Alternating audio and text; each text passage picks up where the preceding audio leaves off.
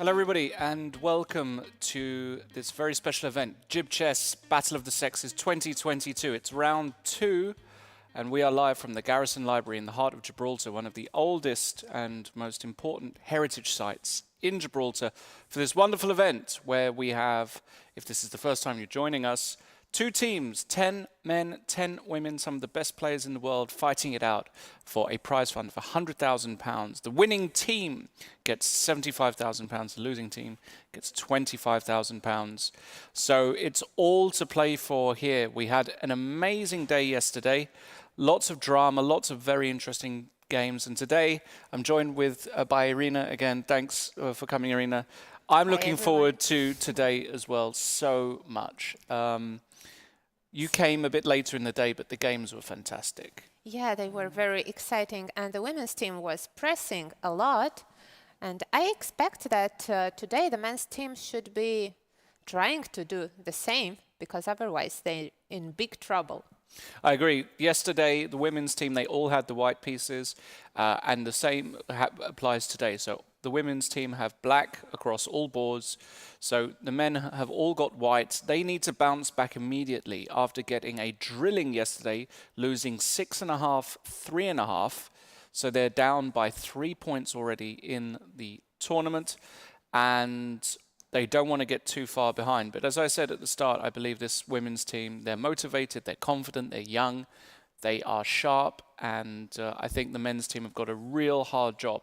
Let's see if they can come back today. I think what we should do is have a look at the pairings and see exactly what we've got going on. So let's discuss board 1. We've got Bobby Cheng, the Australian Grandmaster, playing Olga Giria. Now, Olga had a fantastic game yesterday. She beat Joe Gallagher. It wasn't even close. What do you expect about this game today? Well, I know Olga to be a very solid player who has very good opening preparation. So I think that she has a good chance to equalize from the opening. So Bobby will have to work really hard, or had to work really hard in his preparation. And I'm very curious if he will be able to surprise her, because if not, then, okay, Olga will be solid. She will, yeah. She's a very, very tough player to beat. So let's see if Bobby comes up with something interesting to cause Olga problems. Sabino Brunello playing Marcel Efroimski. Now, again, Sabino yesterday suffering a really disappointing loss in many ways, but he had a rough position, and really it was the correct result. And he's playing Marcel, who had probably the wildest game yesterday, beating Eric Rosen. How do you expect Sabino to do today? Will he bounce back? Well, I think he definitely will try his best to do so. And, well, Marcel is a very aggressive player, unlike Olga. That is my feeling. And, well, I expect that to be a really wild game. Okay, let's see. Leandro Crissa, the Argentinian Grandmaster, playing Pierre Kramling. Pierre, another victor yesterday. Fantastic victory against Bilal. Playing Leandro Crissa, who's a solid, decent Grandmaster. What do you think about this one? I think this is a very solid matchup, basically. Yeah, I agree. I have played against Leandro myself a few times. Yeah. And when I was playing the black pieces, I was in a bit of trouble out of the opening, and he was pressing me the whole game. But let's see if he can do the same against Pia, who is amazingly experienced, and I really admire her for what she's doing. She's so strong. She really is. Eric Rosen against Jovanka Huska. Now, both of these guys lost yesterday, so Eric lost and Jovanka was the only casualty of the women's team. Eric with white today. I have to say my opinion about this one. I think Eric has got a good chance today. He needs to bounce back. It's a good opponent for Eric. He's a tricky player. He gets very complicated positions, and he's quite a good tactician. So I think Jovanka has to keep it solid today if she's going to not... and she's at the board already. Look at that. She's there getting herself mentally prepared. A real professional. Do you know, does Eric start with the e-pawn? because then I can make bets on what will be Jovanka's first move. I actually don't know. I think he probably does. She's a Caro-Kann player, right? Yes, I think Yeah. it's the favorite opening of hers, and she wrote a book about it. Yeah. I think she's one of the experts in it, at least in women's chess, definitely. Look at her there, getting composed, getting ready. Quite fantastic to see her taking chess so seriously. Of course, many people know Jovanka from commentating on the Meltwater Chess Tour, but she is a great player in her own right. So let's see how she does today. Now, the next matchup, there's a new name in the mix. Now, it's written Gillian, but I believe it's pronounced Gillian. Like the English, like Gillian Anderson, for example. So it's Gillian Boalia against Irene Sukanda. Now, Irene, fantastic victory yesterday against Brunello. Gillian, I have to say, I know very little about him. Yes, the same goes for me. I don't know him well, but we'll see what he's got today, because, well, Irene is definitely on fire after yesterday's win.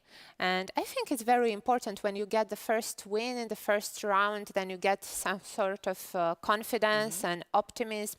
Let's see how Gillian will do against it. Yep, agreed. Next game, and another new name. We've got Balázs Csonka. I was corrected by Balázs yesterday, so excuse me for my pronunciation, but the CS in Hungarian is like a ch, so it's Balázs Csonka against Nino Batsiashvili. Nino, who is the reserve player, coming in today, grandmaster from Georgia, very experienced, very, very solid player. Don't forget that some years ago she made a draw against Magnus Carlsen himself. I do remember in that. a classical game. Yep, that was at Isle of Man, was it? In the Isle of Man. Or was it Qatar? Or maybe it was Qatar. Actually, maybe it was Qatar. Yeah. In any case, Nino, great player, playing black today. Csonka played pretty well yesterday, though, so he looks like a pretty decent player, young guy. So that's going to be interesting. Very difficult to predict that one. Definitely. Hussein Aziz. Now, Hussein had a really nice game yesterday playing the black side of a Berlin against Gunay Mamadzada, and he had really no problems. And in fact, in some moment, it felt like he might even be able to press. And now he's playing Gunay's best friend, at least at this tournament, Jansai Abdumalik. They hang out all the time. And Hussein with the white pieces today. So do we expect a similar story, a solid opening and a solid game? I don't think so, No? actually. Do Okay. you know what is Jansai's nickname among us chess players? No idea. The Little Beast. The Little Beast. There you go. And that says everything. She's dangerous, energetic, and I think she's gonna go and try to get the win today, even with the black pieces. All right, let's see. Joe Gallagher playing Maria Muzichuk. That's the next pairing up. Joe Gallagher had a really tough loss yesterday against Olga Giri. I spoke to Joe. He's not feeling so great, didn't sleep so well, feeling a bit meh. So it's a tough pairing again for Joe, playing white. Even with white against the super well-prepared Maria. Joe is not a classically solid player, I would say. He enjoys playing chess and he enjoys getting interesting positions. I think this is a tough game for Joe. It wouldn't surprise me if Maria won today. Yeah, it is never easy to play against an ex-world champion, Yeah, right? exactly. Indeed. Okay, next game, Bilal Belasina against Gunay Mamadzada. Bilal with a tough loss yesterday against Pia. He'll be looking to bounce back. He plays a lot of interesting stuff. I think this is actually quite a difficult game for Gunay. Right. Actually, yeah. And they are both very young and tactical players. And I've noticed about Gunay that she's doing very well under pressure. And somehow it motivates her to give it all. I played against her a few times, and every time I thought she was in trouble, getting under 1 minute on the clock, she just found fantastic moves. Well, she's extremely, there she is on the camera there, young, talented, full of enthusiasm, very professional. the sky is the limit for her, in my opinion. I think she's got the ability to be a very strong 2500 plus grandmaster and start challenging for the top spots in the women's game. And here we see the first move, the honorary first move for today. Jennifer, the director of the Garrison Library, actually making the first move. And believe it or not, I got to meet her in the opening ceremony. And here's a fun fact: she was a teacher at Lancaster University, where I studied in the years I was there in the history department. She's originally from Gibraltar. She came back. I'm sure we'll talk about that on stream, but it was just pure coincidence that and the history department, I was doing languages and politics. They were very close to each other. I mean, she was, so we would have met each other 20 years ago randomly or seen each other, and now we're here again in Gibraltar. It's a small world. Yeah, and chess brings us all together once again. It does. Indeed, yes. And the last game that we haven't talked about, Ravi Harrier, England's newest grandmaster against Marie Sebag. Oof. Two of the most solid people in this tournament, I would say. I mean, Ravi, super solid. Marie, also a solid player nowadays, I would say. Looks like that's going to be a solid affair. Of course, we want to hear from you guys. We've got the YouTube chat open, so we'll be having a look. If you want to use Twitter as well, we'll try and have a look at that as well. Please be kind and nice in the chat, as always. And keep it chess-related. No politics, nothing like that. We want to talk about the games today. We've got just a couple of minutes before kickoff. Now, the big question, of course, we're going to have to do this every day, Irina. What do you predict today in the total score of the match today? Well, my belief in the women's team is very, very high. Okay. So I think it will be an even match. Okay, you think Something it's going to like be 5-5? 5-5 today? Yeah. Okay, interesting. I'm going to go for the boys today. They've got the white pieces. There are a few specific matches that I think are tricky, like, for example, Bilal playing white. I think Gunnar is going to be in for a tough match today, and Bobby playing white, I think, could cause some problems. So I'm going to go for a very modest +2 for the guys. I'm going 6-4 for the guys today. All right, let's I've got see to support my brothers. We are brothers in arms. Even though I think the women are going to win the event overall, today I think it's a small bounce back. And as I say, the game's kicking off in just a moment, actually. Here we've got a shot of the tournament hall. And Irene adjusting her pieces. We have Gillian there in the bottom left, the new face. John Saunders in the middle taking photos, and they are off. And we will be receiving the moves any second now. It is such a beautiful venue they are playing in. It really is. Just amazing. I've never played in such a playing hall. Did you? I have played the nearest thing I've played to is when I had and this was probably my biggest honor for a tournament, was playing in Simpsons in the Strand in London. Simpsons is a restaurant, but it used to be in the 19th century like a social club for the aristocrats and the elites, and it's where the Immortal Game took place. Oh, really? I believe so. Anderson's Immortal Game, I believe, was played in Simpsons in the Strand. I'm probably going to get killed if I got that wrong, and I've had a brain freeze, but I think it was there. And you've got all the chess memorabilia, so you've got the pieces, you've got, I think, some stuff from Morphy visited and various other geniuses of the time. And upstairs, we played in a tournament in a kind of similar, it had a similar vibe, old aristocrat, sort of antique English vibe with chandeliers and all of that. How did your tournament go there? Did you feel an extra energy from the playing It was hall? interesting because I got to play a few legends. I played Timon, I played Korchnoi, and some other top grandmasters. I did okay. I think I could have done a lot better. I was winning against Timon, and I had a draw against Korchnoi, and I lost both. Oh, and did Korchnoi tell you that you are a bad player, you know, or you played a bad game? You know because what? it's his style. The game was so long, and this was he was really old at that point. Anyways, I mean, this was sort of over 10 years ago. But he did not say that. Afterwards, he discussed the game with you. And if Korchnoi discussed the game with you, it means he's got respect for you. It's a huge compliment. Yeah. So he discussed the game. We looked at variations, and that was enough for me. Wow. So that's the similar vibe I've got from this tournament. But I think a lot of these guys won't have played in an event or in a playing hall like this. So let's see if it inspires them today. Where should we go first? I'm going to let you choose, Irina. Which game do you want to see first? Let's start with the game of Bilal against Günay, because I see it started really sharp with a Najdorf. I know that Günay's favorite opening for black is the Najdorf, because, as I said, she's a very aggressive player and it suits her very well. I actually played the Najdorf against her myself with the black pieces, and I got in trouble. I got in trouble in that game, and let's see if Bilal will be able to do better.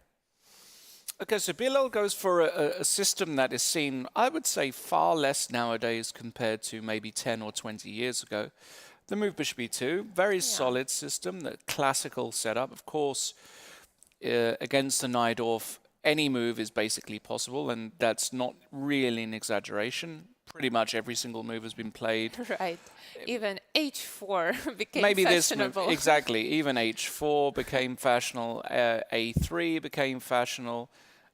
Queen d3. Oh, any move you want to play is playable in the Najdorf, but Bilal decides to go for the classical bishop e2, pawn to e5 by black hitting the knight. And now you've got a choice. Where do you put the knight? Do you want to put it on f3 or on b3? Well, the idea is quite the same, I think, for white after both moves. That, well, black has played e5, so white's strategy is to get the d5 square. So the knight wants at some point to go knight d2, knight c4, knight e3, and try to get the control over d5. Right. Well, in this game, he did go knight b3. Bishop to Mehmed Zada played bishop e7, castles. Mehmed Zada castled, and now we see another common idea in these systems. Bilal plays the move queen to d3, a very flexible move. The idea is, of course, to first vacate perhaps the rook from f1 can go to d1 or this one, putting pressure down the d file.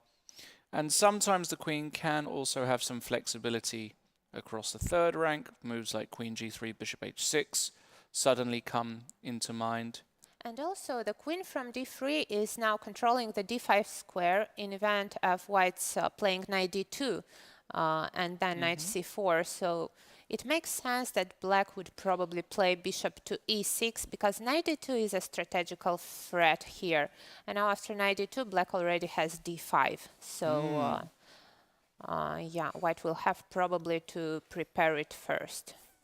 So after bishop e6, a standard move here, for example, also would be bishop g5, right? Trying to exchange, and then black has got a choice.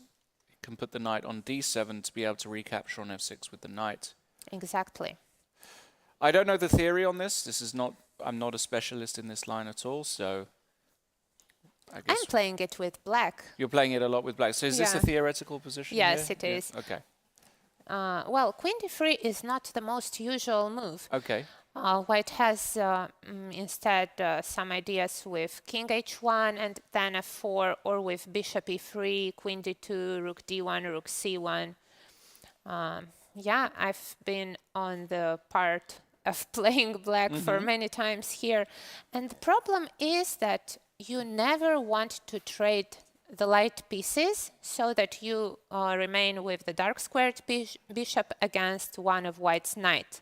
Okay. Because then it is a forever worse position. White will have a fantastic knight on d5. So many times when white will play bishop g5, black can go away with the knight, let's say if black has already played knight d7, knight b6, the other knight can go to d7 or even to e8 because you really want to trade that dark squared bishop from e7.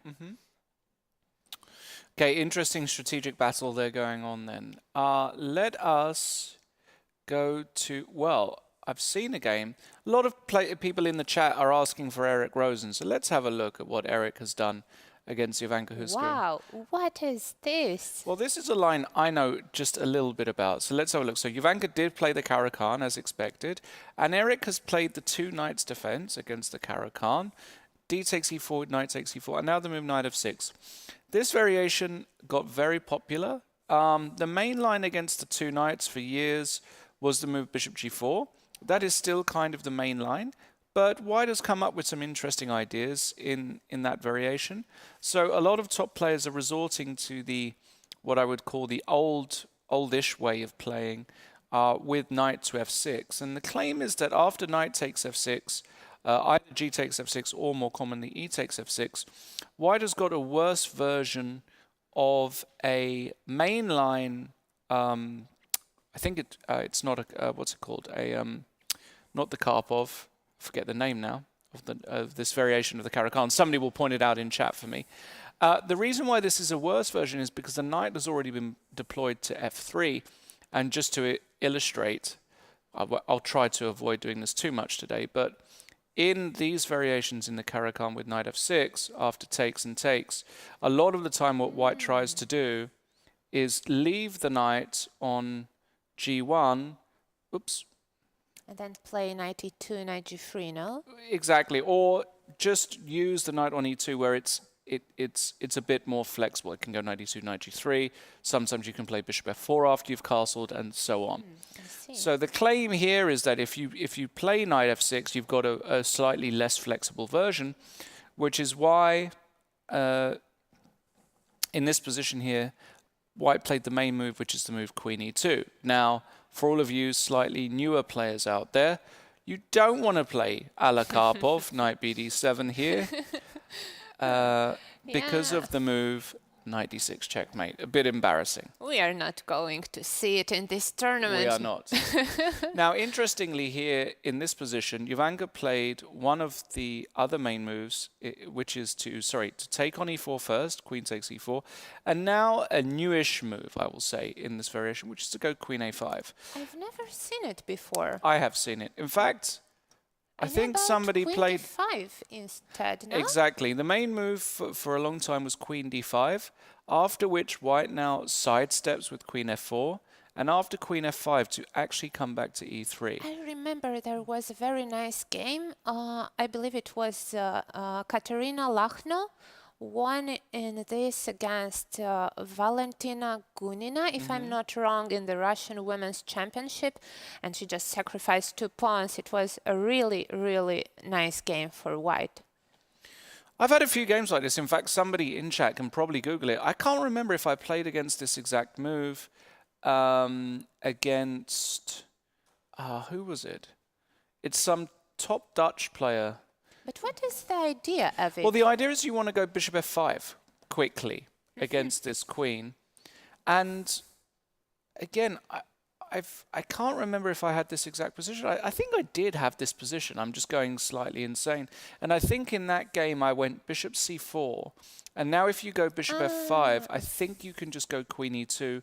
And you don't worry about a move like bishop takes c2, because after knight e5 threatening here, if black goes e6, knight takes f7. You have to be worried about this move already, which can win.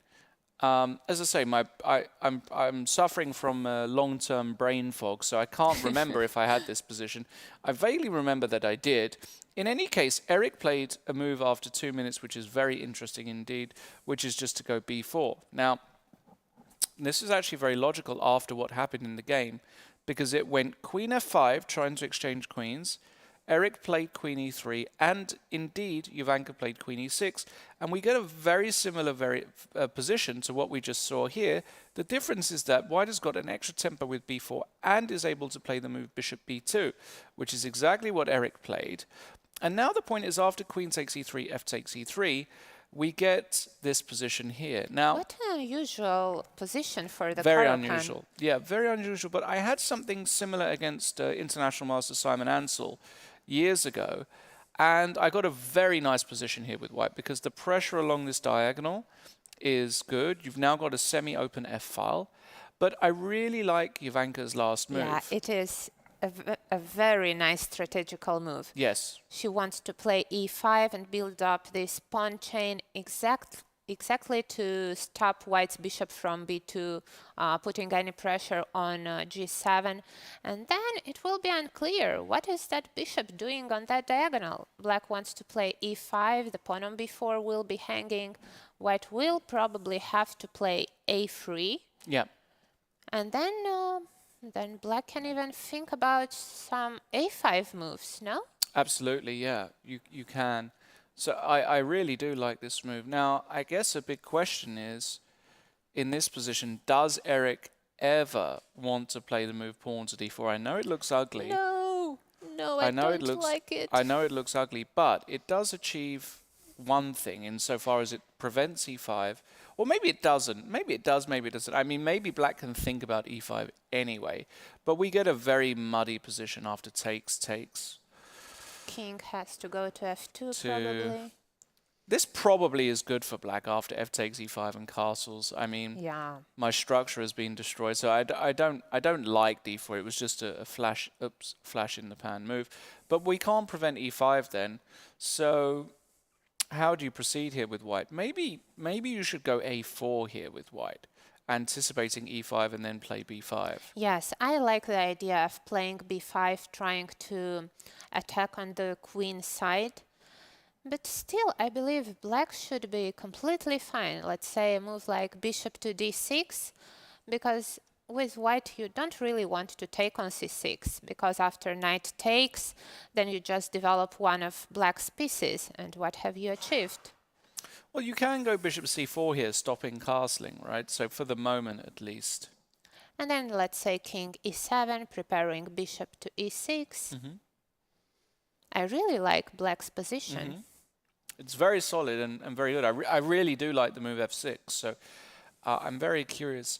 Maybe, I don't know how ambitious Eric is going to be here. I think he's going to have a good think, though, because this is a kind of critical moment where he needs to decide if he wants to do something crazy, and knowing Eric, he probably does, or if he wants to do something calm.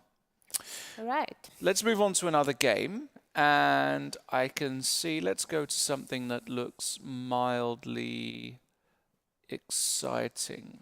We've got a variation that I know a lot about. How about that? Let's go there. Ravi Haria playing Mari Sebag. Now, Ravi has decided to play... the bishop b5 check? Bishop b5 check Sicilian.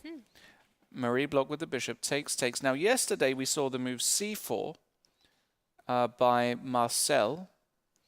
But today, Ravi's gone for the line that I played dozens of times. It's kind of the old theory. It used to be very popular, so white's idea was to play c3, d4, and I think he did play that after knight c6. Yeah, it went knight c6, pawn to c3, knight to f6. And now for years I was playing the move rook to e1, followed by d4 with some really good results.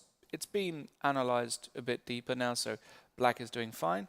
But Ravi goes for the alternative, which is queen to e2. And after pawn to e6 to get this big center with d4, c takes d4, c takes d4. And we have this position here. Now, white has got the center. If white is allowed to just bring pieces out normally, you're going to be doing well. So black tends to play the move pawn to d5 here, after which white now must play e5 plays now. e5. The knight tends to come into e4.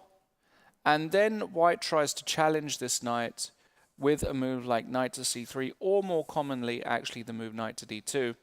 The reason why white plays knight to d2 more than knight to c3 is actually because this is a bit of an illusion that this is a strong structure for white, because this pawn is a backwards pawn on a c-file. The rook often comes to c8. The knight also has a beautiful spot here, and black is very solid.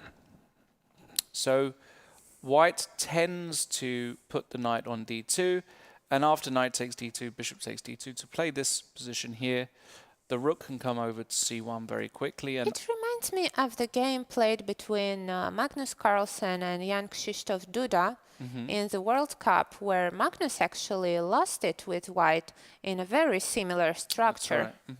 I think he went for a kingside attack, but got in trouble on the queen side. That's right. And that's actually Black's idea of the counterplay in these types of position, to play, let's say, bishop e7, short castle, then rook f to c8, and then try to double on the c file.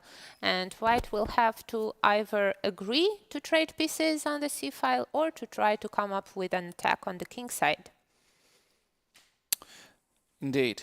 Indeed, and things can get very interesting. Now, I can see from the video that something has happened. So bishop takes d2. I think we got this position, bishop e7. And now Ravi very quickly played the move g3, showing some home preparation. This is a very interesting move. The idea is that, well, sometimes the king actually sits nicely on g2, but it's not just that. It's to be able to play the move h4. Is it the Alpha Zero move? I think so. It could very well be. Ravi uses the engines a lot. And after h4, this move is very useful in this particular structure because sometimes you are going to run the pawn up the board in Alpha Zero style. And if black ever tries to react in the center with a move like f6, I wonder if in this position, if white can just take, and after bishop takes f6, even potentially put the bishop on c3, trying to control e5, and it's a battle over this e5 square. Right. Also, after f6, white could maybe play bishop f4. Also, is it possible? Yes. Although after takes, I was wondering if I can just take. I probably can't. I wanted to take with the bishop on e5. You want to take with the bishop? I'm not sure if it is right, but I would love to have a knight against a bishop in this position with the weak e5 square. But maybe black is fine after some bishop f6 or bishop d6. Yeah.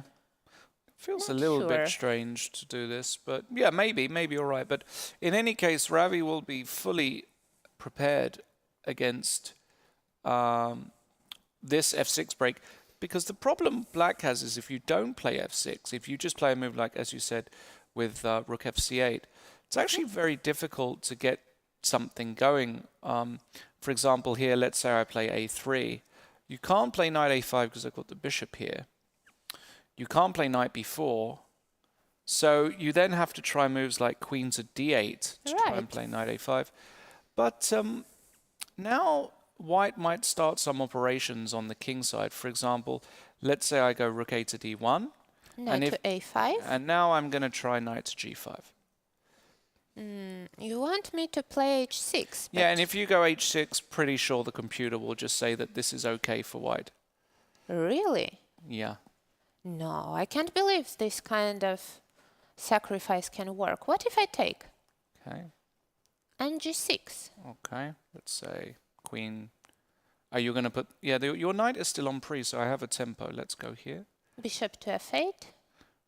Yeah, but you're getting mated. Bishop g7. Yeah, I've got bishop b4, though. That is the trick. Yeah, you should play it immediately. Yeah, and then I put it on d6. Wait. Then I play, instead of bishop g7, knight to c6. Trying to be smart. Oh, that might work.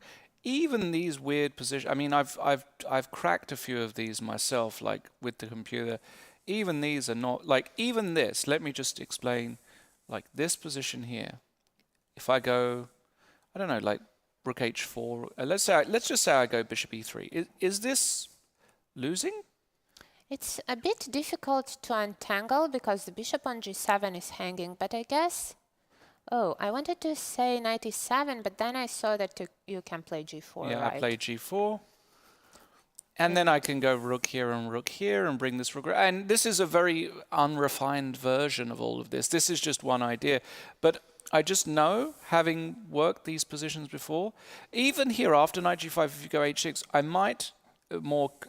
another common move is just to go knight h3 here with the idea of queen g4 on the next. Sorry. Queen g4, and then threatening this. So if you come in, Rook c2, let's so say. rook c2, queen g4, let's say. King to h. Yeah, and then you get in trouble with some bishop c3 sometimes. And my rook And will be trapped. But you've got bishop takes a3, so it's definitely not clear. But even here, just to illustrate, now I could, for example, go queen h5, and I'm threatening stuff, and Yeah, it's interesting. yeah. I didn't know about this plan. Yeah, it looks like Ravi is very well prepared. Wouldn't surprise me. I don't know exactly what happened in the game because I'm not getting a refresh, but it will come. So we'll check back in with that game in a short while. All right, very interesting. Where to next? Let's see. Where should we go? Let's check maybe the Little Beasts game. The Little Beast. Jansaya Abdulmalik. That's a great name. Yeah, Where I is she? really love it. I can't see her game anywhere. This one? Why? No. Nope. Let's see. Hold on, I'm going to do it the correct way. Right. I'm going to do it the right way. Here we go. Okay, And the Little we see Beast. a Grunfeld. Yeah, so we got a Grunfeld. Oh, with this trendy move, knight d2, which a lot of players are playing. A lot of top players are playing this move. Yeah, Do you know about this move? I have played it once myself. Oh, okay. The idea is to go for e4 and try to somehow get into a Pirk. And that's why I guess black played d5 in order not to allow it. But then somehow we get more closed pawn structures, and probably this is what Hussein wanted to achieve. Yeah, exactly. Like knight bd2, and indeed, Abdulmalik did play d5, not allowing e4, and now he went with c4, which is interesting. And after bishop to g7, you can take on d5 and go e4. So you get a Grunfeld, but with this knight on d2... Is it good? Yeah, that's a good question. I thought that white was supposed not to go c takes d5. I'm not sure, but Could be. I'm not a big expert on the Grunfeld, but it feels so that after c takes d5, you somehow indeed, like you said, you go to the same Grunfeld structures, but with the knight on d2, and it really wanted to be on c3 instead. Exactly. So c takes d5, knight takes d5, e4, and knight b6. And just to compare this, so it's visually okay for the people at home, you can get a Grunfeld main, something like this, where, of course, black always takes here. But if black goes here, this is a much better looking version compared to the position we've got on the board, because this knight is so misplaced. And Hussein, understanding this, tries to resolve that problem immediately by playing the move knight b3. And I guess this is the interesting point of the variation, because the knight on b3 protects d4, and it also prevents black's standard Grunfeld push with the move pawn to c5. So I actually very much like this idea. And Abdulmalik now tries, which looks like a critical or a very interesting move, a5, trying to push this knight away. Yeah, right. and Hussein just says, I'm not worried about anything. Bishop e3, she castled, and bishop e2. And my question to you is, why can't I play a4 here? What's the idea?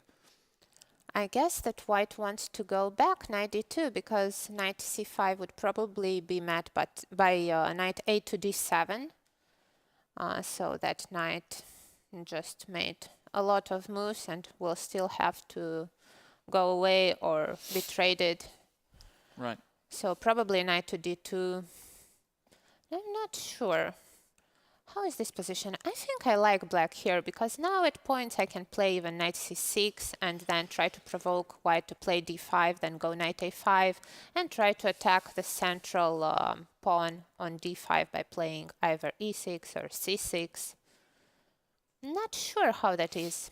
I really like the dark squared bishop on the long diagonal, and combined with the pawn on a4, I can hope for some a3s at some points. I agree. I like black here. I mean, this looks like a great initiative spot for black. You can go a3, You can probably still go c5 under the right circumstances. I mean, I don't know if you can do it here exactly, but you might be able to prepare it. You can even try moves like f5 here as black. Wow, yes, and the bishop on e3 is Exactly. in trouble. So you can't go e5 because of f4 losing the bishop. And white lost a lot of tempos on these knight maneuvers. So the knight went to d2 to b3, then back to d2. I'm not a fan of thinking it. that black is already ahead in development. Yeah, I'm a bit worried about Hussein's position. I think f5 is a serious idea here, actually. Even though white has a healthy structure in the center and all the pieces are centrally placed, somehow it feels that they are overcrowding there a little bit, right? Exactly. So we'll see. We'll see what Jansaia comes up with. Now, let's move on to another game. And where should we go next? You can choose, Irina. Which of these games that we haven't seen? Let's check Irina's game, as she was one of the stars of yesterday's match, winning a very nice game against Sabino Brunello. Let's see how she's doing today. Okay, she's playing Gillian Walia. So we see a Nimzo. Nimzo with e3. The classical one, d5, knight g to e2, c5, short castle, knight c6.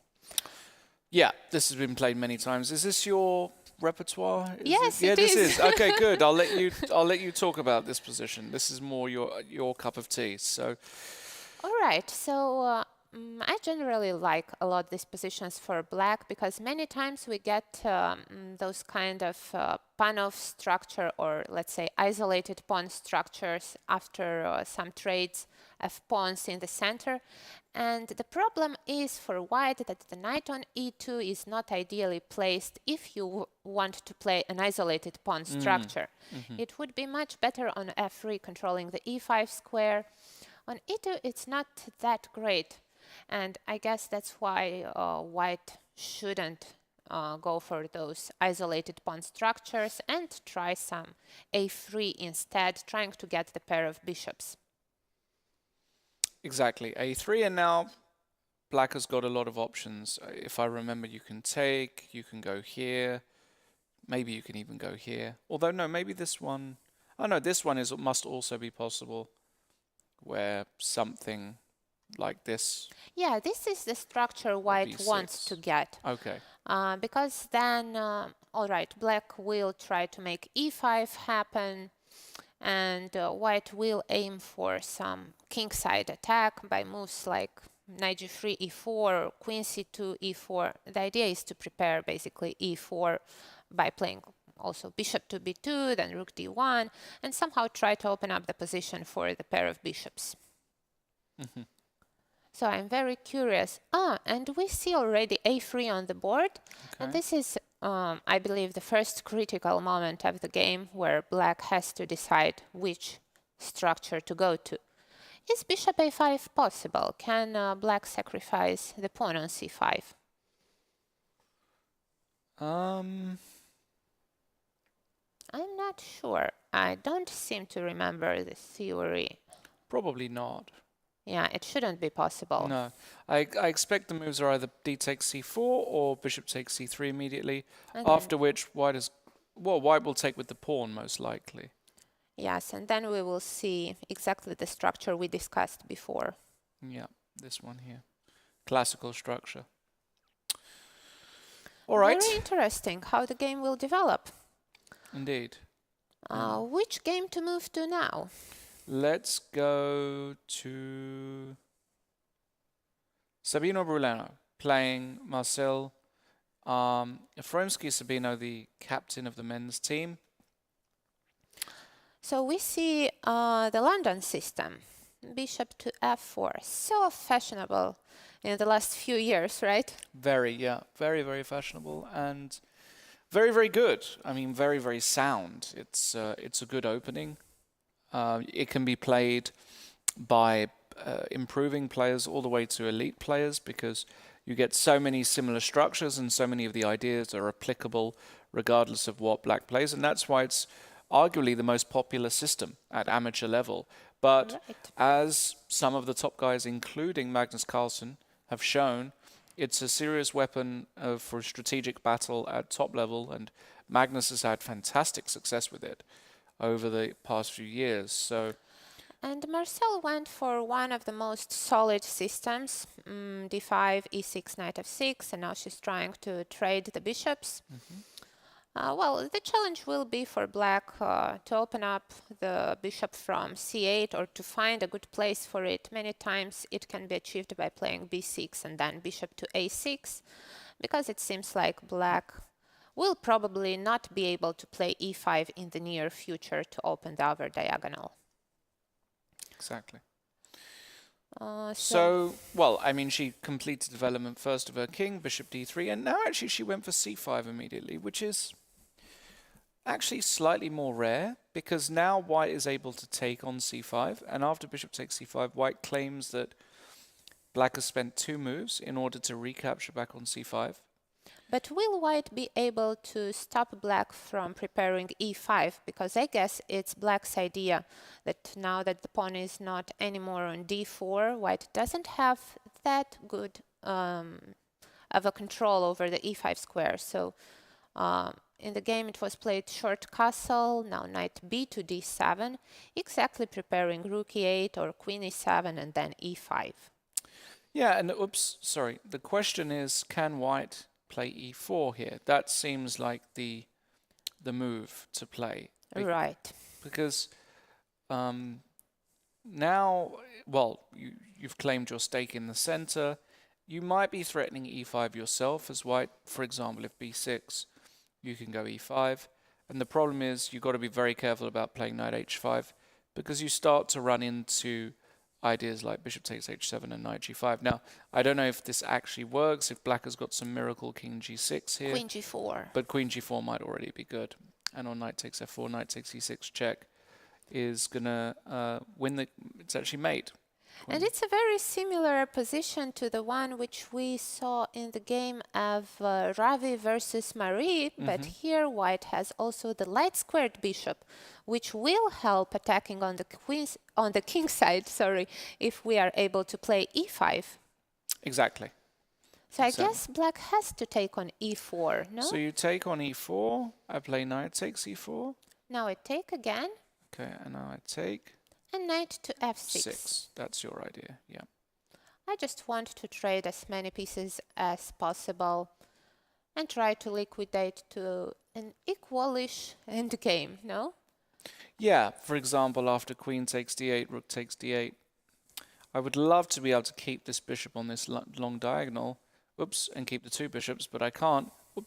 I'm really managing to mouse slip everywhere. In fact, bishop g5 is the move I was thinking of here for white. That's unexpected. Yeah, and after, if you block, I was just contemplating whether, but it's really not very much. Rook Rook b8, and the bishop comes out. You might even get in trouble here, because black can start some plans with b5 and b4, and that dark squared bishop will be looking great on the long diagonal. I agree. And that's the reason why Sabino has yet to play e4, because he's looking at this exact variation. So what else can you play? You could play with c4 here in this position to try and, again, make the e5 push more difficult. This is at least something to bear in mind. Yeah, I like c4 better than the e4 push. Because now, well, if I will play e5 at any point, I have always to consider c takes d5. And actually, c takes d5 might already be a threat.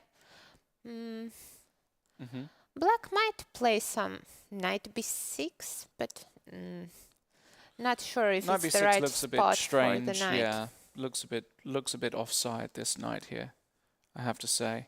Not a huge fan of that move. I was saying that you can even go for knight e5 after knight to b6, and yeah, it's not the greatest move, this knight b6. Yeah, I think there's a good chance Sabina plays c4 here, actually, because you can also follow up with a3, b4 if you're lucky, and get a more classical Queen's setup. Gambit Yeah, structure, no? Queen's Gambit, exactly. Yeah. Okay, let's Okay. see how the game will develop. Should we go to Bobby Ching against Olga Gira? I don't think we've been there yet. Yeah, let's check it. Okay, so we have a Catalan main line, and Bobby Ching now plays knight c3, which, again, we're seeing a lot of these sidelines. Yesterday we saw b3, and now we're seeing knight c3. It's a very aggressive move, no? Yes. Basically, white wants black to take on c4 and then have all kind of ideas with knight e5, e4, and trying to get the control in the center and claim that the pawn that black has isn't enough compensation for the control white gets in the center. Exactly. Knight to c6 Knight now. to c6 was played, and in this position here, this is an interesting move. A lot of people will be looking at this saying this is a crazy move, but it's actually one of the most popular ideas for black in these systems with knight e5. The reason being that if you take like this and play bishop takes c6, black can go rook b8. And now basically black solved the problem of the bad bishop on c8, and he can play bishop to b7, and if we manage to trade those bishops, then black will be doing fine. We'll follow up with c5, and white won't have enough time to claim an advantage because of our doubled pawn on the c file. Correct, exactly. So instead, white in this position played bishop takes c6, which is the main way of playing. The point is that after b takes and knight takes, you now fork here, and now when the queen comes to e8, you take, and we reach a very famous looking position. But there is a big difference with the knight being on c3, because I used to see these types of position with the knight on b1, and then white can start to attack the c4 pawn. But here I am not sure. Isn't it a better version for black? I'm not entirely sure, because the way Bobby has played, he's playing these moves really fast. Very fast. So he's in book. I guess the idea is that white... Aren't you afraid of the control I will get over the light long diagonal after bishop b7? Well, I think after bishop b7, let's say castles, that white always has the move pawn to f3, and that's one of the key ideas in this line, to try and restrict both of these pieces. Sometimes you can put the bishop on e3, and if you collect the pawn on c4, you will be a pawn up, and then you try and make something work there. And we've had some moves because... So queen a4 trying to win this pawn immediately. Olga now played knight to d5. She couldn't find a way to save it. And after queen takes c4, played very interesting move, the move pawn to a5 here. Very, very interesting stuff. And I noticed that black also plays the moves quite quickly. Right. Probably Olga is still in book, and well, as I was saying, she's a very well-prepared player. She might know a bit more than Bobby here, because I think he took 24 minutes to play. Is it possible? Yeah, queen takes c4. He spent 24 minutes. I guess that's... Yeah, I can see here he's got 57 minutes on his clock. So he maybe was surprised by knight d5. Maybe here the main move is either c5 or to play e5, trying to break open the position and get this bishop in. But Olga apparently has surprised him with the move knight d5, and after queen takes c4 to play this very interesting concept with a5, which is clearly looking to go bishop a6 very quickly. And white's queen will be in trouble there on c4. Right, exactly. And the question then is, what actually happened after a5? Because I can see a few moves. But wait, it is a sort of a sacrifice. I can take on... Can I? It looks very dangerous to take the pawn on d5. Maybe here some bishop a6 is the idea. Bishop to... and if bishop e3, you have queen b4. Yeah, I have some queen b4, or I was thinking maybe even to bring the rooks in. But yeah, maybe then a5 is hanging. I've got to be a little bit careful. But there's got to be some idea here by black. Bishop g4 is in a similar vein. What about c6? c6?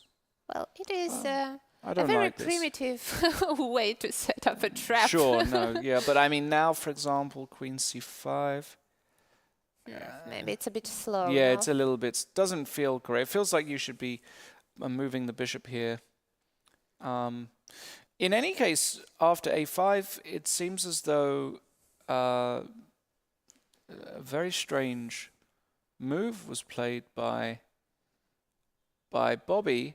He played the move queen c5, from what I can see, offering an exchange of queens, and Olga didn't hesitate. She took here, now causing double pawns, and bishop a6. And I don't see how this is anything but a huge success for Olga Gierya, who has got no problems. Now, I also think that Bobby has got no problems here, realistically speaking, but I think it's not so easy for black still, because I can play a move like bishop to f4. Now the idea is to provoke black to play c6, and then I have very good control over the b8 square, and I can try to somehow use it for my rooks, like rook b1, rook b6. And you know, I generally think that this but I think this runs into a tactic. into e5. Yeah. Unfortunately, yes. Yeah. That's the problem. And now after bishop e5, you have rook to e8, and the e2 pawn will be hanging. Yeah, and you cannot allow this because you can't go here because of this check. And if you come here, well, it's just very ugly with the rooks disconnected. There's normally a way to punish here. Probably the easiest way is just to double the rooks and then start to search for ways in. You've got ideas like this. I fail to believe that white can survive a position like this. Seems almost impossible. So that's why I was kind of optimistic about Olga's position. And if bishop f4 doesn't work, then white isn't really full of ideas here. Yeah, because if black will just take control over the opened files by rook b8 and rook d8, why should be white better? There are no reasons to claim that. Exactly. You can't fill the extra pawn, it's doubled. No. Yeah, then it seems the bishop like can sit on e4, you can play e5, f6, restricting this bishop, and I see absolutely no problems here for Olga Gierya. I think she's gonna do just fine in this position. And she has a huge advantage on the clock. Yeah, huge. All right. Now, we haven't been to this game yet. This is the game Balashchonka against Nino Batsiashvili. So we'll go straight there. It seems that it was a Joker piano. Yep, Joker piano with a6. So Nino playing in the way that I always played this position, which was with the pawn on a6 and not on a5. So it's a bit more old school. c3, pawn to d6, and pawn to a4 here by white. Again, Chonka playing typical idea, restricting black on the queen side, bishop a7, rook e1, castles h3, bishop e6, all been seen many times before. Yeah, my feeling is that black is doing fine in all these positions, even though they are still trying to prove that white has some sort of a small edge. I believe it is difficult to prove because, well, of course, white will want to play on the queen side, trying to play b4 and b5, getting some space there. But black will have the counterplay over the f file. The queen may come to g6, queen e8, queen g6. It's a double-edged position, I believe, no? I think so, yeah, it is. And after f takes e3, Chonka just said, well, I'm not interested in you having this bishop, so I'm going to try and challenge it immediately. More ideas here for black are, for example, to play knight h5, knight f4. You've just got to be a little bit careful, but now that the queen is protecting this h5 square, you can play this move.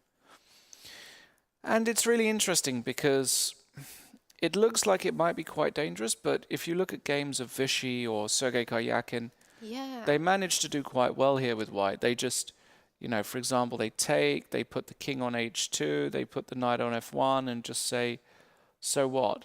And I remember a really nice move, which I saw many times in these types of positions for white. So white can play at some point d4 Yeah. and then go for rook a3. Do you know this move that it's trying to somehow defend f3, you know, like getting ready for black to take on d4, and at times we can play some rook b3. Okay, maybe not exactly in this position, but in similar ones. Yeah, I think we will see a very interesting battle here. And I've noticed that somebody in the chat was saying that gentlemen never take the enemy queen and gentlemen never fight women. Do you agree? No. Fight them and take all their queens. Trust me, because it's gonna end up very bad. I've got a terrible record against women in general. Really? Oh yeah. I get killed by all the women here. Just all destroyed me. Does it mean that you are a true gentleman? No. I am, but it's not because of that reason. All right. No, actually, I think, have I played? That's a good question. I haven't even asked who I've. In fact, interestingly, I've played almost nobody in this field, except Abdul Malik, who crushes me at blitz, and I've played Jovanka. I've got a good score against Jovanka, and I've beaten Irene. Actually, I've got 100%. But the point stands that in general, against the top women players, You know, I don't have a good time. I Too have hard. a terrible score against some of the ladies playing here as well. Oh. And the one against who I struggle the most is actually Günay Mamatzada. I think I lost like 4 games against her. And one of them was played during last year's Women's FIDE Grand Prix here in Gibraltar. Oh, right. Okay, yeah. And I was having such a winning position. I was having -9. Like, wow. it was unbelievable. And she was, you know, she could take a repetition. The position was completely wild. I was attacking her king side. My king was somewhere on d7, then c6, and so on, running for its life. Right. And she didn't go for the repetition. I had 5 minutes on the clock. She went under 30 seconds. Okay. She didn't take the repetition, and she beat me. Can you believe that? Horrible. Nothing worse. She's got an amazing fighting spirit. Yes. Yes, the young players do. Indeed. And have we missed any games? I don't think so. Oh no, Chrissa, we haven't. Let's quickly check here, and then I think we'll go for a small break after we check this last game. I think we've checked every other one. Yes, we have. So let's have a look at Chrissa against Pierre Kramling. The game started out as a... Oh, this is my favorite move. Okay. Okay, I will do some advertising now. I'll do some advertising. Go for it. So, I've recorded a course for Chessable exactly about the Bogo Indian. Right. And I really love it. I've played it many times myself. Okay. And I think it's a fantastic opening. And I really love that I see it played by Pia. Well, you can talk all about it then. So the move bishop d2, I know white can play this move or white can play knight c3, but let's talk about the main way to block that check with bishop d2 and now a5. Actually, in the course, I go for the older variation after bishop d2 with queen to e7. And then the idea is that after g3, which is the main line, I take on d2, queen takes d2, and go for the very fashionable knight c6 move. Now the idea is to play knight e4 and then threaten to play queen b4 check. And white has some problems to solve. For example, if he plays bishop g2, I go already for d5. Oh, wait, not here. Here we can go for knight e4, right? Let's say... So maybe knight c3 here. Knight c3, exactly. It's the main line. And now d5. That's the sort of the idea. And if white takes, then I will have enough time to move away my knight from c6, not immediately after castle, bishop f5. Well, I can talk all day about these positions. Yeah. But Pia went for a different approach. She played a5. Yep. I know that this is also one of the main moves. And now after a3, she played bishop to e7. A very interesting move. Now knight to c3 and d5. Yeah. How is this position? And after bishop f4, what we actually have is we have a queen's gambit declined with bishop f4 with the moves a5 and a3 included. Exactly. How is it? I'm not sure black usually goes for a5 in that queen's gambit, no? Certainly doesn't. Well, in those lines, just to put this on the board, in these queen's gambit declines with bishop e7, black's main move in this position after e3 is to either play knight bd7, c6, or go c5 in one go. And a5 doesn't really fit into the pattern, so that means that given this has been played, that Pia has to try something else, and she does that by playing a very natural move b6, trying to fianchetto the bishop. But now after c takes d5, e takes d5, rook c1, I think we see, Leandro is showing that he's got a good hold of this, because now all of a sudden there's some small issues down this c-file with the bishop on f4. Well, but from another point of view, this a5 move stops white from playing b4, which is one of the main ideas in the queen's gambit. So it will be interesting to see who assessed correctly the position and who will prove that either a5 was good or if it was bad. I'm a bit struggling to assess this position. Because, here the a5 move actually can help us to play some c6 and then b5, which is quite a fashionable way to play in the queen's gambit recently, right. no? Certainly is. Exactly what we expected here, by the way. A deep strategic battle. Both of these players are not super aggressive. They're very classical players. So it will be interesting to see what we get in this particular game. Okay, so we have covered all the games. They're all still in progress, getting nicely warmed up. Wait a bit. Did we see the Did we game not? of Joe Gallagher against Maria Muzic? Yes. Didn't we? I'm not sure. Oh, maybe you're right, actually. Maybe we didn't. Let's quickly go over this, and then we'll go for our first quick breather. Joe, playing white, plays an open Sicilian, of course. Oh, nice. And the move bishop d3. Okay, so this is one of the main lines. I know that Maria really likes to play the Sveshnikov for black, and it was a try to get it after knight c3, knight c6, knight b5, d6. White could transpose to that, but instead Joe chose this bishop d3 move, which I'm not exactly familiar with. Yes, so bishop d3. Well, of course, you can just go knight c3, after which black can play knight c6, but now white has got more options because you can take and go e5. So bishop d3 is kind of common, and now black again has got a number of moves. You can play d6, bishop c5. Maria decides to go for knight c6, which is also a classical reply. And after knight takes c6, b takes c6, Joe just castles. And now the point is that e5 is a threat. You can't go e5 here because queen a5 check picks up the pawn. So you have to castle. So now e5 is actually a serious threat, which is why Maria now invests another tempo playing e5 herself. Bishop to e3, d6. And now we see Joe playing in a very classical style with this Maroczy. I have very bad memories about this type of position because I played it myself with white, a very similar one against Nana Zagnidze, also in the same Women's Grand Prix from last year. Yep. I tried to get the grip in the center here, and then I hoped to play f4, but actually the point is that f4 can never be good. I didn't realize it. Right. Because after e takes f4, bishop takes f4, there will be queen b6 coming, all the dark squares will be weak, and actually I got in very big trouble in that game. I think it is not the way to play against this system with white. Yeah, and in fact, after bishop e7, knight c3 castles, it'll be interesting to see. I think one idea for white is to expand very quickly on the queen Very side. well. You know, actually, it was the suggestion of the engine in that game I played. b4, b5 is the best plan What for can white I here. say? What can I say, Irina? You impress me. Yeah, thanks.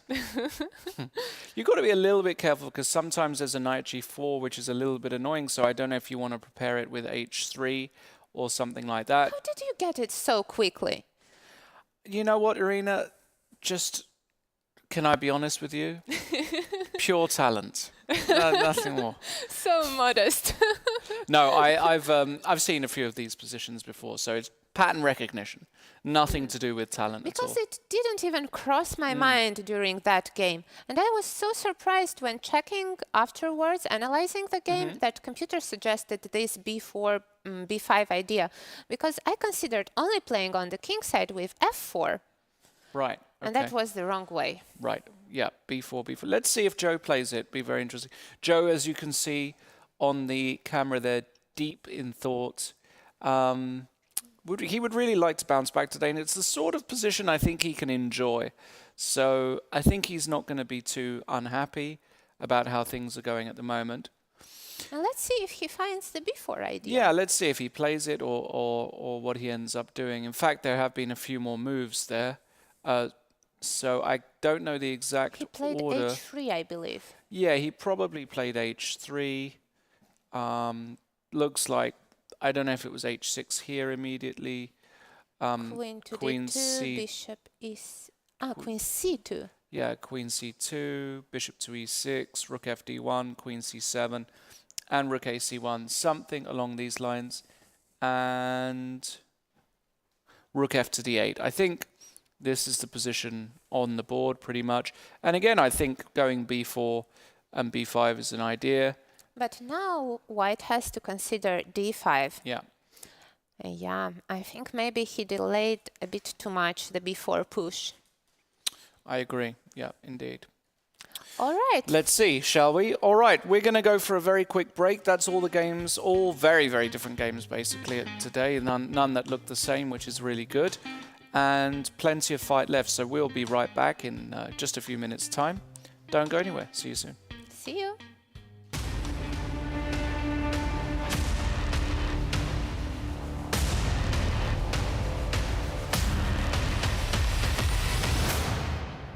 Olga, you were the first winner of the women's team today. How did that make you feel?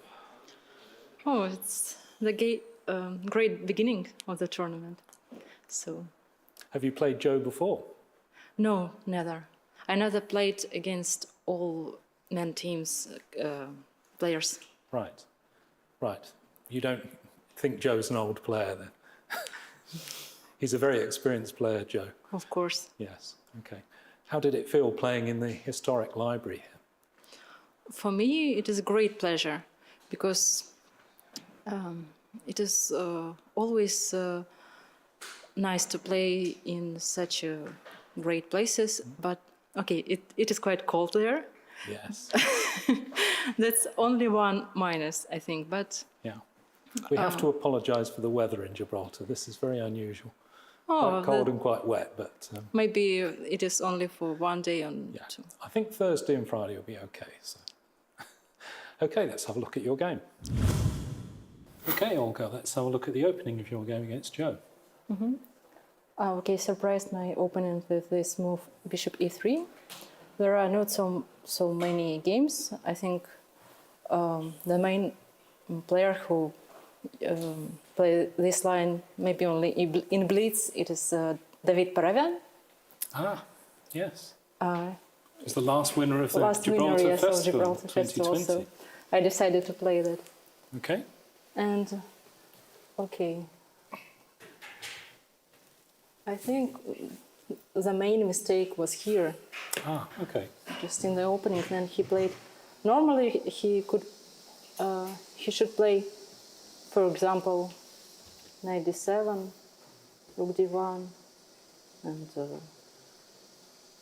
rook e8. So that's normal position. Maybe equal. Yes. Maybe white a little bit better. But he played queen e7, and after knight d5, I think he should play queen d8 back. Oh dear. Because after this, Admit the mistake. Yeah. it's so comfortable to play with white. So. Yeah, with pressure on the c file. And yeah. Okay. And very soon he blundered with bishop e8, I think. Yes, Just in the look end. at that very briefly. Bishop c4, and then Oh, doesn't work so. Doesn't work. Yes. It was here, wasn't it, in this position where he could have played maybe. I thought about so queen b3. Oh no. Oh, that's. Yes, queen b3. I thought about queen e8 because I can't took this pawn. It is a draw. Wait, sorry. Yeah. I see. Yes, there's a repetition. Yes, it's draw. So I thought about a4, just to protect from this idea, or maybe even d6. If he plays so, I can take and it is winning. Yes.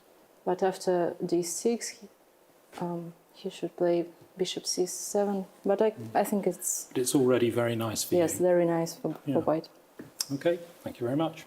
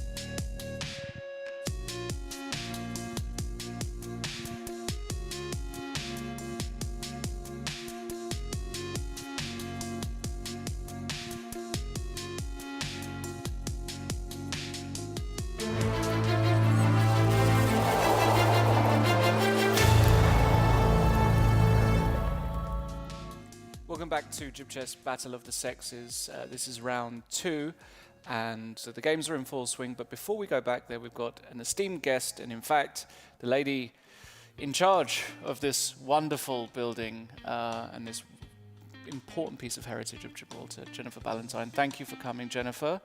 And you're the director of the Garrison Library. I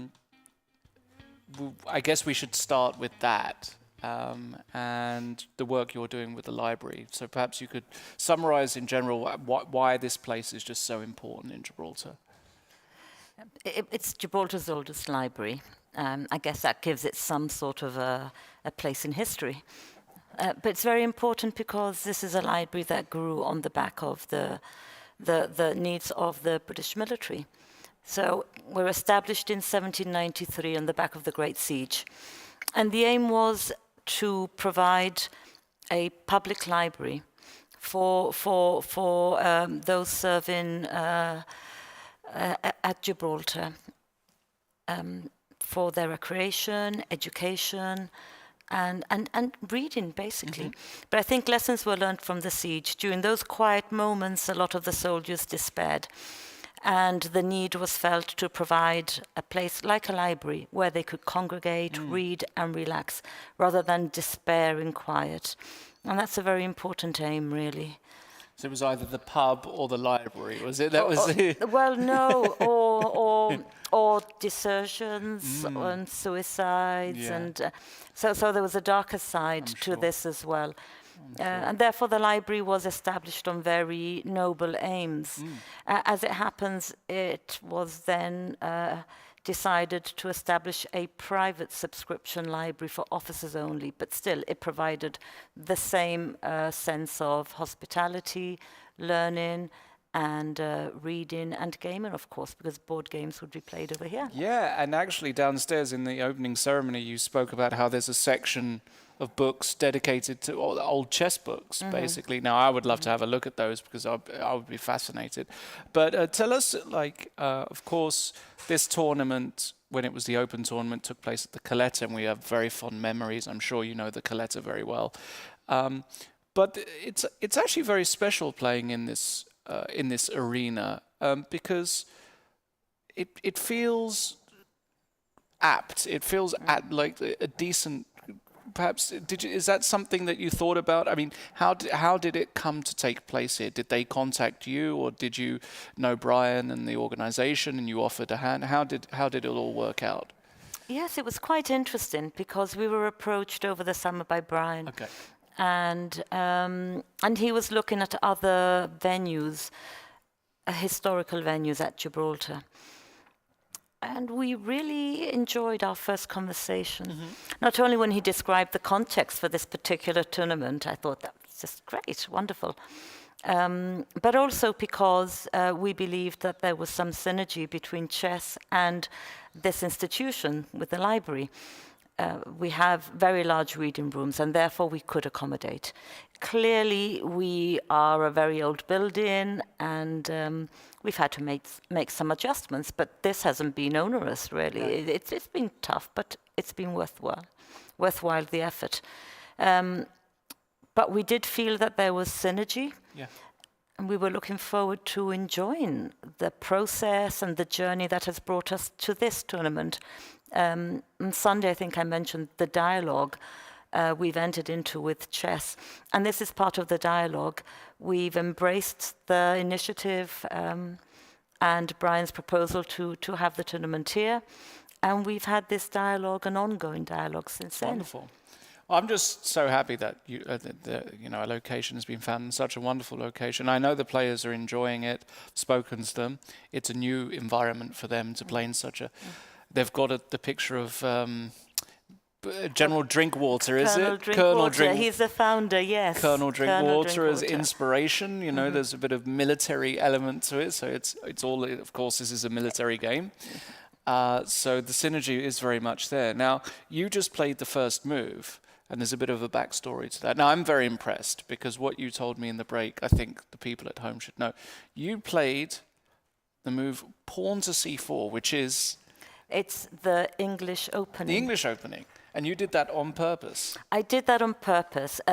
partly because I did ask Laurence, and I said, I really want to understand which move to make and why I'm making it.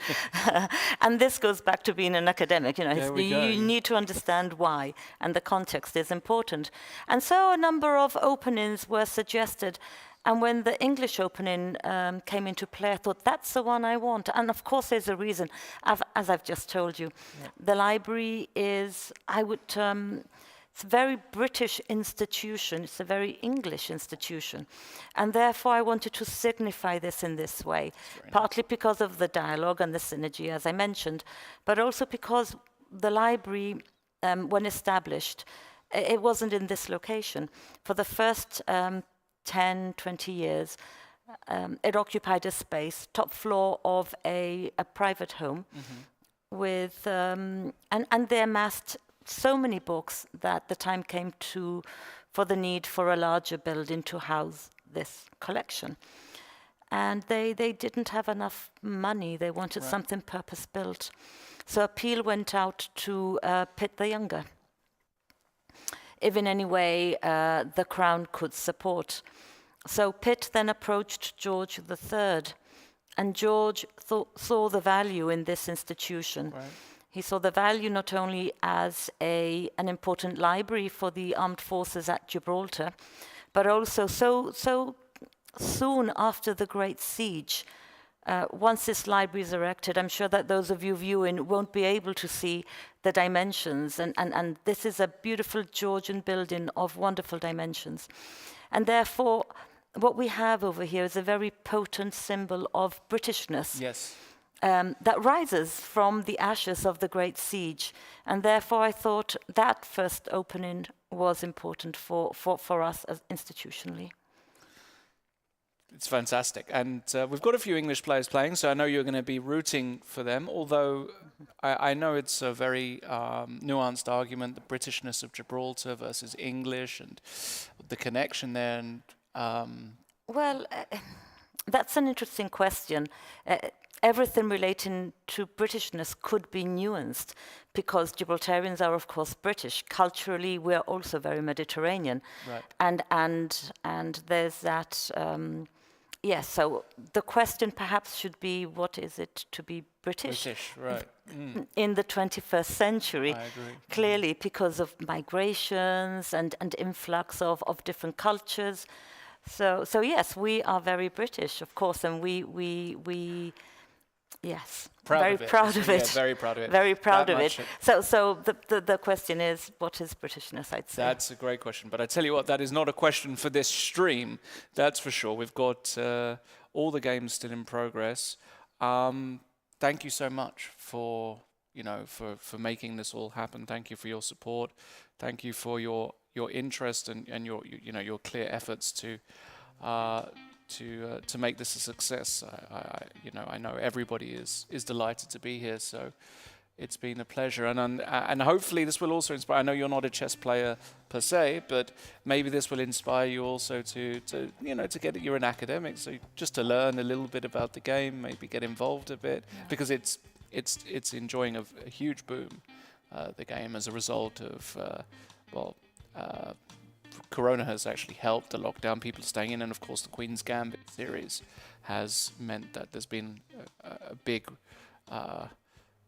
number of people just suddenly got interested in chess. So hopefully you do too. Unless there's something else you would like to add before we let you go and enjoy the day? No, thank you very much, No, Laurence. thank you, Jennifer, Dr. Jennifer Valentine, the director of the Garrison Library, here with us. We're going to go and take an overview now of the tournament hall, see the games in progress, and let's go straight there.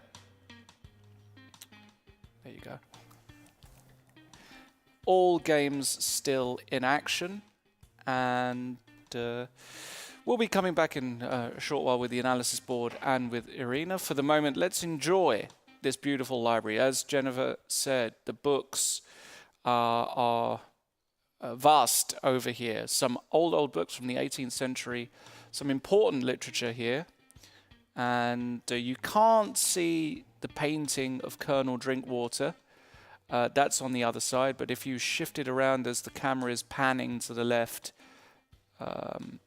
You will, on the left-hand side, on that wall up there. So if Eric Rosen just looks up, he will see Colonel Drinkwater. Good name as well. And to get some inspiration. There he is over there. There is the Colonel. Colonel Drinkwater, sitting high and mighty in, can I call it his library? I guess it was at some point. Did he have ownership over it, perhaps? But possibly not. In any case, there is the Colonel, and what a lovely view. Indeed. Irina, hi again. Hi. We've still got all the games going on, and I don't know if you've had a chance to look in the break if there's any that. Yeah, I've checked Looks the super games, fun. and there are some interesting developments. And let's have a look at exactly this game. This one here between Bilal and Mamadzadeh. Yeah, I think Bilal has got some sort of advantage. This isn't the position on the board, though, is it?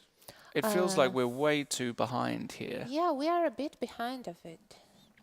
So let's see if we can get a. I believe bishop takes d5 was already played. Mm. And then e takes d5, and so something like that. Not sure how black continued here, but well, Yeah. we should get an Yeah. update soon, no? Yeah, we certainly should. So let me just double check what's going on here with these games. If you Right. bear with me for just 1 minute here, I'll try and get them up. Because it's certainly we've definitely gone past this moment, and we are not actually receiving the moves, which is not ideal. Let's go back to the playing hall while we sort that one out. Let's have a Sure. look at the playing hall and get an overhead view.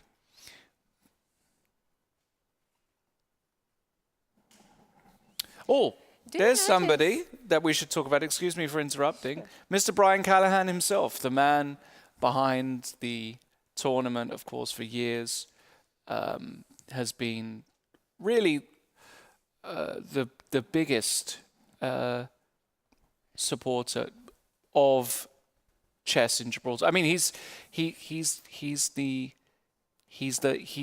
the man that makes this happen. He's the one who. the brain and the hands behind this festival, which is taking place for so many years, and we are so lucky to have him loving and supporting chess so much during the few past decades, actually. And look at him. He's following the games. I'm curious, whom is he rooting for? Do you think he is rooting for men or for women? I mean, that one's clear. Anybody that knows Brian knows that he wants the women to win.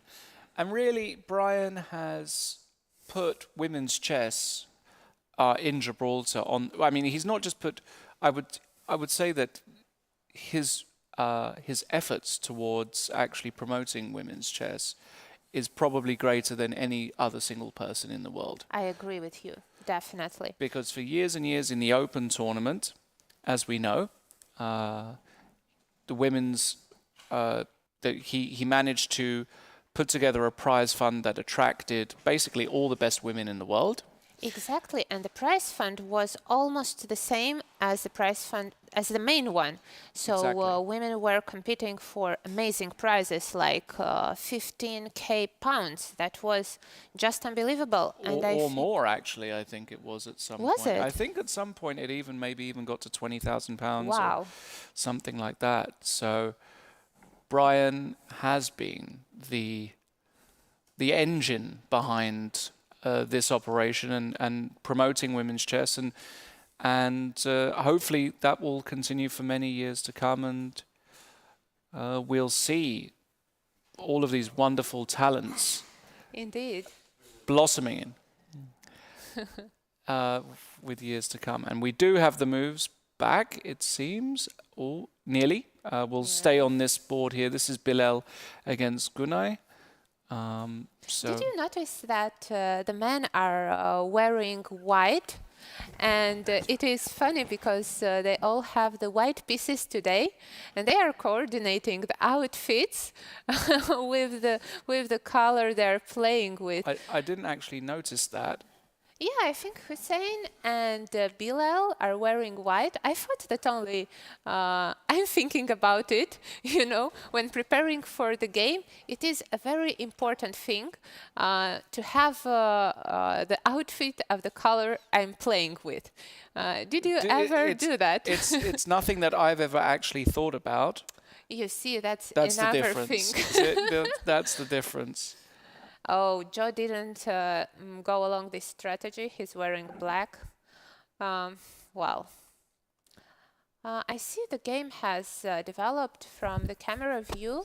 I hope we'll be able to see it on the board soon. Yeah, we'll get the boards up shortly once we've figured that out. But I can say here, oh wow, we've got an extremely interesting position, as we would expect in Rosen against Jovanka Huska. And do you see that rook on a5? How did it get there? I can see it.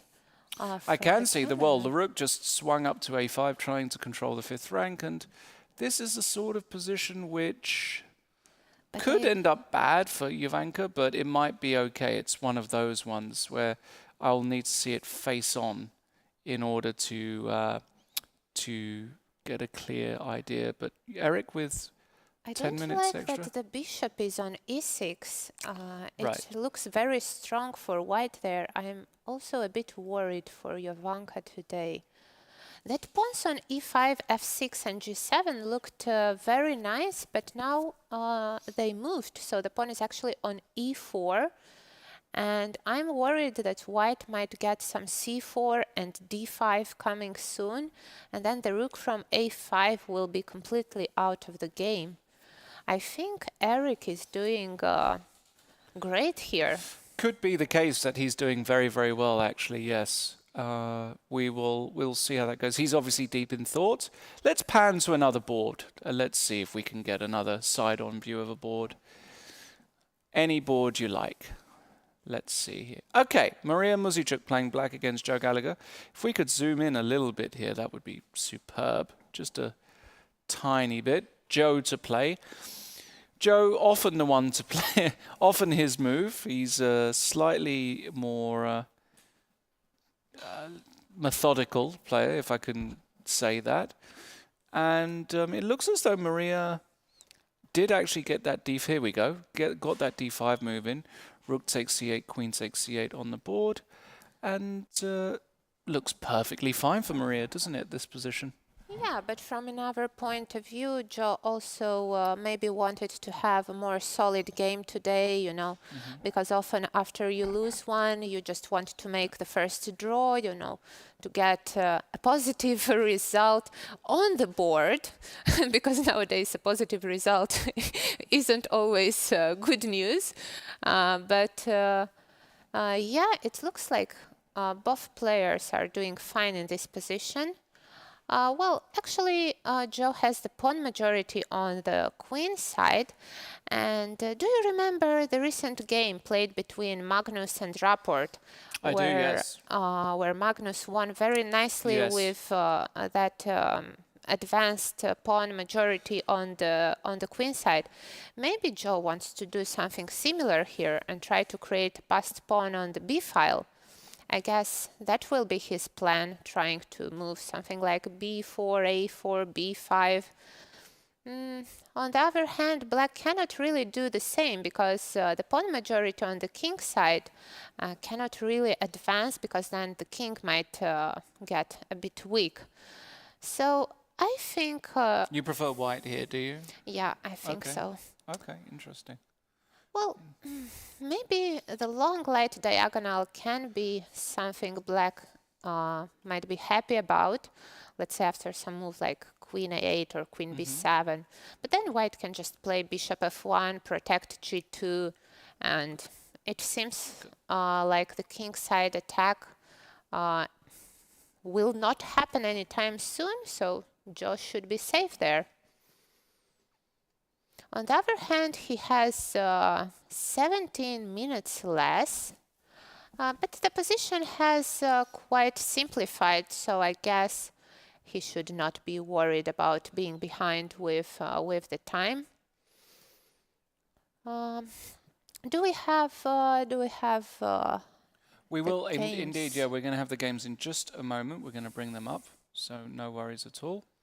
But yeah, I don't really know who I would prefer to be in this position. It's one of those ones. It's a bit of a coin flip, and as I say, I'm not. I think it's just one of those equalish positions. So I think that's what we got. And we got another game here, Leandro Krissa against Pierre Kramling as well. Also, this one is going at a much slower pace. I mean, this is only move 12. They've really taken their time. Move 13. They've really taken their time. And I don't like this c5 move by black. Look at that b5 square. It is so weak now. yeah, and actually, if we can bring the board up now, knight to c7 and bishop to d3, played by Leandro. But why bishop to d3? You know, I'm worried that after bishop to d3, black might play c4 with a but wait, maybe there's some tactics. Oh, I don't know about c4. I mean, I can always drop the bishop back if I really need And to. now b5, you know? No, No, but then no, queen you're c2. running. Well, queen h5 as well. You're really risking it. Your knights are all offside here for the moment, and on g6, of course, I don't hesitate To take. in taking. And just to illustrate, this is a bombastic breakthrough sacrifice, because if you take, I can now take this pawn, threatening mate, and if you take, I can take. And on king h8, at the very least, I have a draw, but of course, I'm never going to take a draw here. There's probably mate in various ways, involving rook h3, rook g3, or the Maybe bishop coming here. first queen h5 check. Yeah. And now when the king goes to g8, we can play rook h3, and the queen from h5 is covering the f7 square, and now the king is in deep trouble. Yeah, this is immediately, I would say it's immediately resigns.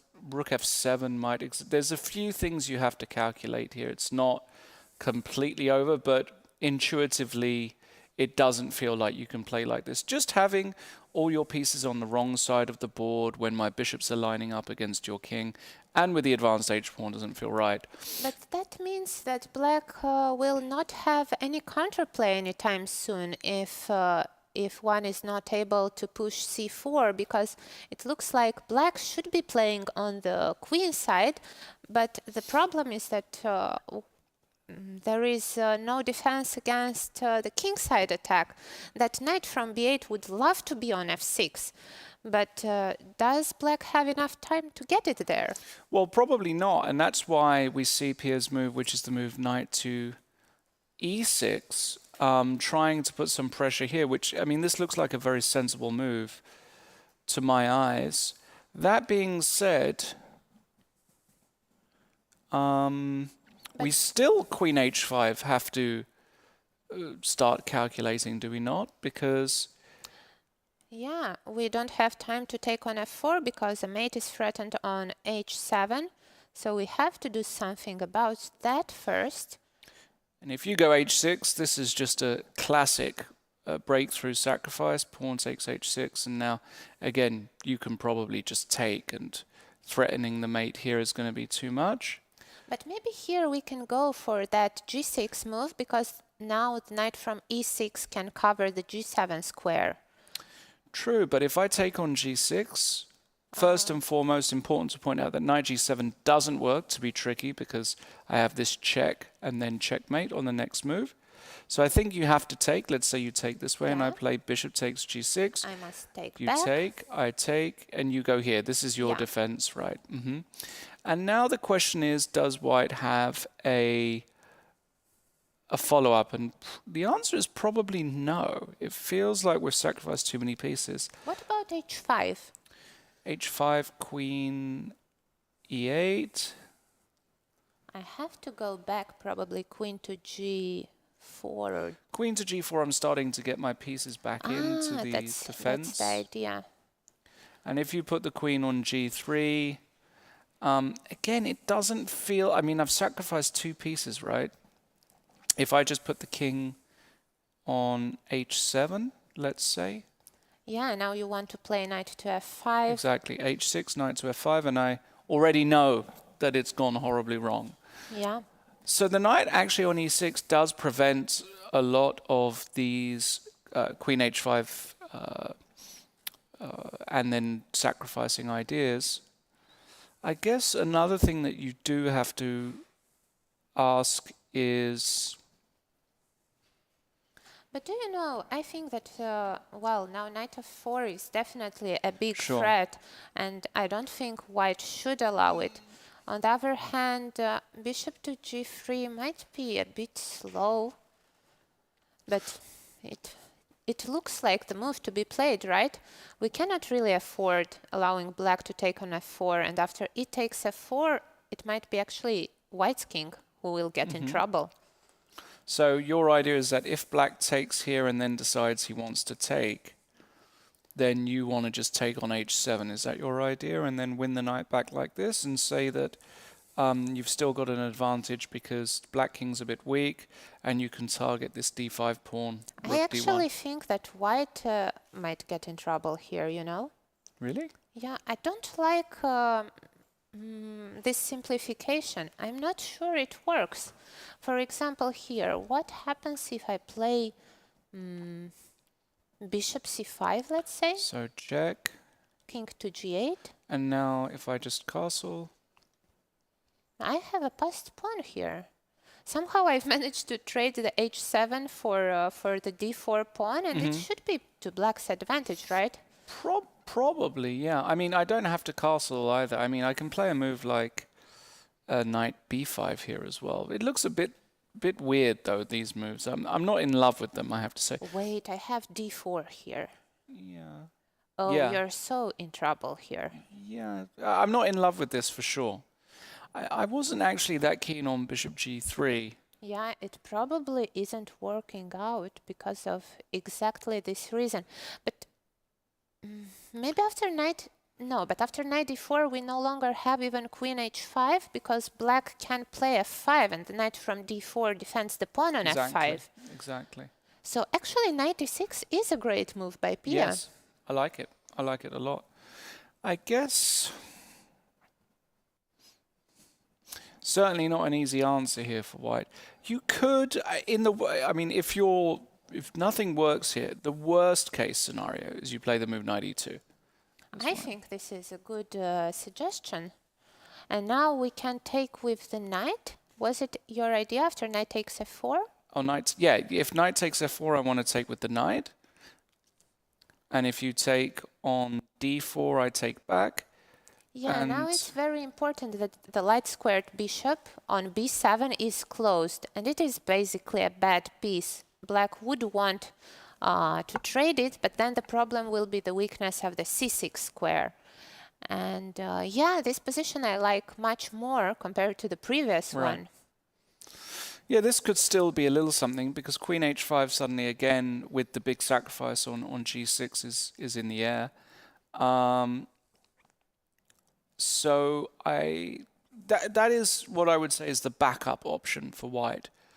He might end up going for it if he doesn't find anything else that's decent here. He could go for it. But yeah, Pia looks like she's got a very, very interesting position, let's say. Let's quickly go back to Ravi Haria. Now, I was speaking about Ravi knowing these structures very well. We last saw it around the move g3, castles, and he put the king on g2. It was around here. And Marie did go for the classic break with f6. F6, exactly how you suggested. Yeah. Now e takes, and bishop c3, your move. And Exactly. now white has very good control over the e5 square, and the e6 pawn is weak. Yeah, and guys at home, remember that it's not just about attacking the backwards pawn that you should try to aim for. You should also be trying to control the square in front of the pawn. That's important because if black could ever play the move e6 to e5 under any circumstance, basically a lot of the problems are resolved. Not always, because then you get an isolated d-pawn, but your position springs into life. So with this bishop on c3, you're basically preventing that. You've got too many defenders of e5. So here, Marie played rook f7, and now I love the maneuver by Ravi. Yeah, it is fantastic. It is in the best strategical traditions.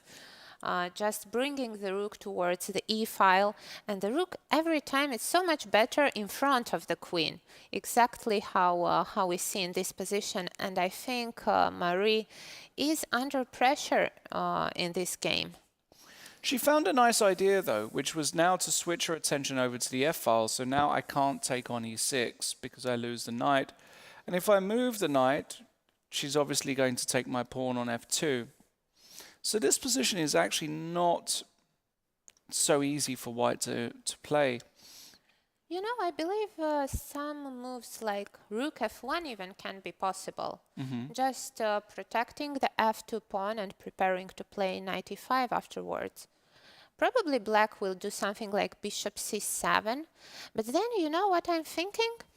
The knight on c6 is doing a great job protecting the e5 square. Yeah, exactly. What if we play b4 trying to make it go away? I agree. I think that's one of the main moves. And in fact, I was wondering whether you could just do that immediately. Can you just play b4 straight away? Because knight e5 afterwards is a threat, probably. Yeah, and a6 does not really help, because then we can play a4 and b5 is a threat once again. There's one thing, though. I'm going to point out an interesting... You ready for this? Is that black can go b5. And okay, we take, and what's your idea after queen b5? Rook takes f3. That was mean. And now you want to win the queen. Nice, nice trick. And knight takes d4, discovery. Well, that is nice. There's life in the old dog yet. I can still see a tactic. And in fact, you've got to be a bit careful with white, because if you manage to get this position and then can't follow up with queen takes b5, you've actually managed to fix 2 pawns on dark squares. And as I say, if black is able to play bishop c7 on the next, black can then think about maneuvering this knight to an interesting outpost. There are now squares that this knight could invade, e4, c4, a4, and I would start to get a little bit concerned here with white. So there's something about that I don't like, and Ravi has actually gone for something completely different after rook e8. He's played another very classic move in this position, which is to play the move pawn to h4, which is trying to establish a bit more control on the king side. He was probably concerned, actually, that at some moment Marie can actually think about the move g5 followed by g4 and try to force her way down the h-file. So h4 is trying to dissuade black from doing that. And also sometimes the pawn goes to h5 to fix these 2 pawns down.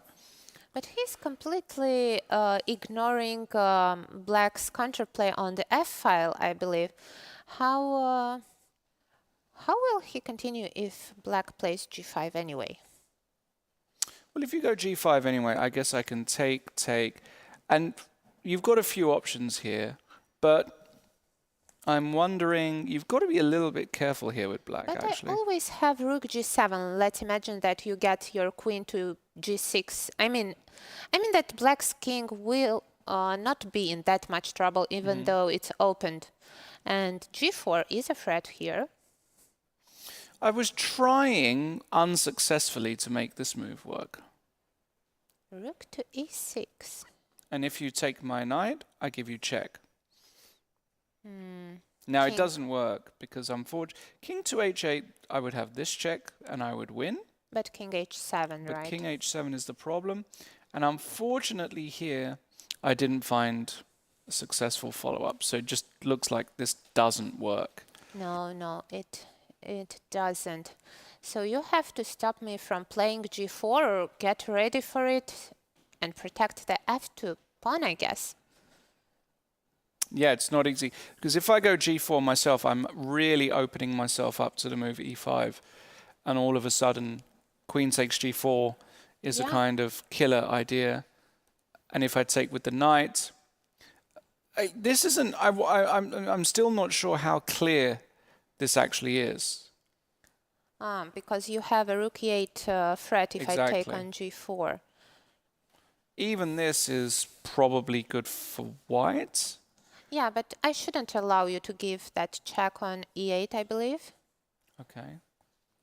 So here maybe... Okay, knight takes e5 is kind of forced. And now after rook e5, maybe I can play some bishop f6. Yeah, but you would probably say that white is a little bit better here after something rook like rook f5? f5. You would think that white is some... I mean, I think the two rooks are probably better than the queen here. Though I don't like the bishop on c3. Sure. It somehow feels like... Okay, if it would be on e5, probably white would be winning here. But there is no real way of getting it there.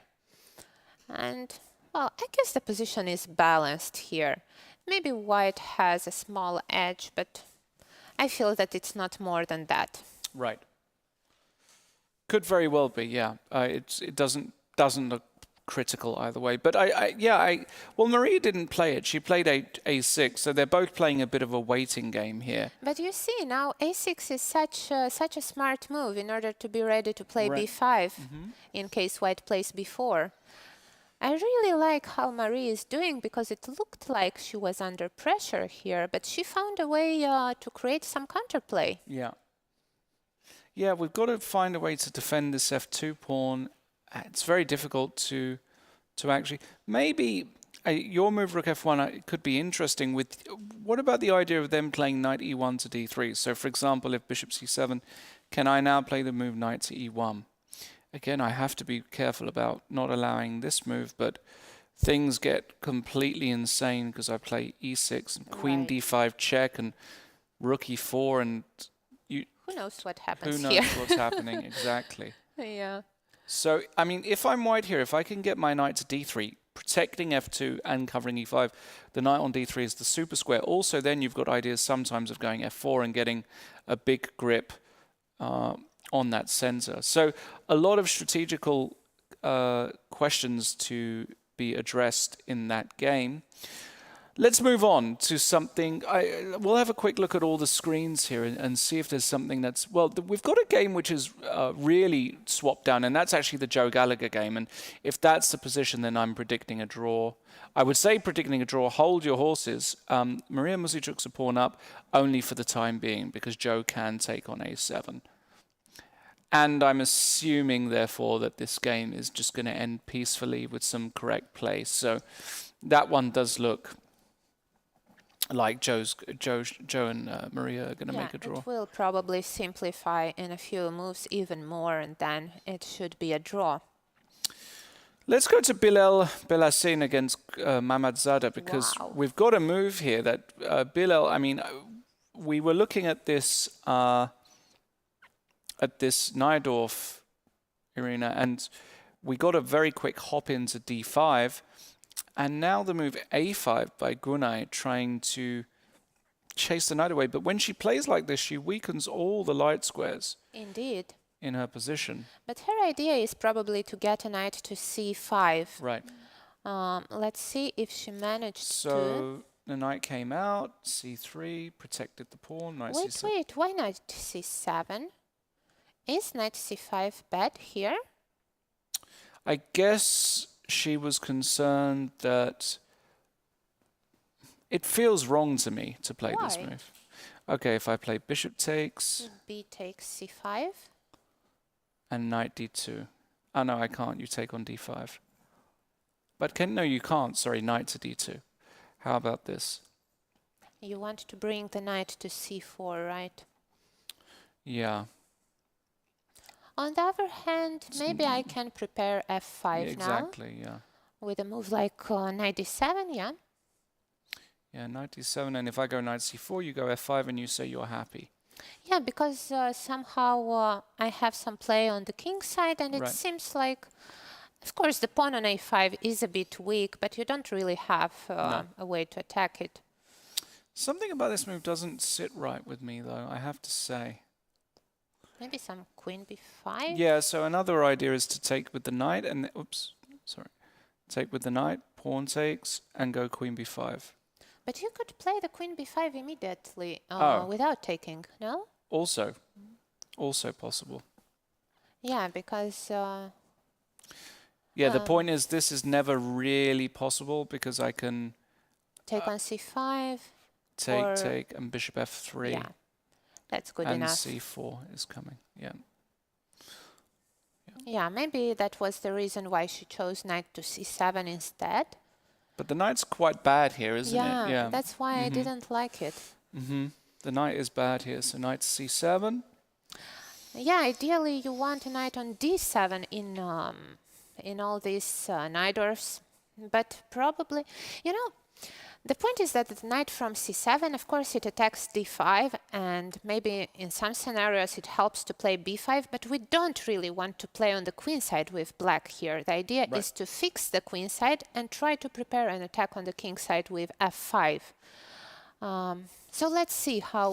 Yeah, and how after they knight to play. c7, it went bishop f3, protecting the pawn, and now on knight d7, Bilal played what looks like a very interesting move to me, the move g4, literally putting a hard stop to f5. Now, on one hand, you never want to play this move. Yet on another hand, if you manage to squeeze black here, it makes some sense. I love this move, Yeah? especially with that black's knight on c7. If the knight would be on a6, now I would play knight c5, and black would be fine. But, well, you know, they say that sometimes the best is to admit your mistake and to bring it back to... But, you know, it's so unpleasant to do that and to bring the knight back to a6. But it might be the way to continue, because g6 is not really a good move, as after bishop h6, the rook has to go away, and still f5 will never happen in the near future.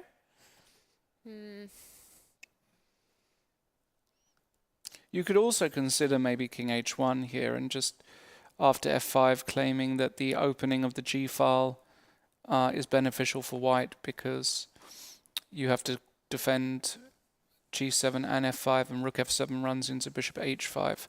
Yeah, and that would be a disaster for black, right? Unless I'm blundering knight takes d5, knight f4, which... Oh, but that's cute. Look at this. Knight takes d5. I give up the queen. Knight f4, f3, knight takes d3, and bishop g7 mate. Wow, you're spotting all the right tactics today. I'm on form. What can I say?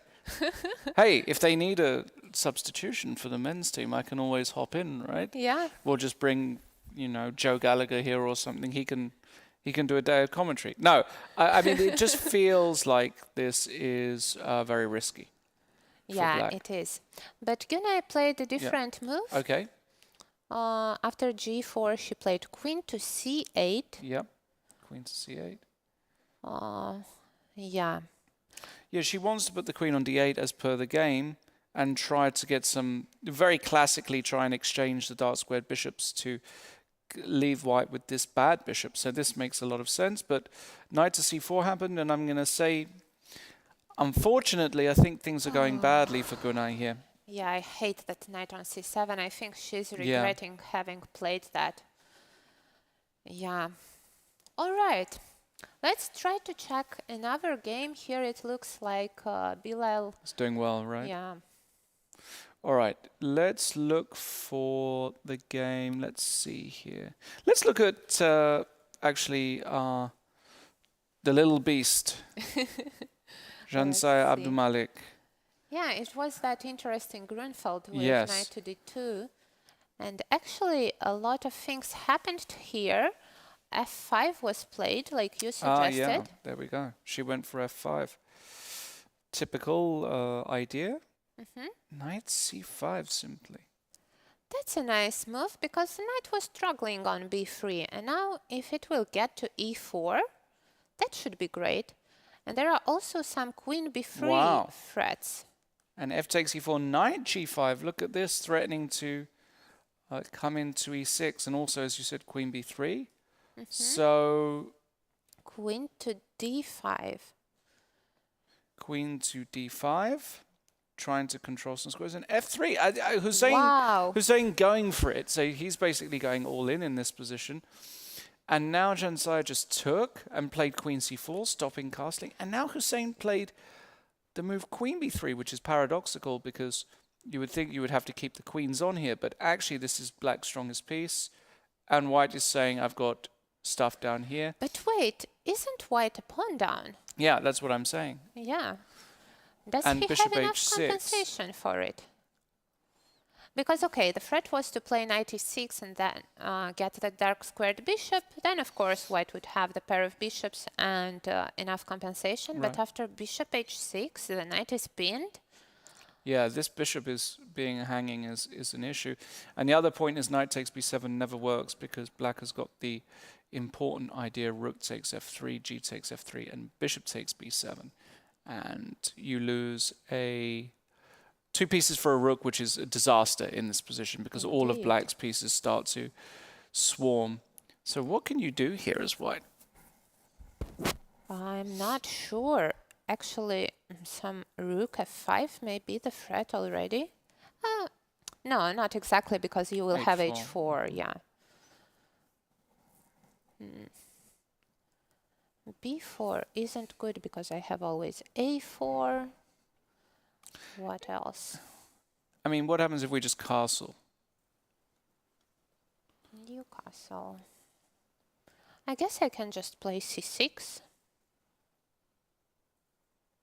I really don't see the compensation. No, I would be a bit nervous playing white here, and you can see Hussein in the video biting his nails, which is normally a sign that you're not that confident. And look at the clock, he's also behind on it. I think Yeah. the little beast is very ferocious today. Yeah, this would be a big win for her actually to win this. Not because, I mean, she's expected to win a lot of the time. She's 150 points high rated, but just to win with black, it's a really nice win, and yeah, I think there's a good chance that she wins. He really needs to find something very, very concrete here, but I don't see it myself. I really don't. Maybe king e2, just protecting the bishop and then threatening knight e6 or something. But again, I just don't buy any of this. I don't. You can even go knight c6 here. Oh, Yeah, because now you're threatening either takes and knight takes d4 check, or yeah, it looks like white might be in trouble. Let's say knight to e6, knight g to e6. yeah, knight g to e6. I can probably even take here. That's probably good. But let's say I take first. Then I take, And I take here, king e3. king e3, and then any move. You want to take on c7. I've got to. Yeah. But hold on, your knight's not. Even even this position, rook f6, knight takes c7, rook d8 is probably good for black because this king is just so in the open. Rook a d1. I'm not sure how that is. Yeah. I mean, it's definitely unclear, but I don't think black in general is going to be unhappy in these positions. There might have Rook been d6. d5 instead Oh, of there's rook some d5. d1. d5, d5, knight e5. You know, some rook to d1. Yeah, it's getting unclear, but okay, here I can just take. Worst case scenario, rook d7. d5 is dropping. Right. I don't know. It feels like it shouldn't really work. In fact, he did go king d2, which is an interesting place for the king because now this comes with check. So your tactics along here don't really. I'm very worried for white in this position. Yeah, me too. And it seems like the first game where the ladies are putting some serious pressure on the men's team. Yeah, I agree. I think there's a lot of pressure. Let's go to Eric Rosen. There's a game we haven't seen in a while. Eric Rosen against Jovanka Huska. And wow, what happened here? This looked, because it looked as though after f6 in the opening that things were going well for Eric. So, sorry, for Jovanka. So let's see. Bishop c4, e5 makes sense. A3, and now a5. All of this makes sense. B takes a5, and now according to the move counter, Jovanka Huska spent 1 hour and 3 minutes on this move. Can that be true? No, that should be 1 minute, I suppose. Has to be 1 minute, right? 1 not hour 1 would hour. be too much. Right, I was going to say that's insane. Okay, 1 minute and 3 seconds. Yeah. Yeah, it has to be 1 minute. You're right. Okay, so rook takes a5. And now Eric goes with d4, trying to open up the position. Makes perfect sense. e4, knight d2. I don't like the e4 move, actually. Yeah. But what else do? You take? I think maybe take. Now I probably take with the pawn. Now my king might be in trouble, no? Yeah, exactly. I get a rook to the e-file. This could already be bad. I mean, it's a... But Black's... that's so strange. A5 Yeah. was such a logical It was, move. yeah. But maybe you had to get on with development here, as you Yes. said. Just play bishop d6, king e7, and bishop e6. I But like maybe that. then d4 anyway would Yeah. happen. Yeah, it could be the case. But now I have some knight d7 maybe. Right. And yeah, the liquidations in the center will favor me. I mean, not me, but black. Yeah. Yeah, maybe that was the way to play. But a5 looked... Looked very natural, didn't it? Yeah. But apparently after b takes a5, rook takes a5, d4, white getting a bit of initiative, e4. Okay, the knight comes to d2, and now you attack. Now I develop with some kind of tempo. And look, all of white's pieces are developed, Yeah. and black's pieces are all on the 8th rank. Exactly. Knight on b8, how... Oh, Okay, bishop b4, c3, and now bishop to e6. That's not the first move that comes to mind. I mean, it's probably an okay... I would have thought here the move bishop b3 was more natural, with the idea of coming back to c2, provoking f5, and then you have, for example, the e5 square for the knight, or you can play Yeah. c4, and then this diagonal. the problem is that black can never play bishop f7 as the pawn on e4 is hanging. Oh, it hurts, Right. but I think black is in trouble here. Yeah, well, let's see. So bishop e6, trying to just control the board. Also, I mean, makes a lot of sense. Knight d7, knight b3, kicking the rook back, rook a7, and c4. I like this very much, how Eric is playing. Rook f8, and this is the position. Eric Rosen, 40 minutes. Jovanka Huska, 31 minutes. And I think you're absolutely right. I think black is in huge trouble here. Yeah, those pawns in the center might get moving soon. Some d5 might follow. And then the rook on a7 will get attacked. Some bishop d4. I really don't see how black is going to find any counterplay. Oh, Yeah, it looks very bad for Jovanka. It does look very bad. indeed. But there's still a long game left. There's no decisive way here. I don't see a decisive way. Maybe bishop f7 is actually a threat, though, because this c4 pawn is now hanging. But wait. Yeah, the knight went away. All right, so... Maybe it's not as bad as we think it is. But it was possible to play bishop f7 on the previous move. But then probably bishop... Oh. Probably not, because I can take, and then go back to d2, and I win the pawn because of the pin. Okay, so that's why she prepared it. But so even that- here, rook f8, rook h8 doesn't look clear to me because this pawn is hanging. I don't know. I don't know why she prepared it with rook f8. All right, so rook f8, and did Eric play a move, or is he thinking? No, he's thinking.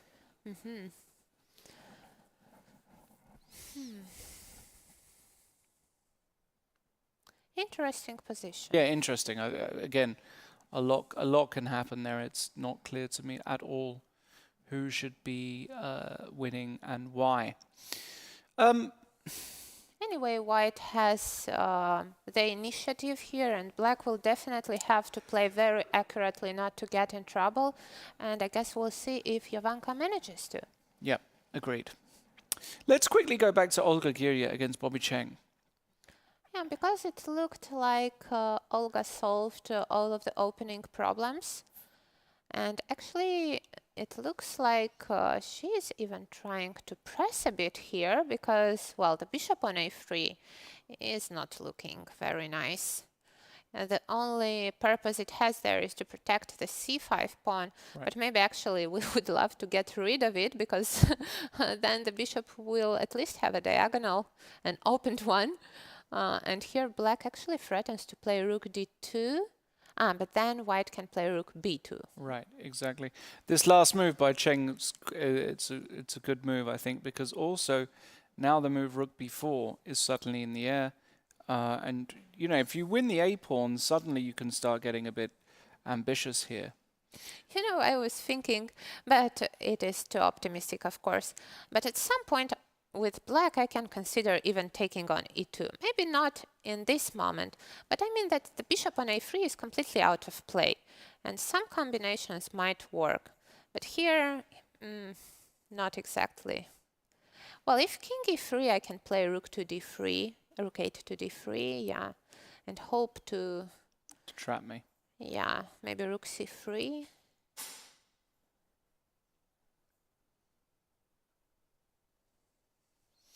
Yeah, it's probably not. Oh, wait, I threatened some rook d4. You have to be careful. King f5 and then king f7. So just to illustrate, if I go here, you check, and then go here. Oops. Yeah. Go here, and you threaten mate. And I think that's all she wrote.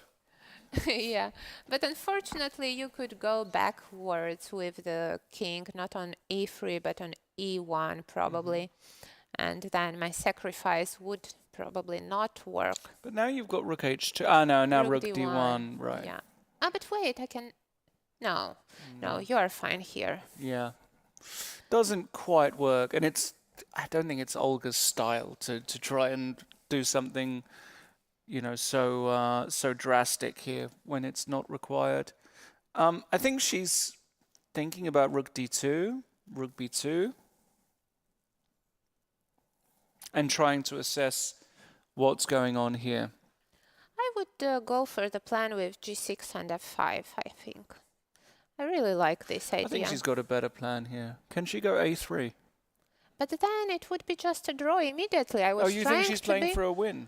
Well, not for a win, but for a little edge, because I really don't like white's bishop. I think black's bishop is much, much better. So let's say I play g6 here. So What is white's plan? You want to do... But can't I take? I don't know. Rook c6. Yep. Let's say I exchange one pair of pawns and play rook a5. Yeah, maybe it was a bit over-optimistic. Yeah, I put the bishop on b4 suddenly and...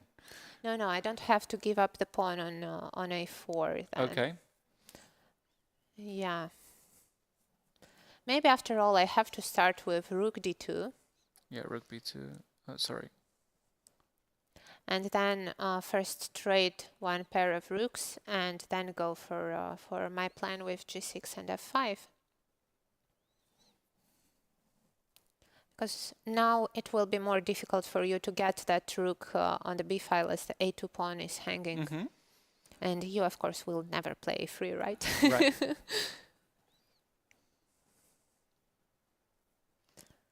I think I like black is this. not risking No, anything. I don't think so either. I think Olga is not risking anything here. I agree. Okay, Bobby Cheng with some practical difficulties as well. Let's go to Marcel Afroimski against Brunello. Sure. Sabino has managed to get what looks like a very, very pleasant position here with white. Nice knight on e5. And the big problem for black is how to get the rest of your pieces out. Also, this bishop on c5 is just loose for one move here. Yeah, it looks like white is having a very nice edge here. Yeah, that bishop from c8 will struggle to find a way into the game. Now, actually, Sabino just played b4, And black has an unpleasant question to answer. Where to go with that bishop? Bishop d6 is just a impossible. blunder, Yeah. because then we take, and bishop g6. Oof. So you've got to go back to b6. There's no other move, right? Ah, no, bishop d4 also exists, but again, I mean, It might run into some it bishop might, g6. yeah, takes and just take, right? Or even, I don't really need it if it doesn't work, but even bishop to e2 would be a good move to bring the bishop to f3 and make it even more difficult for black, sorry, to protect b7 and to develop the bishop in the same time. Yeah, so she probably has to go to b6, right? And she did go there. Such a disgusting position for black. It is so difficult to play these types of position where you have less space and one bad piece. And you see, because of it, the rook on a8 is out of play. White's pieces are very well placed in the center. I really like how Sabina played today. And he took. That's kind of surprising. Takes. What's his idea? Yeah, actually trading pieces work well for the part who has less space, because then you get more squares for the fewer pieces left. And now the pawn on a3, oh, well, it's not really hanging. I mean, black should be careful. But maybe he wants, no. He cannot want queen c7 because then I'll just take and play knight d5. Yeah, I'm completely shocked at this move. Why did he open up the a file? Wow, yeah, that's really unexpected. I mean, does he have I've got absolutely no idea. And as Irina was saying, exactly, if you go here, I take and play knight d5, hit your rook, hit your pawn, I'm hitting this pawn, and I'm loving life as black. Yeah. So hold on, where's he going? He's got the hand over the queen. Does he just want to play queen b2 or something? Probably. I don't see a better way to continue. But now, after knight to d5... Oh, no, I cannot play f5. No. But it would be a move to consider. Maybe he just wants to play g3 and play on. Bishop d7, perhaps? Wait, are you sure I can't play f5? Let's have a look at it. f5. The idea is that after e takes f5, I have bishop to c4. And then you might have some problems on the f7 square, no? I'm not sure it works, but at least I get rid of the very active knight on d5, which is black's only good piece. Could be interesting, yeah. And if I take this way, you're claiming that the king is now open and we can just take. F5. We can just take, yeah. F5, that's a really interesting suggestion. Okay, let's say black plays knight f6. But now we can take. Rook f7. I think we can take. Take. Should I, with the Probably king? with the king, yeah, because if queen takes, then we come in. And on here, now you're pinned from every direction. And you just take on c8. And you just take on c8, sorry. Yeah. Yeah, so you have to take with the king. No, it's not so clear, Not so because clear. if black plays bishop e6, and he's out of trouble, basically. Correct. But did we have to take on f7 with the bishop? Maybe we can include some other move. After knight f7, rook f7, something like queen b3 or rook e1. Just trying to increase the pressure. Because the bishop is not developing anytime soon from c8. It looks like black will be in trouble here. Because, wait, so nice. Now after queen f8, let's say I have queen takes f6. Yeah, queen f8, queen takes f6. Yeah. Knight e4. But then just f3? F3 and, yeah, the position is falling off. Very interesting. So queen b2, it's over to Marcel. So knight d5, f5 looks like a serious threat.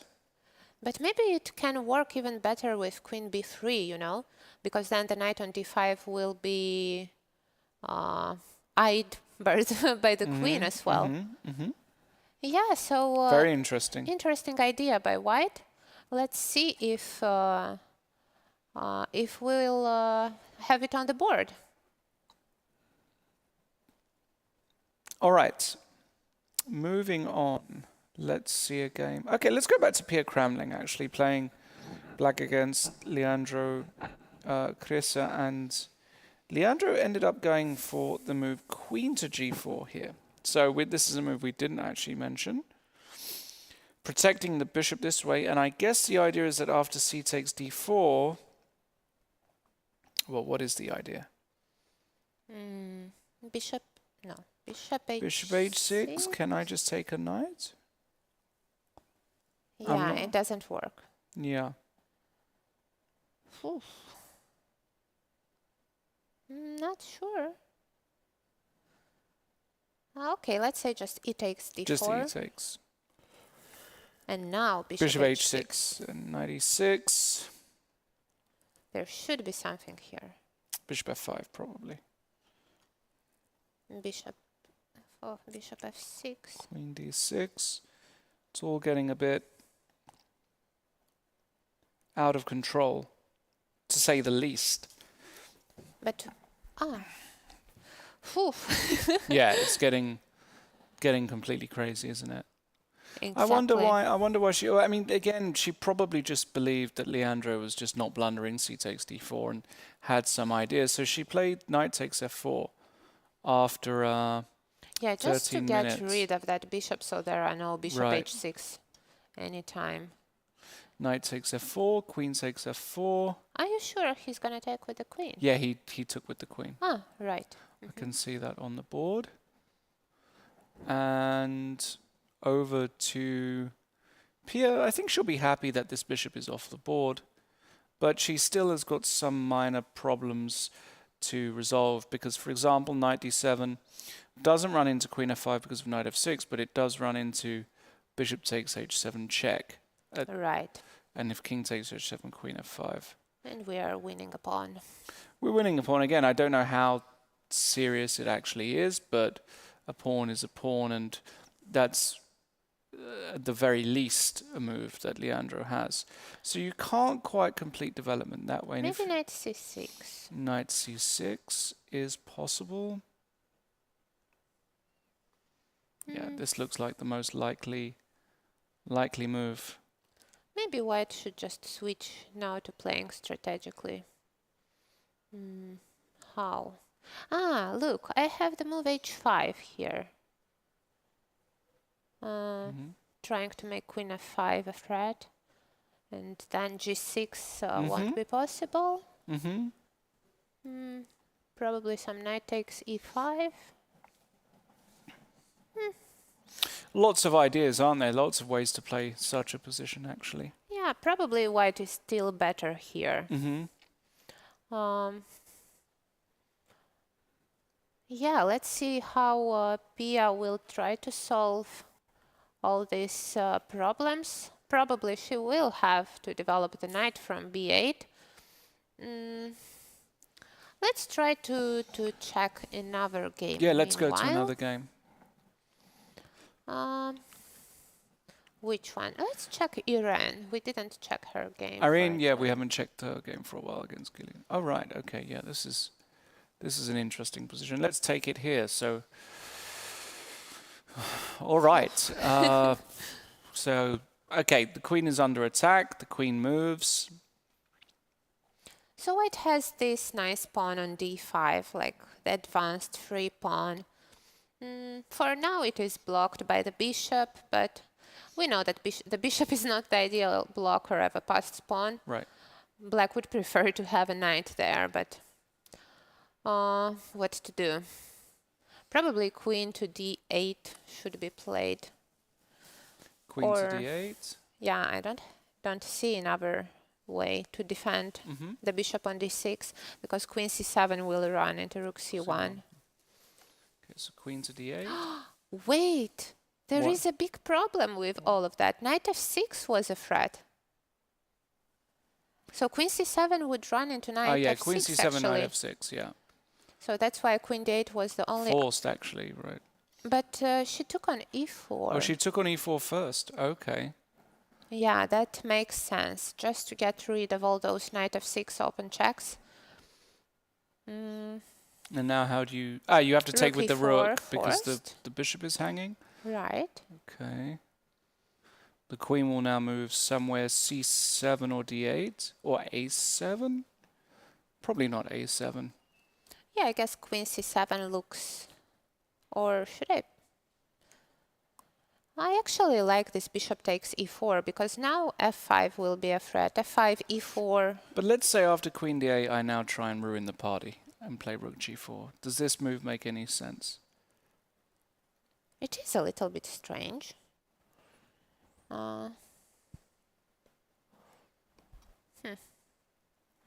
Okay, you stopped me from playing f5, of course. But what else could be the plan for me? Well, that's the question. It's not so easy to... Oh, look, I can play queen e8. Queen e8? No. I've read at f5. I've defended the knight from g6. But bishop a4. All right, queen e7, let's say. Okay. Queen f5. But what are your threats? What do you want? You want h4 at some point? Or I don't know what I want. I'm just trying to dominate some squares. See that how that works. But even after queen e7, you're not threatening f5 anymore, right? So I could theoretically play rook e1. Yeah, you're right. I don't know. It feels as though it's a bad bishop. It's a weird knight. It feels as though white is actually better here, to me. Just Indeed. in this position here. And rook g4 has been played. So this is on the board, I believe. But you know, I can't see because of his hat. Can somebody go in there and tell him to take his hat off so we can see the moves? but you know, actually, I think, what if h5 now? Is it a terrible move? Yeah, I thought that, but I thought it wasn't a terrible move. But if I go rook g5, attacking the pawn, you want to go h4? Yeah, I guess. And now I go rook a4, and I bring all the boys to the party. Yeah, it looks very nice. You like that one? Yeah, fantastic. Thank you. Yeah, it looks like Iran is in some trouble today. There we go. Yeah, it's not an easy position to play for black here. Something has gone wrong. I think when you have to play this is not a move you really want to play. But you know, I was thinking that if I start being very worried about that, I can play knight f4. In this position? Yeah. Trying to Can sort of liquidate everything. You're close to not that's close to not working, right? Why? Takes, bishop c2. You can go f5. Yeah. But, okay, even f5 I'm not convinced. Rook g6.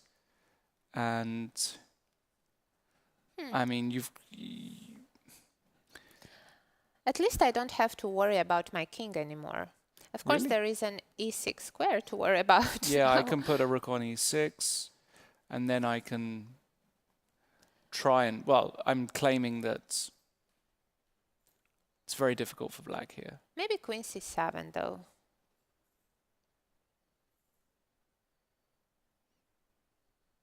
Bishop b3, let's say. But it's a bit difficult because my king can't get too safe because there's always a back rank and an f3 or Yeah, that was something. my point. So maybe knight f4 is actually a really good shout.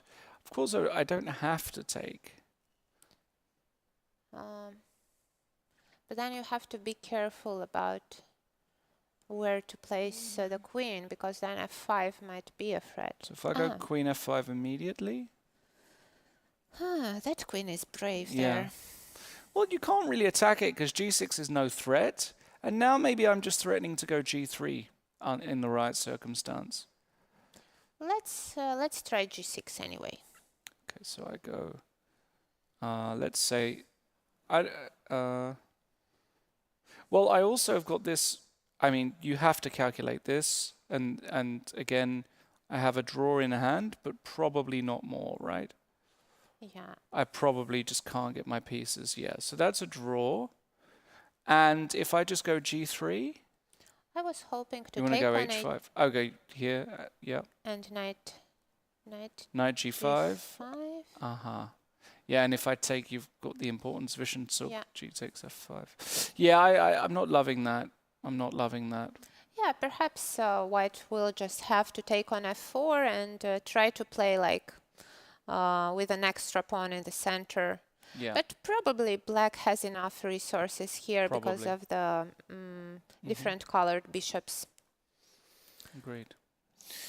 All right, well, look, I tell you what we're going to do. We're going to go for another very short break now. The games are all in full swing. We'll be back in a few minutes. Plenty of time before the time scramble. And I think today we're probably going to get a couple of time scrambles, so it should be interesting. Definitely.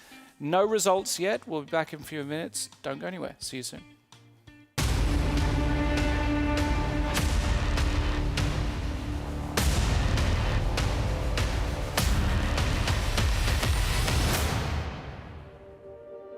This format of the men against women tournament is new to me, and I think it's a great idea.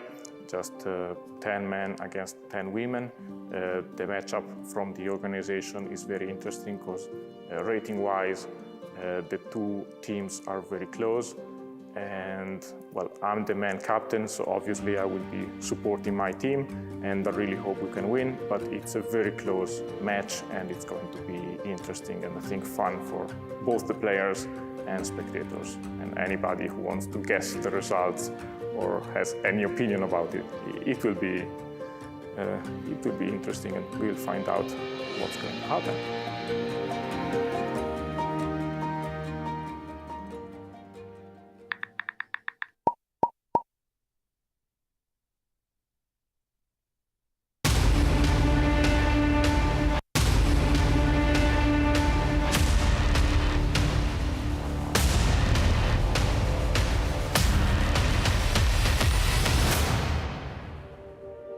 When I heard about the format for the Battle of the Sexes, I was very excited, I was very curious, and I was very, very pleased to see that. And I think it's just a very lovely idea to have two teams. We have a lady team, we have a men team, and the two teams are matched according to rating. It's not so big difference between the two teams, but also according to age. So in all way, trying to make two teams as similar as possible, and then to see which team will prevail, will win.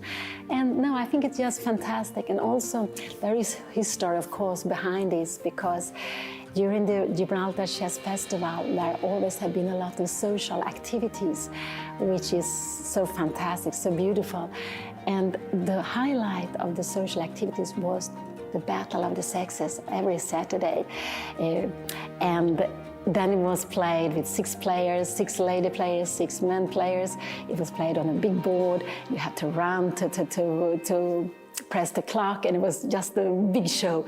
And now we're going to play this for real. So I think it's just very, very nice, very, very beautiful. And I'm very much looking forward to play this match.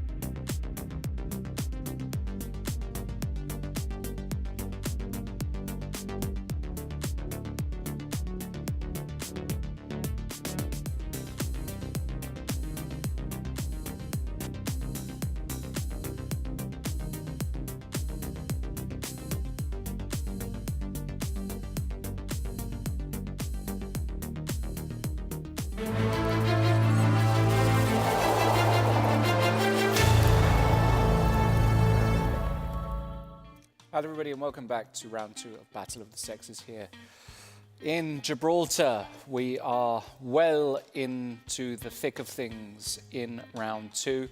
We have had one result that happened in the short break. We had Ravi Haria against Marie Sabag, did end in a draw.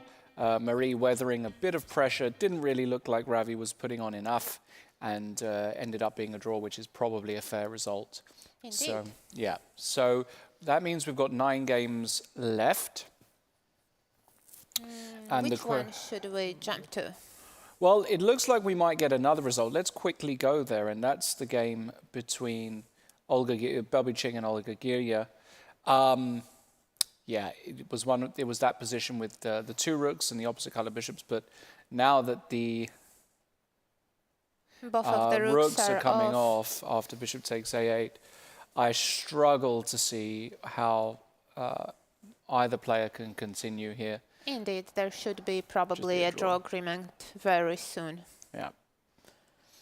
Absolutely, yeah. Neither player can really do anything here, so that should be a draw. Okay, so let's go to a more exciting position, shall we? Indeed. Let's check Jansaya's game. Jansai. Okay. All right. It looked that White was in trouble with a pawn down, but a lot happened since. Yeah, a lot has happened, and I think we should probably just take it from this position because so much has happened. But what we can say here is that White is an exchange up, but Black has got 2 pawns and a bishop for it. right, and this pawn is weak. Indeed. This king is weak. The pawn on b3 is also weak. Knight c2 is a threat, so there are a whole bunch of threats, and it looks as though Shansai has found a tactical way to get a huge advantage here. Yeah, it definitely looks so. And also rook c8 might be coming at some point, and then rook c2 will be a threat. It is interesting.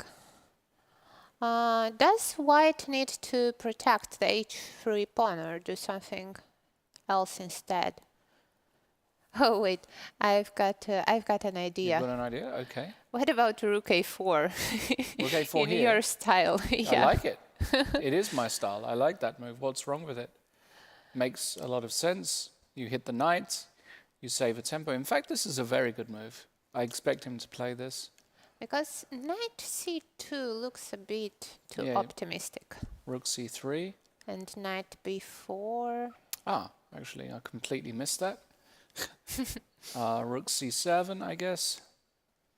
Yeah, and I probably don't want to play b5 because the rook on a4 isn't greatly placed. You can just go rook a1 and then the rook will come to c1. So, okay, not b5. Instead, But I think already here, white should be quite happy, right? yeah, it's a double attack. You hit 2 pawns. Yeah, I think rook a4 is a I nice really like move. rook a4. I really like it. Rook a4. Maybe not knight c2 because it looked a bit strange. Maybe we have to find a better place. Knight e6 maybe? Knight e6. But now you can play b4. And if you go b6, the point is I can take, and go rook a3.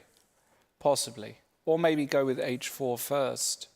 Maybe after b4 I can just go h4. Put the pawn on the dark square, prepare rook a3, try and win. This might not be so easy, actually. I don't like that here black has d4, actually. Maybe even immediately instead of b6. d4 with the idea to play rook c8 and rook c2. But actually maybe... Doesn't really do very... I mean... I don't know. If I get rook c2... Oh yeah, you've got knight f4 coming. Yeah. Somehow feels that black achieved something. Maybe, yeah, the rooks are a bit offside here. Maybe I can even take on b2. Yeah? Yeah, so after rook a4, knight e6, we should probably find something else. What else? It means that d4 is a threat. How do we deal with it? Maybe we can't. And in any case, this wasn't played. Maybe knight g... they didn't play that. No. He went for rook c3 immediately. Yeah. Which, okay, is also a fairly logical move. Yeah, but the problem is that the rook cannot really go away from there because it has to protect b3. So maybe black can play b5. b5, b4, and a4. Yeah, something like that. Well, knight b3 is not a threat because of rook b3, but we can first go away with the rook and then try to do something about it. Yeah, very unbalanced position, and from the point of view of the material, it's it should be equal because a bishop and 2 pawns equals a rook. By the way, what do you think? How much is the bishop worth? Is it worth 3 or 3.5? It's definitely not worth 3.5. No. No. It's worth 3.2 at the absolute maximum. But you know what? We're not mathematicians. We're chess players. Sometimes it can be worth 3, sometimes it can be worth 3.2, 3.5, 5, 10, maybe not 10. Yeah. All right, so... Very complicated, isn't it? I'm not clearly seeing what... I mean, this is not guaranteed for Shansai. I mean, this is... But you know, black can have also a slow plan, like king g7, king f6, trying to bring the king over there because it will be safe. Possibly, yes, but again... The problem is that bishop h3 is not so great, as after rook d3, the pawn on d5 will be hanging when the knight goes away. Right. So the bishop has to stay on f5 for the moment. But we need to find a way to bring the rook into the game as well. Yeah, it's not easy at all, is it? It's actually a very difficult position. How are they doing on the clock? Hussein has... 8 minutes against 15. Yeah, so close. They might be running into time trouble soon. For sure. They're on move 25. There's a really good chance. Let's go to another game while we sit on that one. Let's check Eric's game because we haven't seen it in a while. Oh wow. Okay. Eric Rosen with 10 minutes, and well, we don't know how much time Jovanka has at the moment, but it looks like Jovanka is in trouble to my eyes here. Like, if I take, let's say takes rook here. If you take, I take, and take. But the a pawn might be a bit dangerous, no? I was thinking that, but then I was thinking maybe not. Knight e4, a3. Yeah. How do you stop my pawn? Well, I can always play rook f1, rook a1.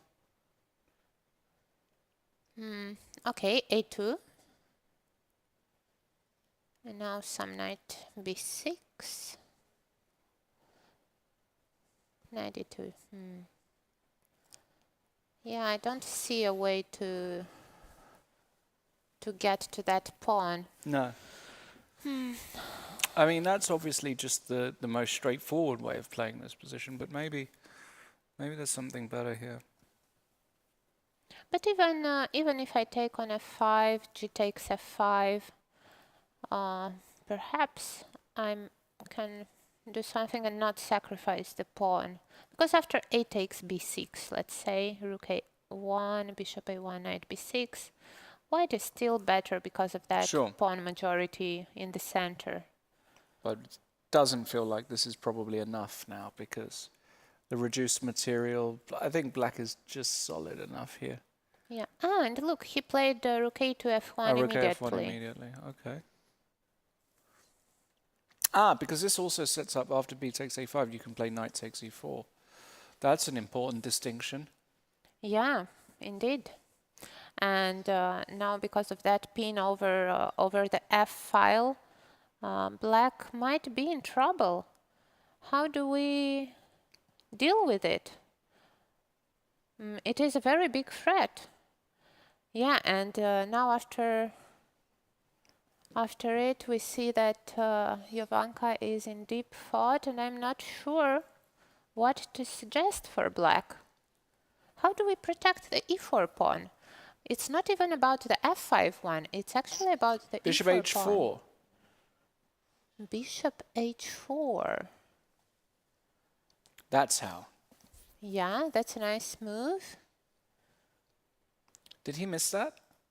Might be, because I certainly did miss that. And now rook f4, sorry, doesn't work because of bishop g3, and suddenly the rook is trapped. And otherwise, where to place the rook on h2? Yeah, rook h2 looks logical, doesn't it? But then bishop g5, hitting the pawn on e3. And it looks like black is doing fine here. Yeah, suddenly. I think rook af1 might have been a small mistake there by Eric, actually. Indeed. Now what? I don't know. Yeah, I don't see a better move other than rook to h2.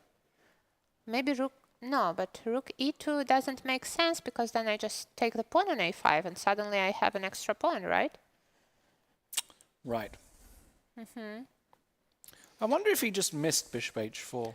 No, definitely, because the bishop is hidden there on d8. No? It's definitely a missable move. Yeah. So bishop h4. So it might be the case that Jovanka is out of trouble. Yeah. Yeah, it could be. And she's got 14 minutes. And you can tell by Eric's body language as well. He goes rook h2. Now probably bishop to g5 will follow shortly. Yeah, bishop to g5. Yeah, and she did play it. And now what is Eric going to do here? Yeah, the problem is that rook h8, or is it? No, it's not a threat. We can just play king e7 and after bishop b4. c5. Or even king e6. Or king e6. King e6, rook e8 check. You've got to be a little bit careful. Yeah, still I have We'll king. put that on the board, because rook h8, king e7. And then the pawn on e4 is hanging. Yeah, king e6, Oops. rook e8. And after bishop e7, probably I've got the move. Well, in the worst case, I take everything, take on b6 and take on f5, right? So, but you have knight e4, no? Yeah, I probably have knight e4, but this is also a fairly simple solution where I'm still not 100% because rook a2, knight e4, knight c4 Exactly. might still be okay for black. But there is some knight takes e4 somewhere, I think. For example, if knight takes e4 here, bishop takes b4. You cannot do that. You're pinned. Oh! I completely missed that. Of course, knight takes e4, and now that's the Yeah. whole point. F takes e4, rook takes f7. And Yeah, this is so winning. she cannot play king e6, and she will have to play then c5, I guess. Yeah, and c5 I can take, I think. Can you? Sure. There are some bishop e3 checks. Okay, king h1. And now, how do I continue? Wow, it is a bit messy. Maybe rook a2. Ooh. No, no, no, no, no, no, no. I don't believe this. D takes c. Sorry, I'm going to blunder everything, am I?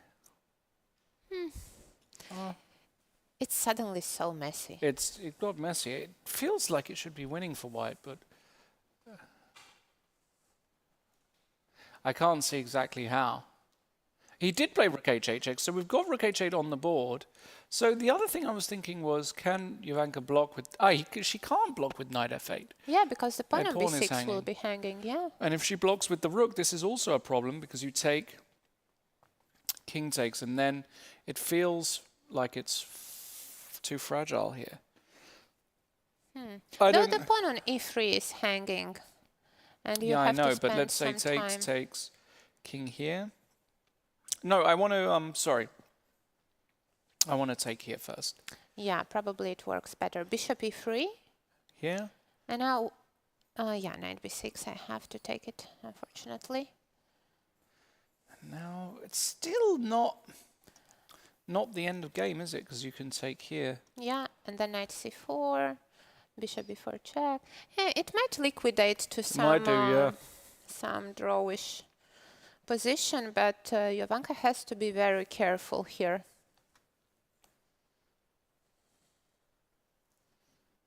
Yeah, no, Jovanka having a bit of a think now. Right. So, yeah, we'll see what Jovanka chooses. King e7 feels more natural, but you have to be sure that after bishop b4, c5 is working. And they both have 11, if I see right, minutes on the clock, and still a lot of moves to be played. Yeah, it could go three ways. This Definitely. position. Let's go to another game. Let's go back to Leandra Krisse against Pia Kramling. This one was very interesting the whole time, and we got a bit more of a clarification. Let's just go from here because we're getting close to the time scramble. So looks as though Pia has done extremely well in this position. Look what a little trap white has set. After Rook e5 is the threat, and then queen e5, bishop h7. yes. So she took on b2. Wow. So why isn't this good for black? Rook b1? No. Wait, can't I play some no, h6, just g6. No, yeah, I but cannot she do wants that. to go rook b1, and now if bishop takes a3, I think she wants to go h6, and it's the end of the game. Yeah, g6, queen g6, f6. queen f6 wins, exactly. So Pia, very, of course, experienced, decides to come back to f6, gaining time against the queen. Now, why hasn't this been just a fantastic success for black? I'm not sure, actually, because it looks like white did not go anywhere with the attack on the king side, and now black just has a pawn up and two running pawns towards queening on the queen side. What should white play here? Queen Well, g4? Yeah, queen g4 or something. No, but I don't like it. Even rook b8 can be enough. But also, okay, b5 we still cannot play because of bishop to d7. But at some point we will threaten to do so, and I don't see how white will Maybe attack. here white should just play a4 or something, you know, just to try and hold these pawns up. What about some... No, but rook d7 goes nowhere, right? Right. It's still a little bit weird for black because you haven't got full harmony of your pieces. But let's say I play some queen to c6. Okay, queen c6, bishop d7. Oh, sorry, I'm blundering the rook. Sorry. Okay, let's say I go rook d1. I can play rook d8, I believe, if I'm not blundering Bishop anything. d7. Queen c7. Yeah, and now what I want to do is park the bishop on b5 and claim that I'm not actually worse here with white because I have the... But certainly black has, again, the edge in this position. Probably. And if we remember yesterday's game where Pia, with the pawn up, was successful in converting it, I believe that Leandro will have a hard time to hold the balance. I'm not sure. I'm not sure it's as difficult because... yeah, you've got the control over the light yeah, squares, right? it feels very difficult. Like, just for example, let's say takes, rook d8, just as an example, takes, and g3. I have absolutely no idea how black is supposed to win this. I control c4, and if I just pass, I don't think black has got any chance to win this position. Okay, let's say I play h6. Now you always have back rank problems, so I'll just pass sensibly. Queen f3. Yeah, maybe it's just not enough. Yeah. I don't think Leandro is actually that worried about his position. He just has to be careful not to, after queen g4, where are we? Here. After this move, he's just got to be careful not to allow something like pawn to B5. a4 and b5. Yeah, if he avoids that, he's gonna be fine. Right. So I still think that's odds on for a draw. But that would be a good result for Pia because it seemed like she was in a bit of a trouble at some point. But yeah, no more problems, king problems to be worried about here. Agreed. Oh, we have a move that looks spicy. Hello, let's go there.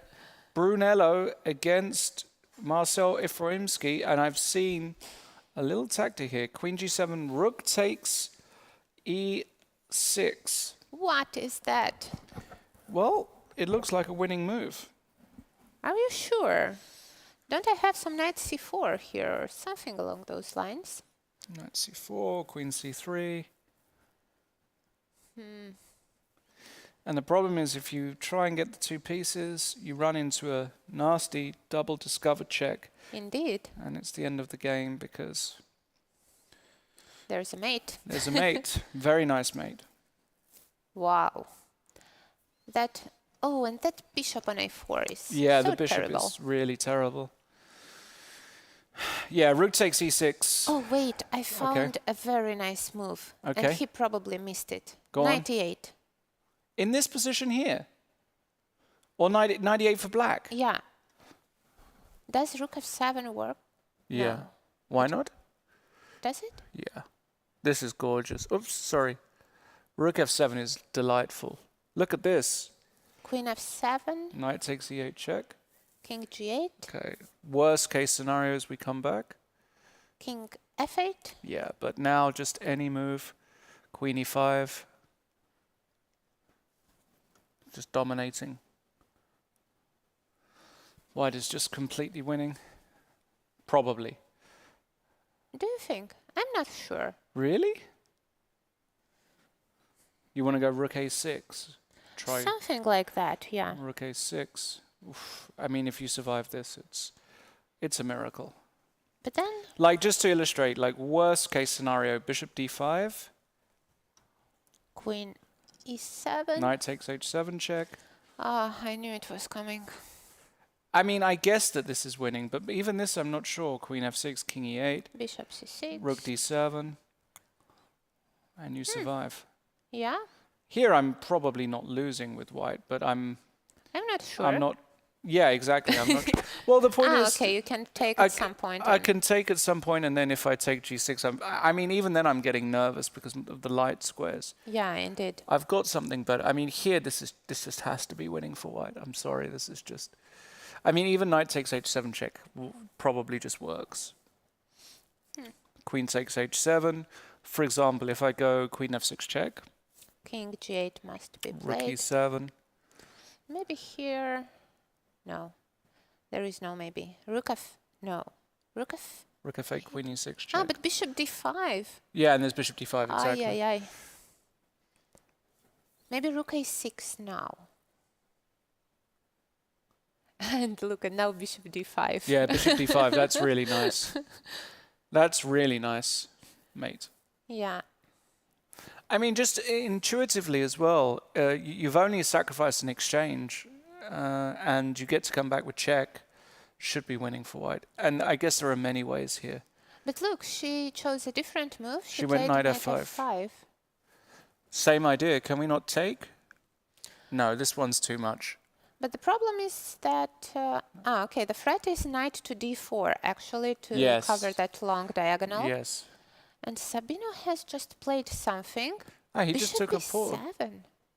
Just took a pawn.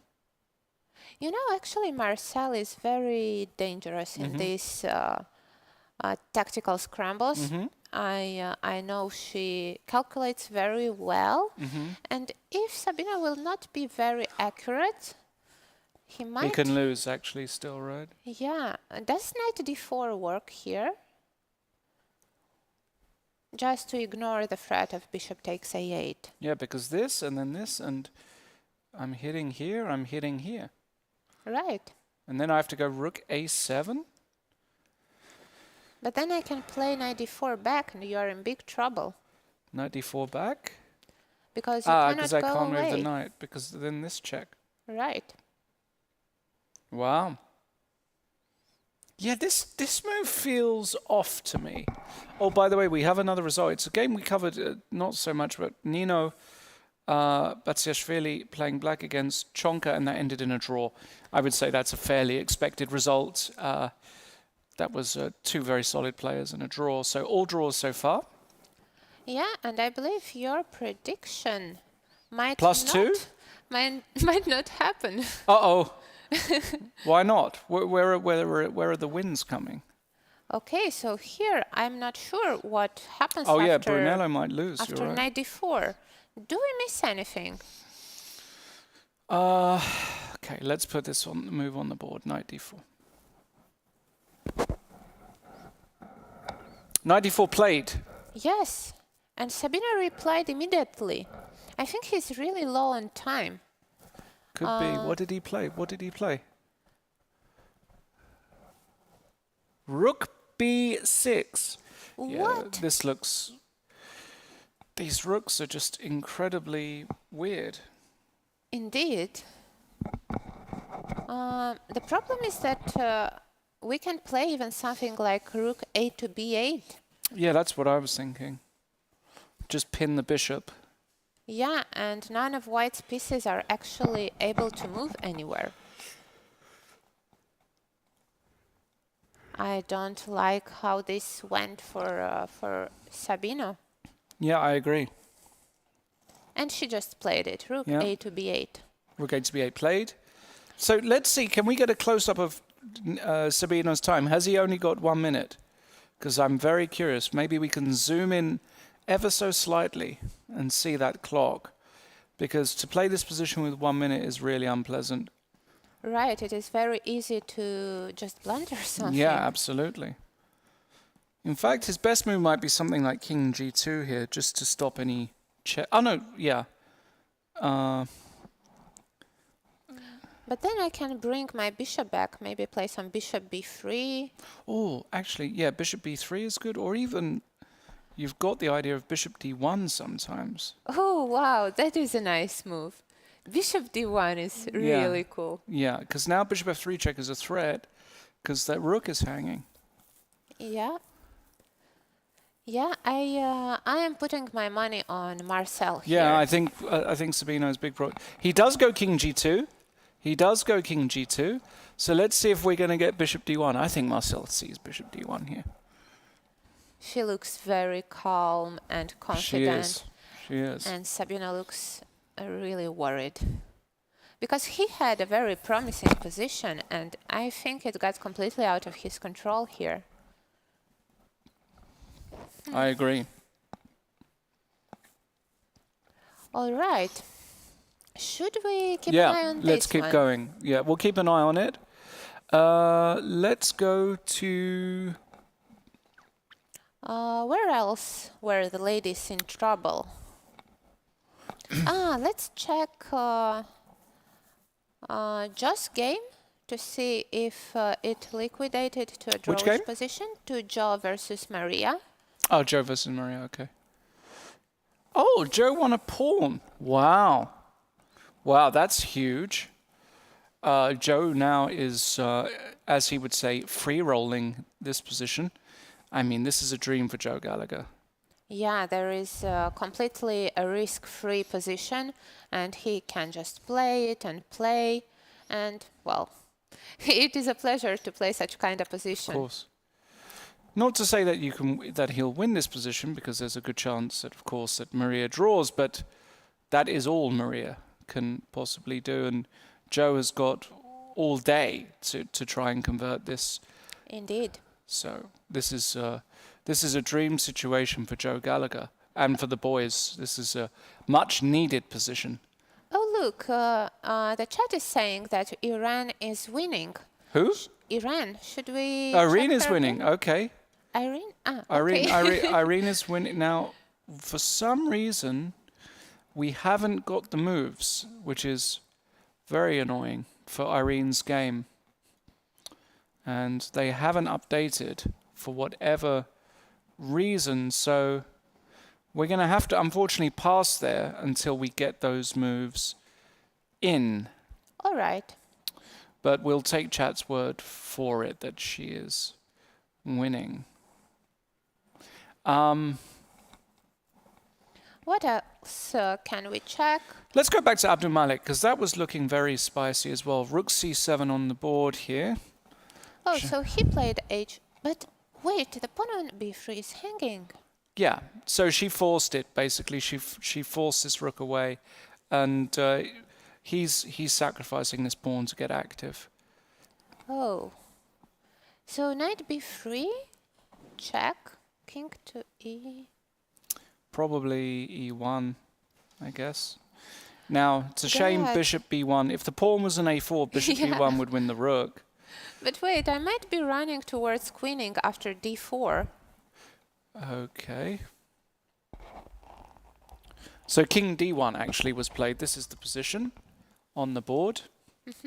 King to d1.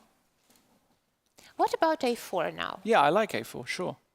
Setting up exactly that point. Rook takes e7, bishop b1. Yeah? And that should win the game. Oh, wait, there is rook e8 check. Check. Rook e7. King f8. Ah, you're running away, right? I'm running. Yeah. I'm running away.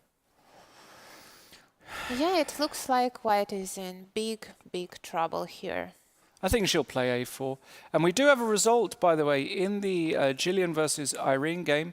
And it looks as though Irene has won.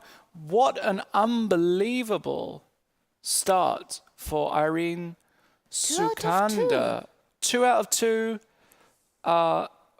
Wow. I mean, this could be a great tournament for her. And you can see Gillian there looking at his score sheet, probably asking what happened. And What now, went as I say, wrong? we don't have the moves. Unfortunately, they stopped coming for whatever reason, but hopefully we can get those moves. Or in the worst case scenario, in the post-match interview, you can catch Irene and she can talk about the game.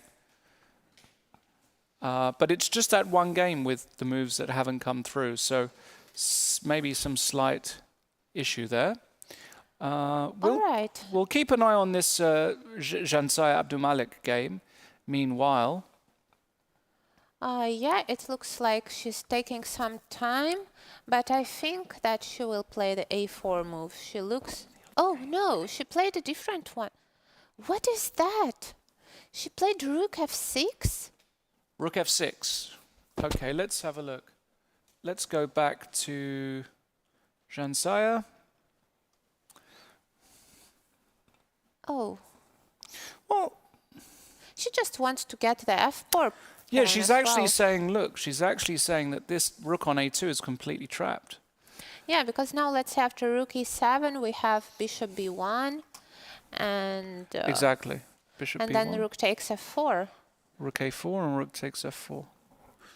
Just to play it like this also makes a lot of sense. This rook is really just a joke.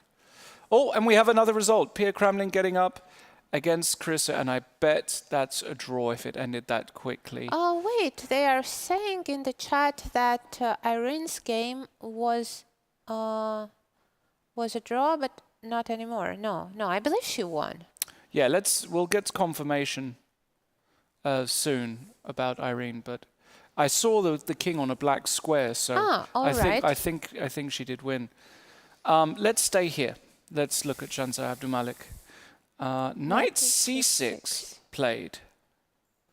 Okay, so he wants to take the a5 pawn, but does he really have time for that? Because now, again, bishop b1. Can also take.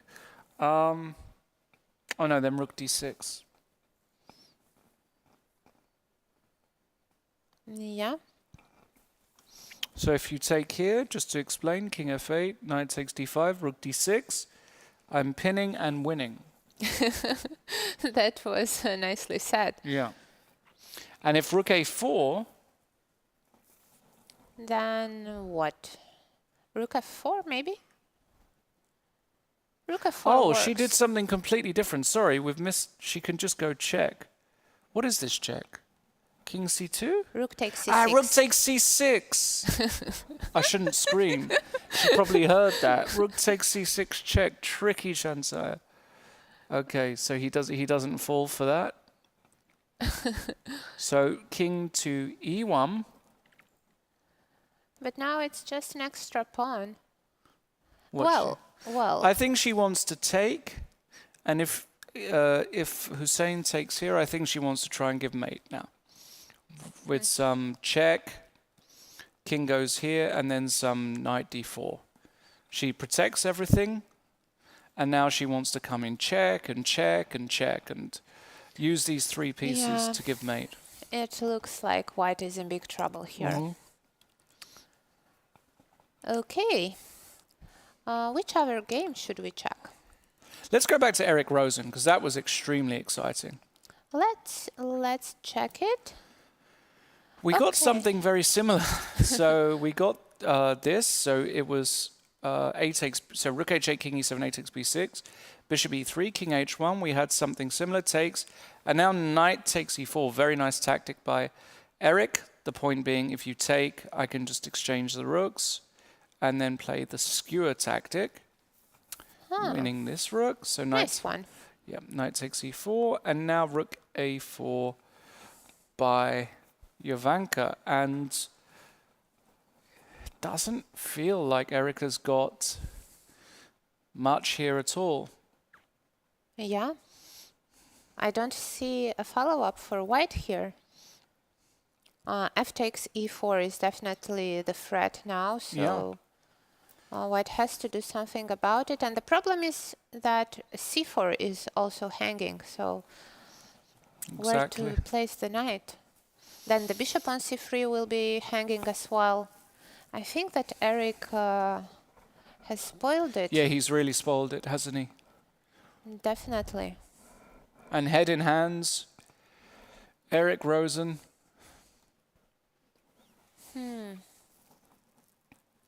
Yeah, this looks like a very, very difficult position. Well, I guess he will have to find a way to liquidate the position to a draw, but I don't see how you do that. me neither. Oh no. Yeah, this could get very bad very quickly for Eric. 5 moves to make, and Very little time on the clock as well. assuming he has very, very little time here, I can't see. He takes on f5. Okay. Jovanka's going to take back with the pawn, no question, and now he needs to find a move. Maybe knight g3. Oh, but F4. then f4. Knight g3, f4. But where else? Knight c5 runs into rook c4. Yeah, I just don't see a move here for Eric. Shame, because I think he had a really nice position. Indeed. Yeah, that will be a pity for Eric, but nicely defended by Jovanka, because it wasn't easy. Wasn't easy at Absolutely. all. Yeah, I think Jovanka's going to win, and that's gonna be a big blow to the men's team.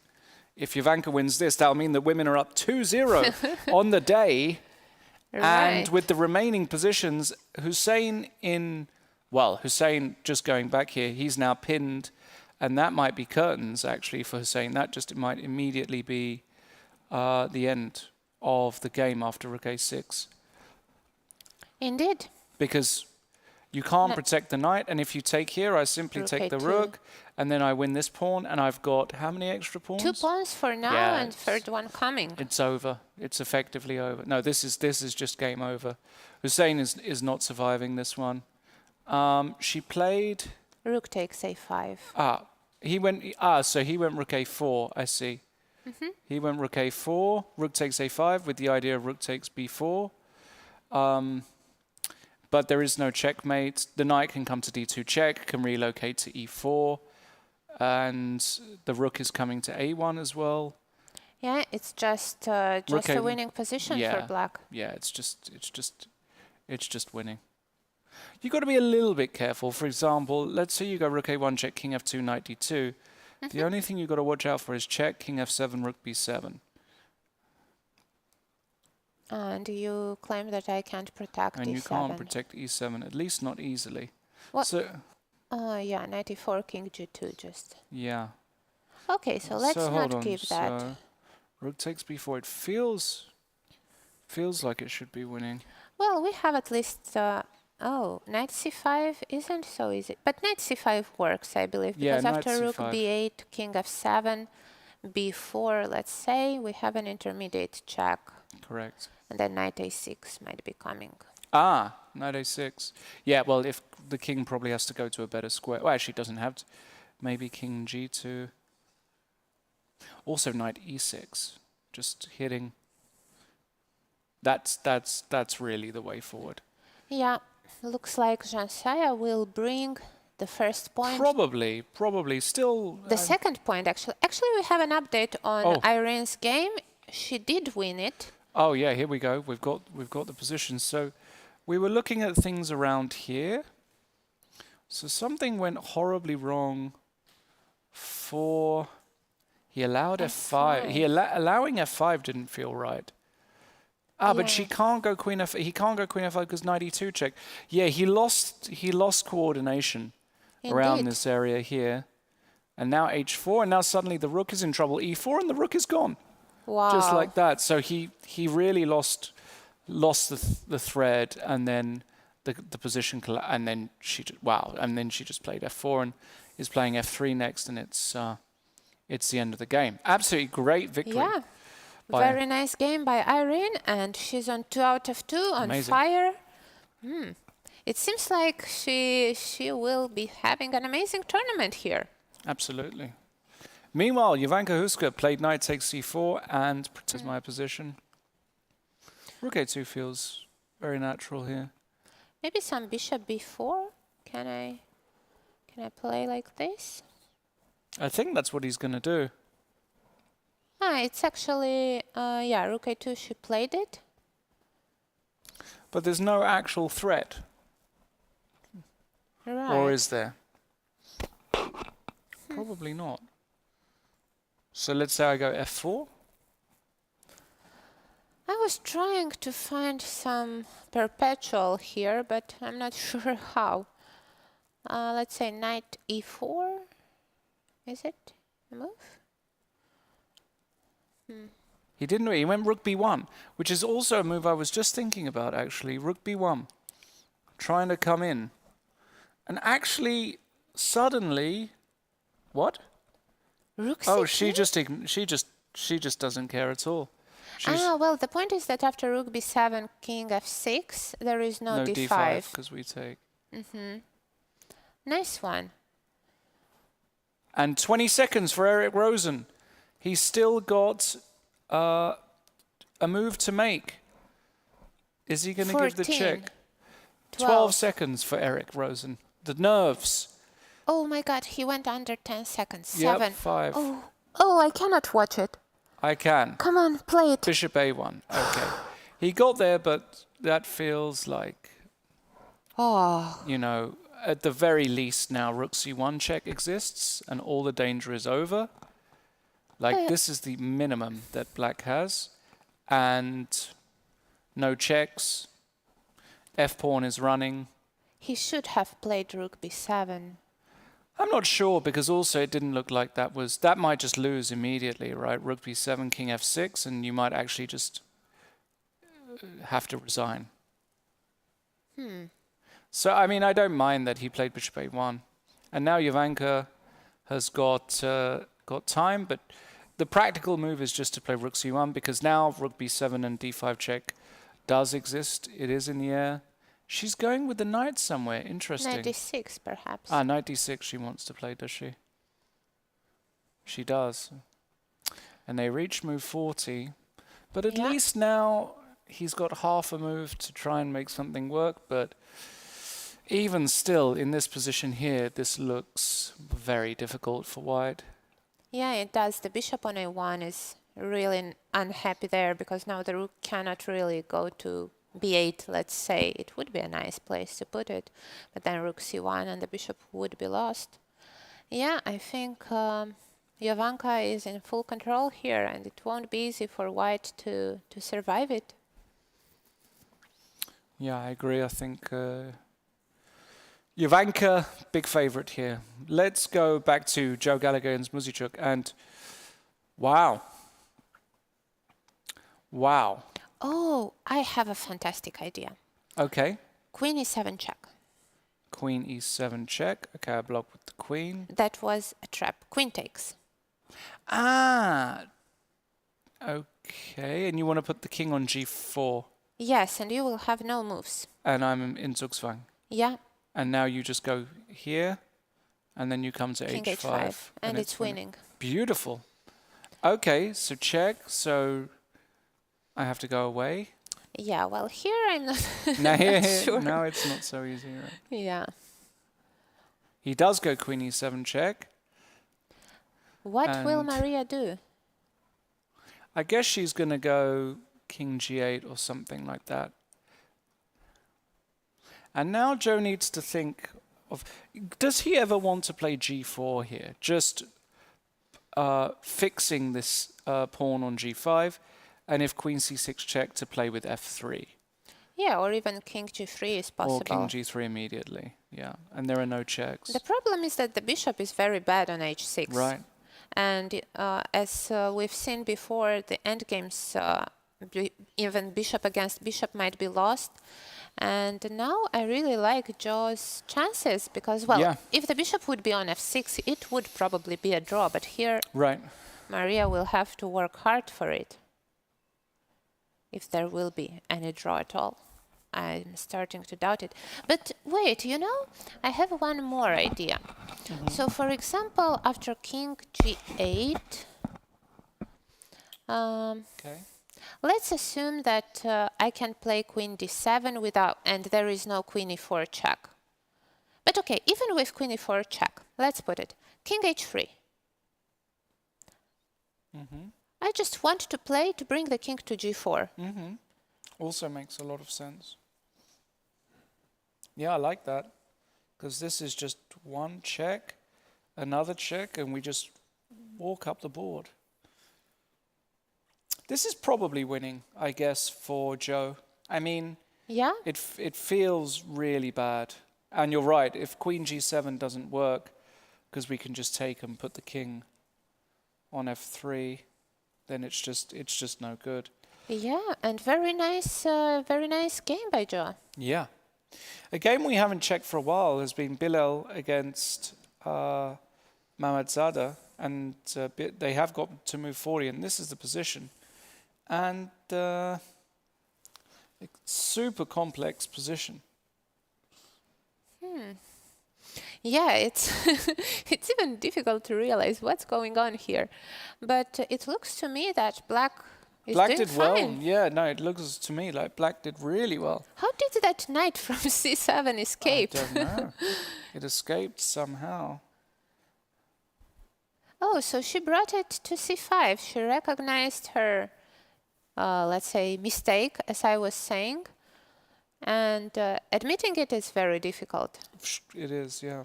But she did that, apparently. And now her knights are fantastically well placed in the center, controlling all the dark squares. The g4 move doesn't do any good for white. Right. And it looks to me like black is doing very well here.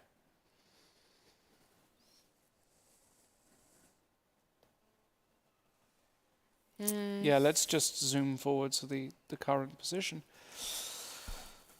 Yeah, I mean, I don't know how bad it is for white because, you know, you've still got the light squared bishop controlling some key squares and you've still got some opportunities on the queen side, but you're right, I'm not in love with white's position here. Yeah. And suddenly it seems that one more game is going wrong for the men's team. Let's go back to Brunello because it looked as though he was losing the thread and they've made move 40 here as well. Oh, he's lost the exchange. She did go bishop d1 after Wow. king g2. Queen a2 Nice. and she went bishop b3. Now, Protecting f7. protecting f7.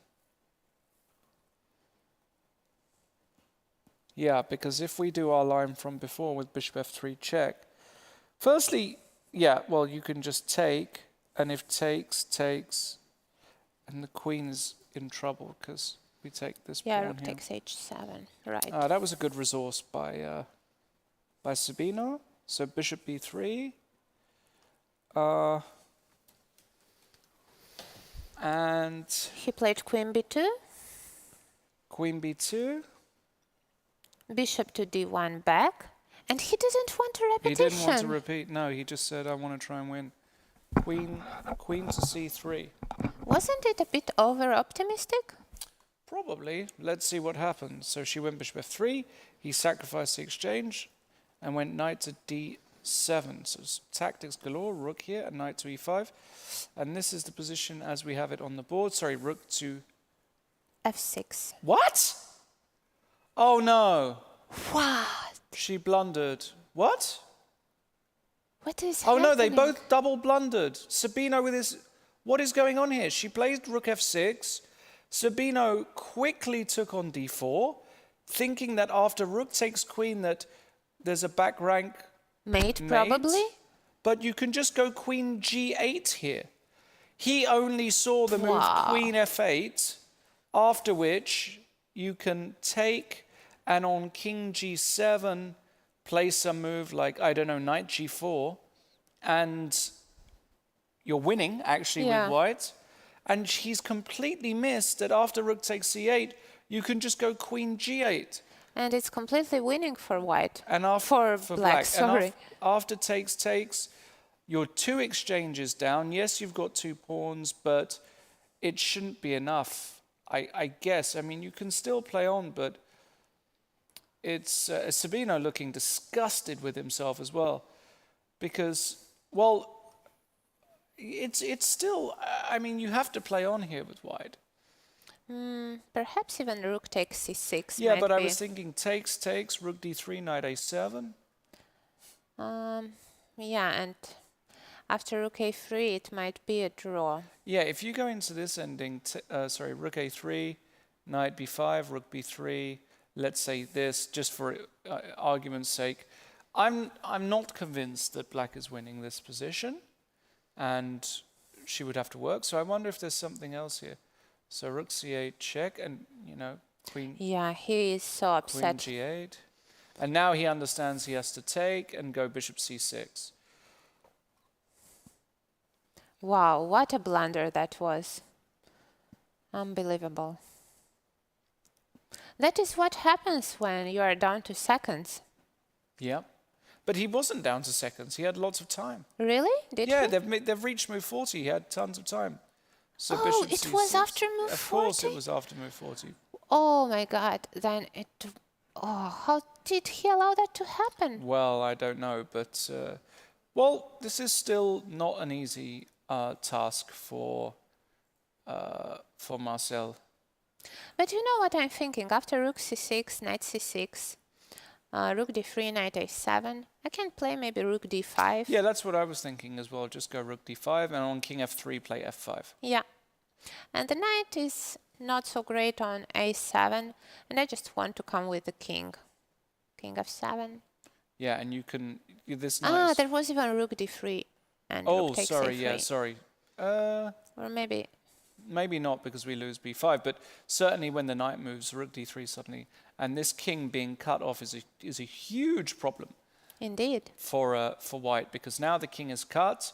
Now you can just, well, you can do anything you want. You can walk in this way, and the knight is really bad. I also think here after bishop c6, it won't take her long to take, go here, go back, and realize that this f5 move locks the king.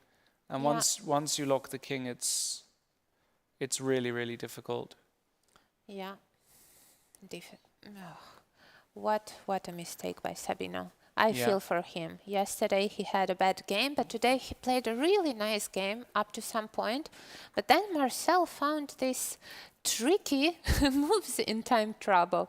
And Sabino probably regrets now for not repeating the moves before the time control. And yeah, this happens. What to do? What to do? And again, we are going away further and further from your prediction. We are. They've had a bit of a disaster today, the boys. Yeah, it just seems like the ladies kept their cool much Yeah, better in time yeah, trouble. I agree. Because there were a few promising games for the men's team, but it seemed like they have lost it in the time scramble. Going back to Jansaya, she is maintaining control, though. You've got to give some credit to Hussein here, who's keeping the game alive. Is he? Well, maybe not. Maybe the game is still dead because this king is so weak. Yeah, now I just want to play rook f1 and you have no way to protect f4. Yeah. Also, this d pawn can... Oops. This d... Yeah, pawns don't move like that. This d pawn can just run down the board. Yeah, I mean, that pawn can just go d4, d3, d2, queens.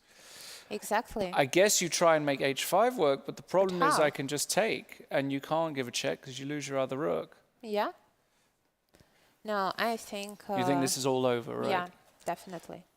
Yeah, I agree. I think this d pawn running is unstoppable. All right. Who 'Kay. should we check then now? It could be end up... what Let's did check he... Eric's game. Oh, wait! What is this? f5? What is this move? What after Is this g a bluff? Well, let's just put it. He's hoping for bishop takes f5, after which rook f7 is checkmate, and that would be good for white. So f5. Now, what if I take with the king? Oh, yeah, I can take with the king as well. Because I thought that after g takes, maybe he had some h5 idea, hoping to do something Yeah, with g- that pawn. Even Even that though- doesn't feel like it's... Look, knight g5. I have a pretty oh, that's variation. nice. Rook here. Knight f7. Oh, that's very nice. Blocking communication. Yeah. That's very nice. That's very nice. Yeah, I guess Jansaya's just got any move in the book here. King takes f5 looks good. G takes f5. The only move she doesn't want to play is bishop takes f5. Yeah. And she's got 25 minutes. No, she is going to win that one. That's too much. Yeah. Let's check Eric's game to see Yeah. how did the time trouble Okay. end. So knight d6. Eric actually offered the rook trade from h8 to h2 takes an f4, and yeah, Jovanka in full control here. I mean, actually, this is a pretty just running this pawn. I don't see a way to stop it, actually. No. Also, f3. There are some mating nets as well, just to put it on the board. I'm just being. Actually, I've got to be a little bit careful because you would never play this because of rook here, but just to put it on the board. But you know, there are mating threats, ideas in this position. Definitely. Yeah, it looks like Eric is in big trouble now, and I have serious doubts that he'll be able to save this one. And it's a pity because it seems like in time trouble he missed many opportunities in both his games. Yesterday, because he had a better position, and today, once again. Yeah, I guess maybe he should try to avoid those time troubles. Yeah. Yeah, very, very, very disappointing day for the boys who really needed a bounce back. And as things stand, it looks as though Jovanka should win. Jansaya is going to win. Marcel is winning. Marcel is winning. Gunay has got a good position. It could be a blowout. Joe Gallagher, is he going to be the only one to save face for the men? Even this is not like, Yeah. I'm not sure this is completely winning. But wait, very nicely played queen d8 check. Now he can go queen d7. Yes. But now maybe she has bishop g7. Yeah. Bishop No. d4? Queen e4 check. I'm Yeah. blundering. Sorry. No, he cannot allow that bishop to escape from h6. Right. Perhaps he has to... What about this move g4 just fixing? I mean, it feels so right to do that. What about queen e4? Queen e4, king King g3. And after queen for e5, king king h3. Exactly. Just dance around the squares. Yeah. And oh, and Marcel went in for this ending. I'm shocked. Why did she do this? Now, I'm not saying she's not winning, but her job of winning this looks very, very difficult. What? Now. Yeah, she went for this, and then she took this pawn Why instead. did she take it? I don't know, but she really should have gone rook d5 here, because now after knight takes b5, and I think rook b3, and whatever she does here, let's say, whatever Sabino does, let's say knight d4 Rook here, d4. and let's just say, for example, knight f3. I don't think this is an easy win. I have serious doubts that it is a win at all, because even without the f4 pawn, it is not so easy to win that endgame. It would be winning, but now with the pawn on f4, I guess it should make a difference.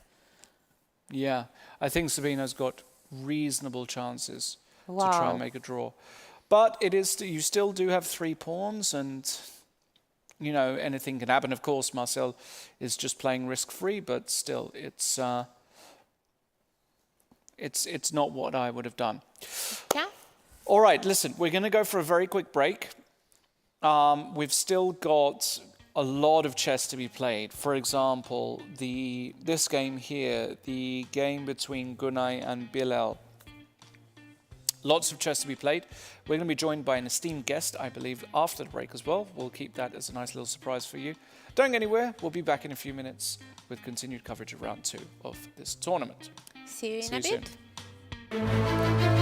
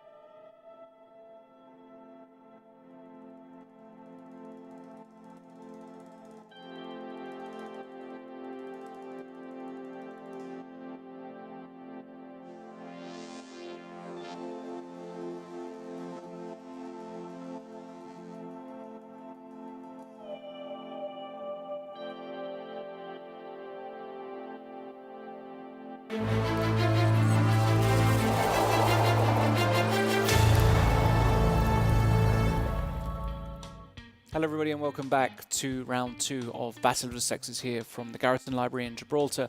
We're joined by the ladies' captain, the women's captain, Pia Kramling. Pia, thanks for joining us here. You've had 2 interesting games so far in the tournament. It's going all right on 1.5 out of 2.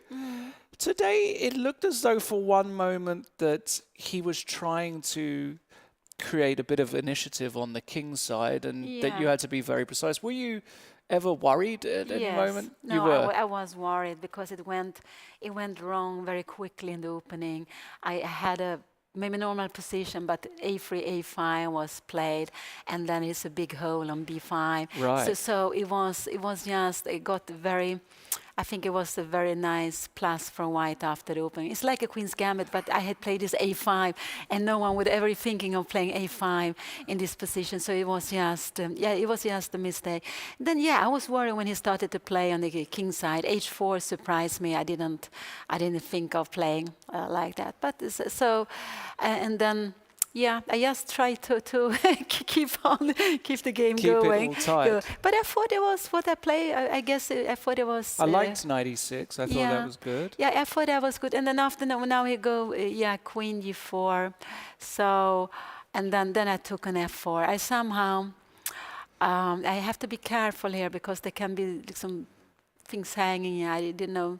So, and now I played, what did I play? Yeah, he took with the queen. Yeah, even taking with the pawn was interesting, but he took with the queen. And now I went, I went knight c6 here. Yeah. I need just to change the pieces. I have to get rid of them. Right. So and here what he do? He just. You went h5. That's. You h5. Yeah. So the idea is to go queen f5. Yeah. Right. And so to open the h file. Right. So I expected h5. Absolutely expected h5. So, and now I play queen d7 and just to avoid queen f5 here. Provoking bishop f5. Yeah, he has to do, and queen e8. That was, I wasn't sure. Queen c6 perhaps, but sometimes I'm a little worried, but maybe he could have some e4 move, and I don't want to let him to come, enter with a knight. So I play queen e8. And and now he castle. That surprised me also. So, and then, and now you were feeling a bit happier about things. Yeah, I was happier at this moment, but we had quite a little time here. And then I played this bishop d8, bishop c7. So he had to choose between what he did or now I was less worried. But it's, I don't know, here. Maybe he should take the other rook. If he wants to play rook d1, rook c d1 is maybe more logical. So I'm not kicking the bishop when I take kicking the rook when I take on b2. But okay, I play bishop c7 anyway, knight take d5, and bishop. It will be similar, I guess. So, but I thought I was around here. You were. I wasn't quite so comfortable. Yeah, I wasn't so worried here. Even I thought. I don't know if he's better or not, but I thought it was okay. Now I was more. I was less worried than before. Yeah, and you managed to take these off, win a pawn, and come back. Yeah, I went back. Yeah, because I have to keep the bishop with a king. Yeah. So here, So I guess I have a pawn, but he's very active, and so it's an a4 fixing is very a4. Nice. Yeah, this is. So what did I play? I play queen e7 here. I think this was So. Rook d7. Queen e5, bishop 3, and I play with that rook. So I had some idea if it takes, maybe I will take with the bishop. So and bishop c7 and queen d8. It was a little bit some idea I had here actually. So, but he took on b6, and then he took on b6 and then I wanted to take on. He offered me a draw, and I took it. But I wanted to take on d5, and I take on h5. And we played this. So, but he's very active against f7. So I mean. I think. So if this was a must-win game, you would play on here basically, but it's not a must-win. But he's very active. So I don't think he's worse in this position because I have this pawn more, but my pawn can't. They don't do anything. Right. So and he will just put all his pressure against f7. So what? I can go g6, king g7. No, g6 not. I have to guard f7 with my queen. So he played very bishop. Difficult. Yeah, actually. he played bishop c4. Okay, bishop c4 here. No, bishop c4 doesn't work. I go rook d8. So he shouldn't play bishop c4. This is not in this position. So maybe I was Oh, Maybe he can play rook c6 or something. yeah, rook c6. Yeah, You've got perpetual. no, I have. Yeah, I have perpetual if I wanted to. Yeah. So in rook d8, you have rook Rook c8. c8. Yeah. So rook c8. So this is yeah. Mm. Yeah, it feels like the right result, doesn't it? A draw. Yeah, It feels like he should have enough. Mm. The first round was a blowout victory for the women. You must have been very happy. And you know what? Today, it's looking the same. Fantastic result. 0 losses so far. Yeah. And no, you all have the black pieces today. Yeah, no, it's so incredible. It's incredible. I'm so amazed. It's so, yeah, so fantastic. And yeah, I was yesterday when I finished my game, I played a very long game. Because when I play my game, I'm very focused. I don't know so much what's happening around. And I went up and I saw all these white kings. Right. So it was very, yeah, I was very happy. But yeah, it looks good here today too, yeah? This Looks fantastic. I mean, there are 4 games remaining. Yeah. The only game which looks suspicious. Oh, he didn't play bishop d4. Oh, he did allow bishop g7. Yeah, because bishop d4, you have this Queen e4 check, yeah. So it doesn't work. So you need to go king He's f3. gone king f3. The idea is to play with the king. King on g4. Yeah, so queen h5, yeah. So this is a tricky And probably just come in. I don't know, but let's Queen see. h1. This is funny. Don't blunder king f5. That's Queen h3, yeah. This is very... Hold on, g4. It's not the end. Still probably winning for white. No, it's not. But if I go queen h5 now, check. You will go queen g4, I go king g6. Queen g4 and you go where? I go king g6. King g6? Do you think that holds? So little pawns left. So little pawns left. Yeah. I just have to avoid not losing the pawns. So I just think if I put the king on g6 and I can defend my pawn with bishop f6. Yeah. Oh, should it be? Should be fine. Because And also, if you take, just to illustrate here, you can probably go king h4 here because actually... sorry, I don't know. Here, sorry. E4, but what, you king h4 even. And if you go king g6, is this any danger? Oh, no, that's what I was saying. Even king g6 is probably an easy draw, isn't it? Really? Yes, because it looks... You can't attack the pawn from any angle. No, you can't attack more than with the bishop. So yeah, it's an easy draw. So that's an easy draw. So I like queen h5 here. But then, okay, queen h5, no, I'm not sure. He will go king g6. And now king e4, king e4. That's the idea. I think king e4 must be the idea by Joe. And if queen h1, I mean, you can also just go f3. But then I go queen h1 check. Yeah. Yeah. No. Then this is because as soon as I can get my king to g6 when we change queens, I think it must be fine. But can I do this? I mean, I know it's crazy, but it's one of those that either work or it doesn't work. What do you want to do? Sorry, here. I want to go here, and now I have queen h3 check. Yeah, and if I go g4. Yeah, but then I don't go. But no. But you know what I will do? I will go queen f. Okay, now I go queen f3 check. Okay, I'm going to take. And I'm going to... No. This I don't want to play. So sorry. No, this I don't want to play. So you have g4 here. Okay. Well, it's either checkmate or it's not. That's my reasoning. Either we're gonna survive that, because I don't think it's checkmate, right? Queen g6, king h4, queen h6, king f5. No, it's not. It's not. It's not mate. It's not mate. So this is fine. Yeah. Probably. But in this position, yes. Queen f5. No, not queen h1 then. Then this is wrong. And what happened if I go... Oh, well, something else has been played, which is a shocking move to me. But maybe a good one, I don't know. Maybe it's good, because queen h5, you have queen h3 check. King h6. Yeah. So... I mean, this move is just incredible to my eyes. But now the pawn is defended, and now maybe she's starting to have some idea of making lots of checks.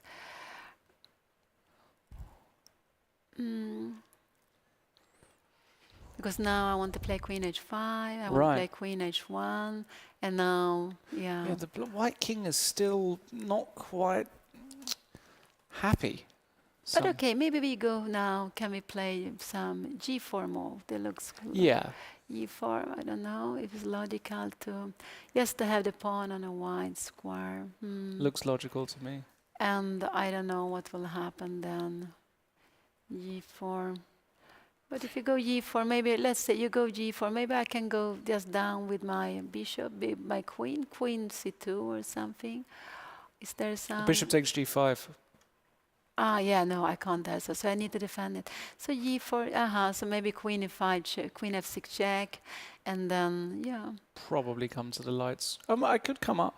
I have to actually calculate this, right? But let's just say I go here. Yeah, you go here, and now I guess I go queen F5, yes. Let's see what happened here.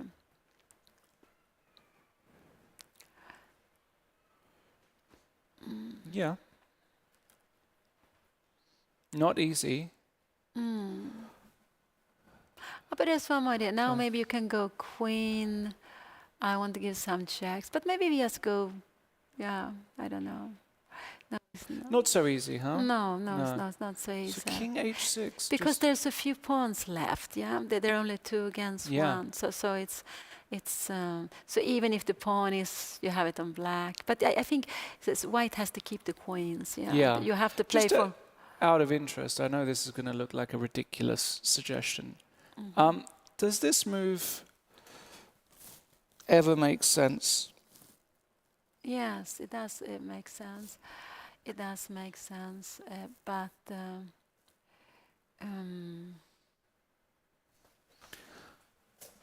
I mean, firstly, this. I mean, queen. But let's say we take. I take. Okay, and take, I go take. king h5. Okay, king e4. And now I go.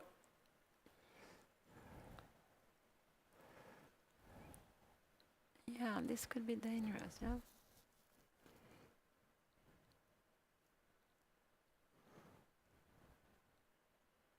What happened here? Yeah, this could. G4. I'm going to go king d5, king e6, I guess. And unless you have some. Or yeah, I also have some bishop f4. Yes. No, this is a little. I don't know how the G4. Bishop d4, bishop f8. I guess I go. Yeah. So let's just say I go here. And I go with my king. To h4. Yeah, I have to play. Okay, bishop f4. Ah, yeah. No. This is. Okay, I go. Yeah, no, you can't play. You just, no, this is over. You just play bishop g3. Yeah. No, this is finished. So no, you can't take it. So. And if you go queen c6 check, then I can go king g3. Yeah, and I'm just going to park the king on h3, I guess. If you check, I go king h3. Now I'm threatening this pawn. I guess you can come queen f6 or queen g6. Oh, yeah, you have to go. Yeah, something like that. Queen f6. So. But, wow, maybe you're still holding here. Maybe, yeah, but you need somehow the king that way, I think. The king, Yeah, the king's the wrong direction here. The king needs to go out. So if I come here and you give check here. Yeah, no, you don't have any way. I don't have any way, do I? You don't have any way. So this is, you don't have any way. So some good drawing chances still, I would say, for Maria here, actually. Yeah, I think so. I think it's good. But that didn't happen, sorry. I didn't have, that didn't was happen. a shocker. No, that didn't happen. The position is after king h6 and Joe is thinking. Let's get your opinion just on something. Well, let's have a quick, this one is still going on, which is surprising. But the d3 is played here. She played d3. Maybe I would have preferred to have, but she wants the king to be safe. Okay, yeah. Still looks winning to me for black. Yeah. No, it looks very good. Of course, it looks very good. So, yes, the 2 pieces and the Rook b-pawn. d7 played. She play rook d7, but no, I can't take. That's a trap. Sorry, I wanted to take and then take and bishop c4. No, but you take rook to f7 first. Ah. So and then you play, yeah. Yes.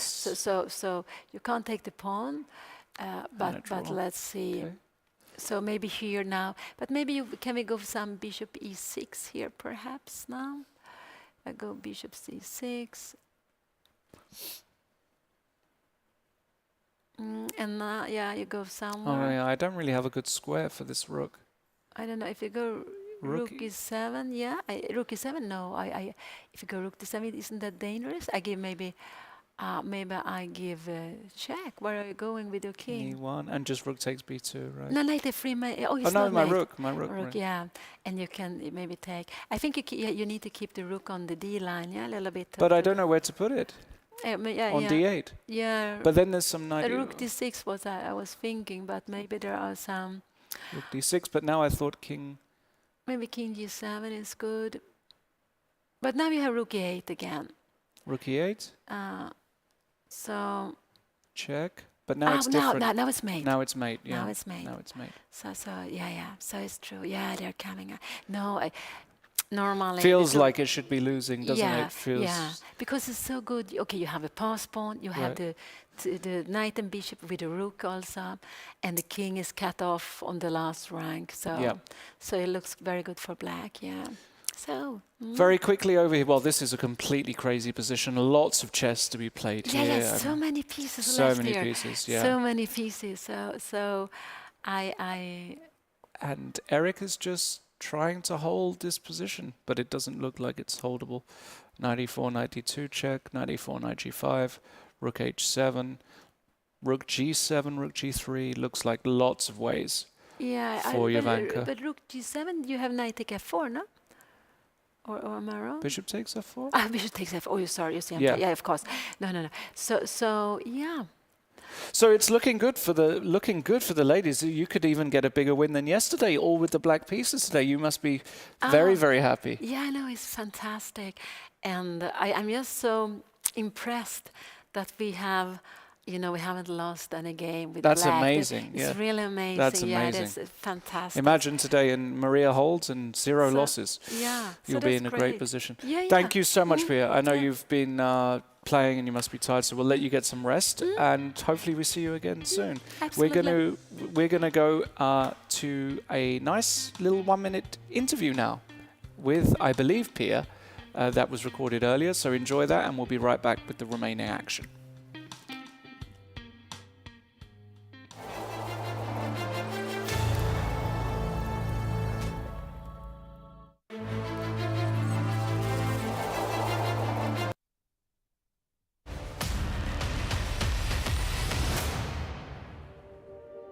I remember when I played chess the first time. This was 1973 in the autumn. I was 10 years old. I have a brother who started to play in the club half-year earlier, and I did everything my brother did. But when he went to the chess club, I said no. But half a year later, this first day of the season in September, I followed him to the club, and it was there when I played chess the first time. I didn't know how to move the pieces, I didn't know anything, but from the first moment, it was like magic for me. It was a little bit like the feeling you have when you start reading. A new word was discovered for me, and I loved it from the very first time.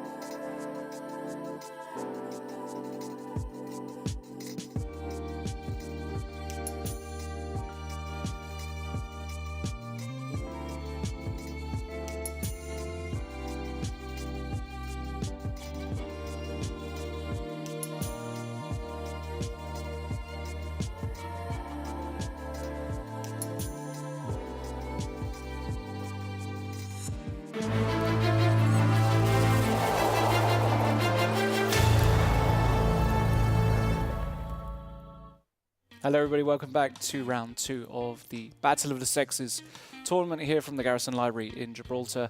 We just had Pia Kramling, the captain of the women's team, who had a really nice game yesterday, also a good game today. She managed to stifle a blossoming initiative and held the draw.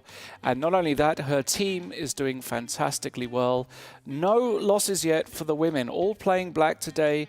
There were some shaky looking positions, but it seems as though they've been able to ride the ship, and we've got so far just one decisive result. That's Irene Sukanda, who beat Gillian.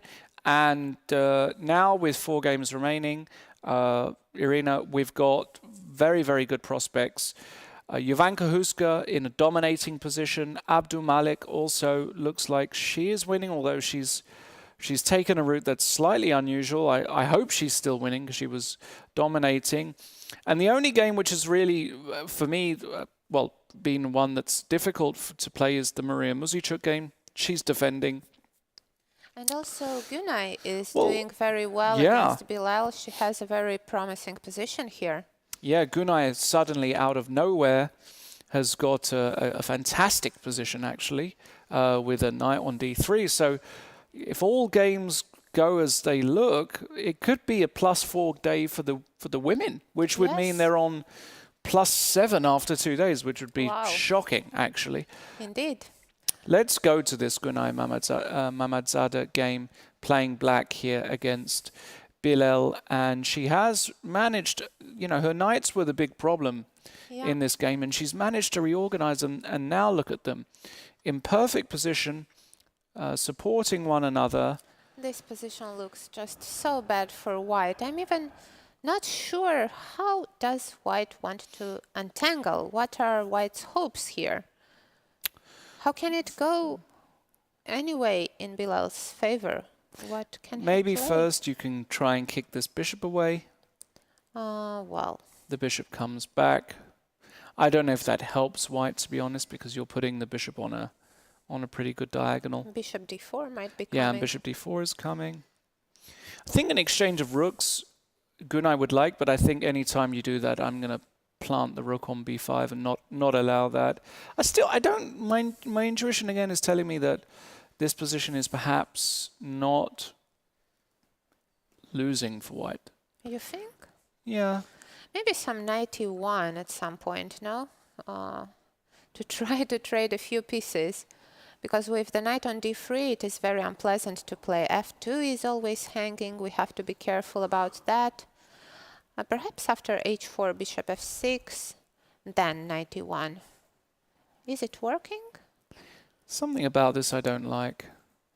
Yeah, it looks a bit ugly. Knight b4. Knight b4. And I've got to worry about this pawn. Queen d1. Looks so ugly. What if I just attack a pawn? Maybe I can play... Oh, I can't play knight c2. Yeah. Yeah. The white pieces just aren't working very well together, are they? There's poor coordination, and the black pieces are working well together, and that's the big difference between the white and black position. Exactly. He played? He played something. What did he do? Bishop d1. Now that's a sign of a position that's ugly, having to play that move. He's trying to overprotect this, which makes sense. He's basically saying, I'm trying to hang on here. Don't believe it. Don't buy it for a second. But now you need to find a route. It's still not easy to find the route. Yeah, maybe we can prepare something like e3. Let's say rook e8. And if I play knight to e3? Knight e3. Yeah, I'm not sure about rook e8. Maybe rook c8. Trying to go for the c4, but again you will play knight e3, no? That's what I'm saying. It's one of those weird positions where it feels as though black is doing really well, but I'm not sure how much better black actually is. I have an idea. Knight Okay. a6. Knight a6. Bringing it to b4. Wow. I like it a lot. Because you go knight b4 and queen c5. Exactly. So, for example, well, it's already difficult. Let's say knight e3. Knight b4. Knight b4. The queen goes... Where do you even put this queen? I don't know. e2. I can even take on e3. And just win a pawn. And then d5 will be falling oh as yeah, well. yeah. No, this is domination. No, this is a great move. Knight a6. Maybe even knight b4 works with the same idea. Knight b4 and then bring the other knight to d3. But then e4. And then e4 is hanging. e4 is hanging. Yeah. No, I cannot do that. No, I love knight a6. I think this is a class move. Yeah. So Bilal, big practical. Some big trouble. Yeah, big trouble. Let's go back to Eric Rosen against Ooh. Jovanka Huska. So it's black to play, and Jovanka managed to activate the rook. Now, can you not just go f3 check here? What after king e3? Oh, it's not mate. I was going to say checkmate. Excuse me. King f2 is. See, you don't want to blunder that. All right. Okay, that was a big oops. What else can we play here? Maybe. No, it's not that easy. No. Not But at we all. need to find a way to regroup the pieces. The problem is that white has those checks from behind, no? Eric's certainly not dead here. She played something.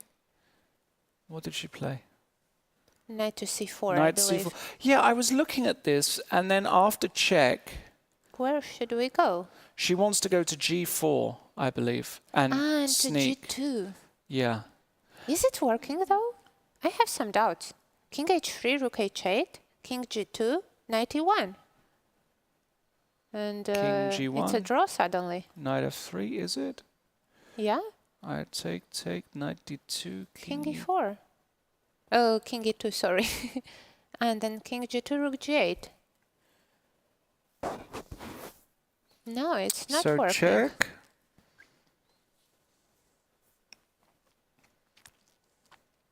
Sorry, rook g8 check. King h3 check. King g2. And then a miracle. Knight e1 check. King g1, King knight G1. f3. Knight f3. And we have a draw. Yeah? By repetition, because here after king g1, knight f3, I wanted to try this, and then knight d2, but after king e2, my pieces are just poorly coordinated, and Yeah, if the king would be on g2, but even still. then there would be a check, and it's... In fact, I can lose this position now with black, which is crazy. So we can't do that. Okay, so knight c4, so what's her idea after check? I have no clue. Probably She wants... No, king e4, knights... she wants king e4. No, rook Yes. e8. King d5. Rook... No, knight wait, b... knight b4. Knight b4, king d6. It's not mate here, right? No, not yet. But rook d8 check. Okay, king e6.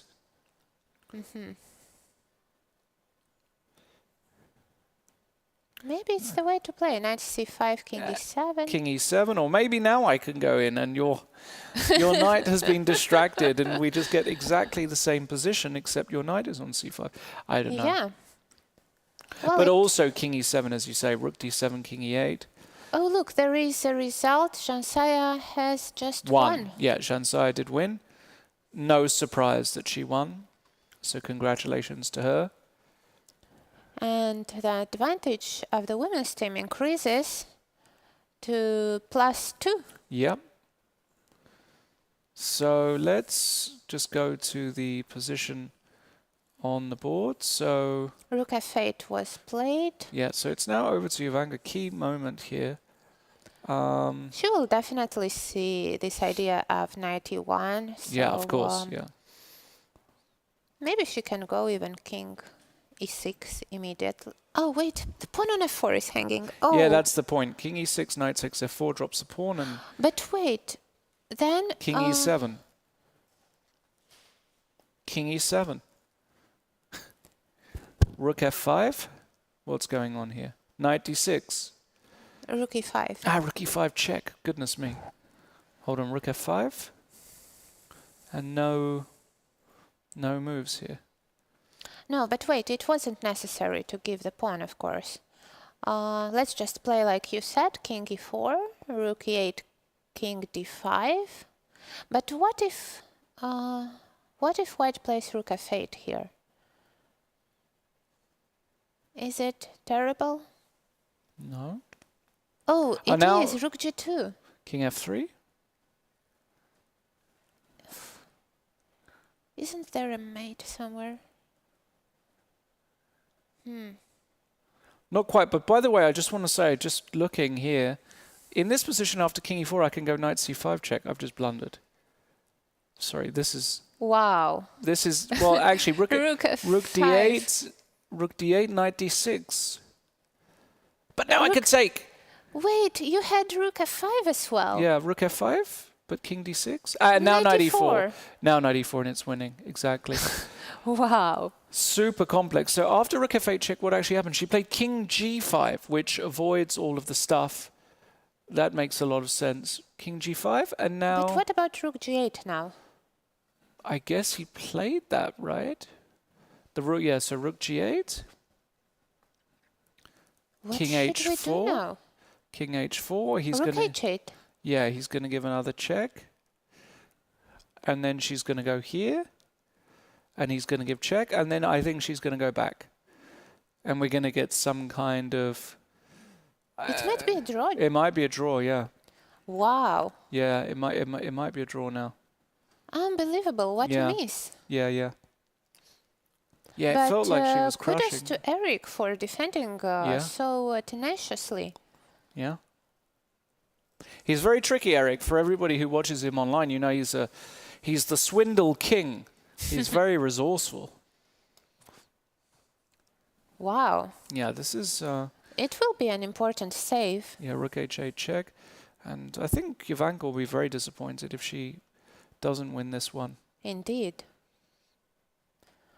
Well, Let's quickly go to Joe Gallagher because Joe, well, a pair of bishops have come off and this is a dream for Maria Muzichuk. I mean, this position you never win with white. yeah, it's just a draw. Yeah, this is just, how do you possibly win this position with white with the pawns fixed and the king unable to get active? The only thing you don't want to blunder is the queens coming off. For example, you know, King h7. No, king well, h7 is not something like, happening. let's say check, I block, let's say you go back, and yeah, I go f3, and you just allow queen e4 check or something like that.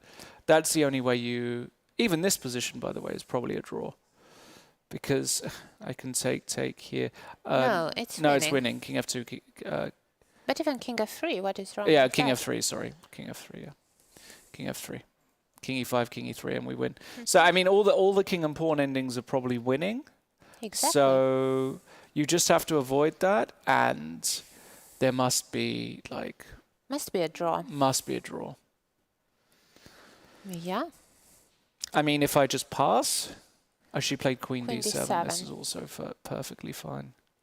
But wait, what if queen e4 check now? And queen f5? Ooh. That's cheeky. Okay, but I'm never going to swap queens. Yeah, you will play queen... Yeah. Queen d6 check. Oh, I have an idea. Okay. But it doesn't work. Okay. I thought to play f4, but you have Yeah. queen a3 check. Well, I can even take. This is a drawn king and pawn. Yeah, I was hoping to play some king h4, but it cannot really work. No, you can actually lose these positions sometimes. If you're really, I mean, But even, you know, even if you give the f4 pawn, it's still a dead draw. Yeah. I can just go here. Right? I can do anything. It's a draw. Yeah. So, yeah, okay, Joe has played f3. So what is this? Queen Queen d7 d7. and f3. But as I say, this should be a relatively straightforward draw Yeah, for just Maria. queen f7 probably. Yeah, there's just nothing you can do here as Joe.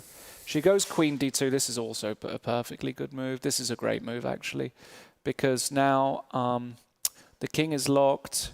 All the king and pawns are drawn. If you give a check, I can just go back, and you're protecting this pawn. Queen f5 immediately is a draw after queen e1. Right. Yeah, and Joe understands now that after queen d2, this is the move. This is a draw. Yeah, this is just a really easy draw for somebody of Maria's strength. So she's going to make a draw. Okay, so that means Jovanka's still playing on with king g4. Oh, she looks disappointed. Yeah, and she's Eric disappointed. looks very confident already. He Yeah. knows that it's a draw. And it's so disappointing. You play a nice game for 4 hours, 5 hours. We're approaching 5 hours now. And in one bad move and you blow an advantage, and it's incredibly cruel. Has happened to all of us. Yes, it has. Yeah, and that means that only Bilal against Mamadzada is still unclear. Yeah, this is just the only game left which can still have a surprise, basically, I think. Queen d2 now by Bilal. I mean, it's amazing how all the pieces are still on after 48 she moves. played that knight a6. Yeah, she did. She did. And now she just took on c4. She just took a pawn. Why not? What about the pawn on a5? Queen takes a5. Okay. It Well. looks terrible, but somehow... No, it's just terrible. I don't know. I hate this position for white. Just bishop Probably. d4 or something. Oh, careful, you'll blunder your rook. Oh, wait. It wouldn't be so terrible after that. Indeed. Well, I have to be a bit careful, all right. Yeah, you have to be careful. There are still a lot of pieces. Maybe...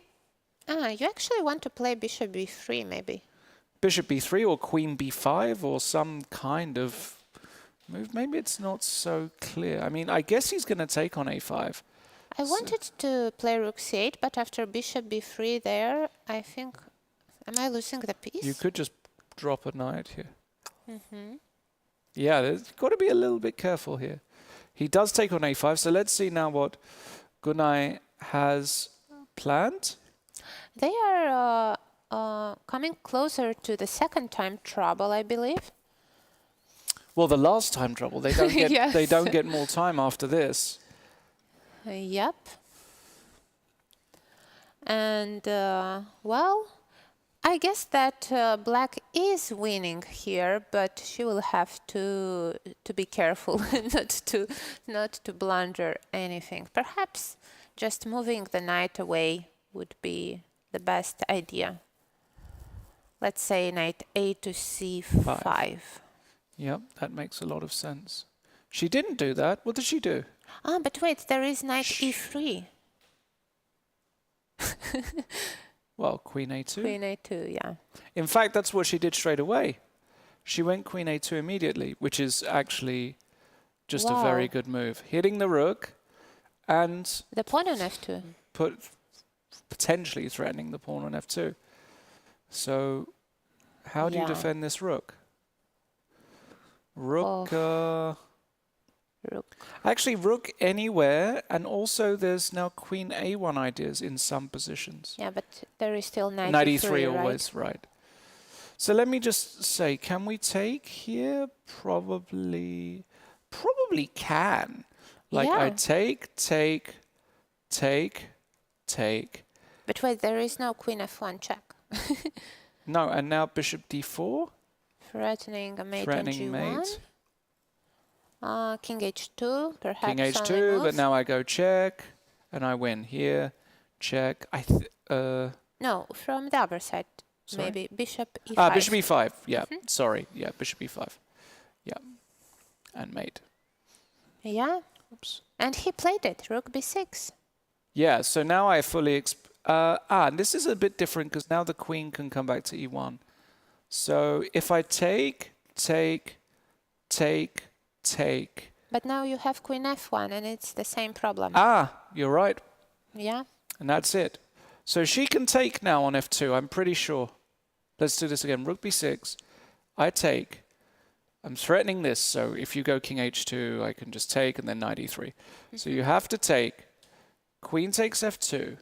If you play queen takes a6, I can play bishop d4, threatening mate, all forcing moves. If you go king h2... No, wait. Here we have... yeah. But we had queen f1 immediately, check. And it's a mate with checks. Queen f2, rook a6. Rook a6, queen f1. Yes. And bishop e5. Yeah. And mate. Yeah, this is in any combination good. And she did take on f2. Of course she took on f2. She's far too good not to play this move. And Bilal is going to lose this game. Yeah, it's totally lost. And yeah, completely What a game. deserved result for Günay, who just handled fantastically this position.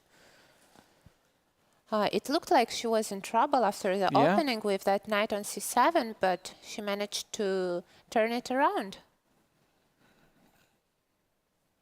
Yeah, it looks like the ladies will be winning with a very big score today. Huge score, yeah. And all with black pieces. Unbelievable. Yeah. Wow. So knight takes f2 is on the board, and I see absolutely no way for Bilal to continue.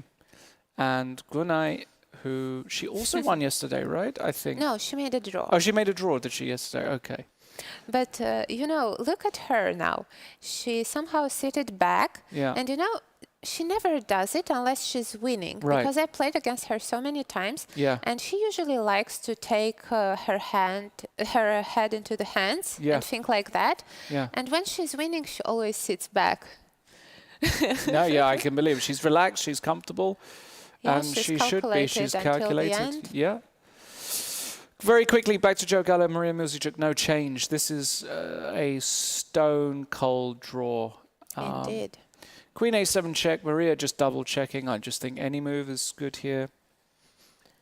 I don't see how she can even blunder, to be honest, this position. I just don't see. I don't see a way this is ever... Yeah, I just don't see how you can play. We'll wait for Günay. Yeah, but it looks like the ladies are winning with a high score. Really high and score. The men's team didn't even manage to win one game. Amazing. Amazing. And it could have gone even worse if Sabina wouldn't save that. Could have been much worse. Game. Yeah, I agree. I agree. And Queen b6 check. And I think they are close to repeating in Gallagher, Milzychuk. Jovanka, has there been any change? No, after King g5. Eric. What is Eric thinking? Why not rook g8 straight away? Is he trying to get ambitious? Because that's how you lose these games, that's for sure. No. Because f3 check, rook here is threatening mate. Indeed. No, it's no way to play differently. Rook g8, yeah. Yeah, he played rook it. g8. And this is probably just going to be a draw. Yeah, there is no way to win this for black anymore. Well, a game with ups and downs, but it will be an important save for Eric, and perhaps it will give him confidence for the next games. Absolutely. Joe has tried the move Queen f2, meanwhile, against Maria Milzychuk. Just to demonstrate, I think the king and pawn ending is a draw still.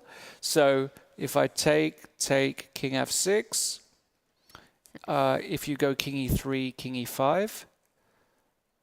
Yeah, it is king e2. King e2. King e6. Just a funny But way. even king f4, right? King f2, king e5, king e3, king d5. What about f4? Oh no, f4 is winning. Sorry. It's the g pawn. Sorry. This is. You see, you can screw this up, and king h6 is winning. Right. Oops. Okay, so king e3. No, I could lose this actually. No. Yeah, that's why you had to play king e6. Yeah, you don't. So after king f6, king e3 to go king e6. No, king e2. So king e5, king e2, king e5, king. King e2 and king e6 Yes. and take the opposition this way. Yeah. Yeah, that's nice. This is the distant opposition, 3 squares, and this is probably still a draw actually. king d3, king d5, king c3. Well, now you can go king c5 probably. Yeah, definitely. f4 take. I'm still in the square. Right. Also, yeah, just to show you guys. I get back. So even the king and pawn ending is probably a draw. Oh, and Gunnar just won the game. Yeah, and Gunnar just won. That doesn't surprise me. Well, he just resigned after queen's takes f2, it seems. So doesn't surprise me. So, A very good game by the young Azerbaijani player. yeah, Fantastic result. yeah, great result. And Bilal in big trouble. He lost both of his games. Yep, Bilal having a very bad start. All right, let's go back to Eric and Jovanka. I expect it will be a draw very soon. Rook h8 check, king g4. This must have been 3 times already. Yeah, I believe so. Yeah.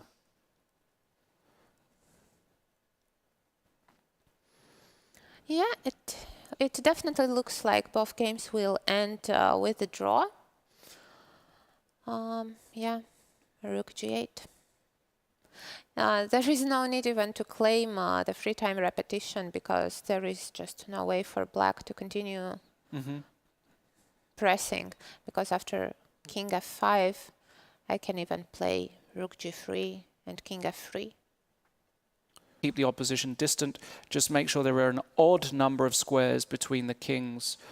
Just to show that king d5 here probably is losing, because now white can take the opposition with king d3, and on king e5 play king e3, and all of a sudden you've lost because of king and d5, after f4. king f6, it is funny that we should go for king d4. Exactly. Taking the opposition, king e6 and king e4, and finally I get in. And Maria, well, I mean, classically trained, Joe just understands that there's probably... Definitely gonna end in a draw. I mean, 99%. Exactly. Can he try king e1? King e1, king e7, keeping the opposition still. It is funny. Yeah, there is no way Maria can mess it up.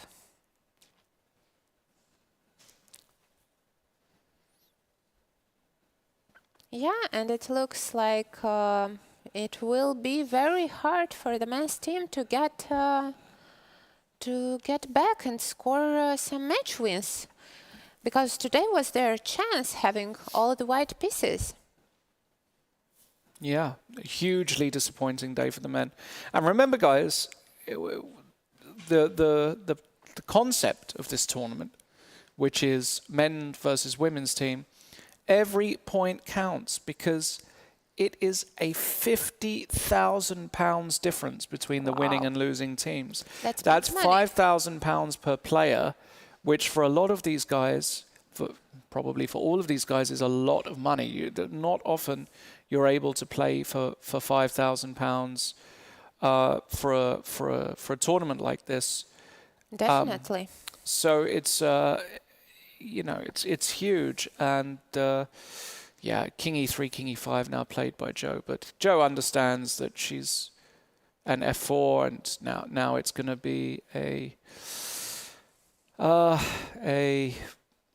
draw. Just any move is actually good. Not king d5. Just not king d5, yeah, but king f6, king takes f4, and king g6. And Joe will probably play to king and pawn, because there's no benefit in just accepting the draw. G5, king g7, king f5 will be played. King f7. And it looked like he had. Oh, and they just agreed to draw. They just didn't even bother. Yeah. Wow. Yeah. What a day. Incredible day, incredible scenes. And my prediction was completely wrong before the day. I thought the men were going to get 2 wins today, +2. I was also wrong, because I believed it will be an even match. 50-50, yeah. And what's ended up happening, the women have destroyed the men. Yeah. +3 on the day. Could have been more. Jovanka Huska could have won. You know, Marcel Marcel had a winning position for sure. It could have been a blowout day, +5, and then the task for the guys would be horrible. Still, there are 7 more rounds, so lots of chess to be played. So what should men do now? What should be the strategy to get back and try to even the score? I have absolutely no idea. Play better moves. I don't know. Get lucky. It's been desperate so far. To get 0 wins today, all with the white pieces, shocking. They need to have a real hard look in the mirror and ask themselves, how are we going to get out of this one? Right. That's it. That's all we got for today. Ladies and gentlemen, thank you so much for joining us as usual. We will be back for round 3 tomorrow, same time, same place. And the question on everybody's lips is, as they go home, are the men toast? It's 2 rounds in. They are losing by 6 whole points. Unbelievable. How are they Who going would to come back? expect that? I don't know. Are they going to come back tomorrow with the black pieces? They need a miracle quickly. You'll only find out in one way, and that's by coming back tomorrow, 3 o'clock, Central European Time. Until then, Yeah. See you guys. See you and later. Have a nice evening. have a nice night.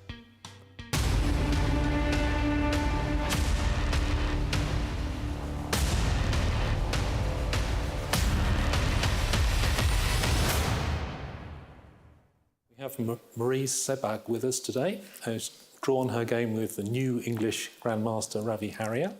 Can you tell us something about the game, Marie? I was black, and it was a normal game. I was some difficult position at one moment, but I tried to play my best and to do draw. Right. Have you played him before? No, it's my first time. First time, right, okay. Right, shall we have a look at the game? Okay, Marie, let's have a little look at this position. Okay, in this position, you can take some advantage with this move, because now you want to play knight h2 and knight g4. Yes. Yeah. And I cannot play this because you can take on e6. Yes. And it was very good move because I am under the pressure, and white has some advantage for because this is very weak and I cannot move my rook, and it's a difficult position for black. It's quite cramped, isn't it? And you've got the backward e-pawn, so it's difficult to know what your plan is going to be here. I don't know. I want to put this, but knight of c6, course, so I don't know what I do. Bishop b6, it can be possible, but b4, b5 for this to take this square. Yeah. So h4 is the move you were worried about. Yeah. But after rook e3. Rook e3, now I am very happy because I play this, and now you cannot move this because of pressure on because f2, of f3. and you cannot take because rook f3. Yeah.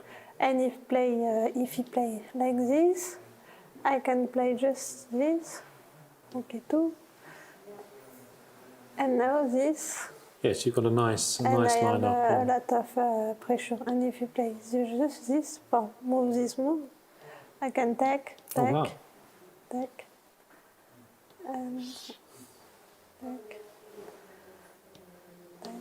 I still haven't. Oh, right, okay. And this, Knight takes d4 check, which would be very nice for and you. I won one pawn, so Yes. now So it's okay for black. h4, and now it's good because I can move, so just this. yeah, you can consolidate. Okay, 5. Yeah. And now I have some plan with bishop b6, e5. I have a lot of tricky, so I just play this too. Yeah. Back. I took. I just. No. This is not the game. This is the I play A6. e6. Yeah. E6 bishop for bishop b6. I don't know what I want, but I don't want b4 b5. So e6 is very good. If she play instead of h4. Instead of a6. Oh, sorry, h4. Yeah, she play b4. I can play just this. Yeah. Because if he takes, I took up, And again. Another this. trip. And yeah. Okay, right. Okay. And so it's very good for black. So after that, it was fairly even, fairly level after A6. Yeah. E6, it's I play E6. Look F1. And now Rook E5. And now we change all because I want to play Bishop E6, Queen F7. Yeah. And a lot of pressure for black. Yeah. If you play some like this, I can play just this, stack, and now. Yeah. Big exchange. Oh yes, you've got that. Yeah, I have a lot of activity now. You've got a lot of play. Yeah. Okay. Okay. Thanks very much, Marie.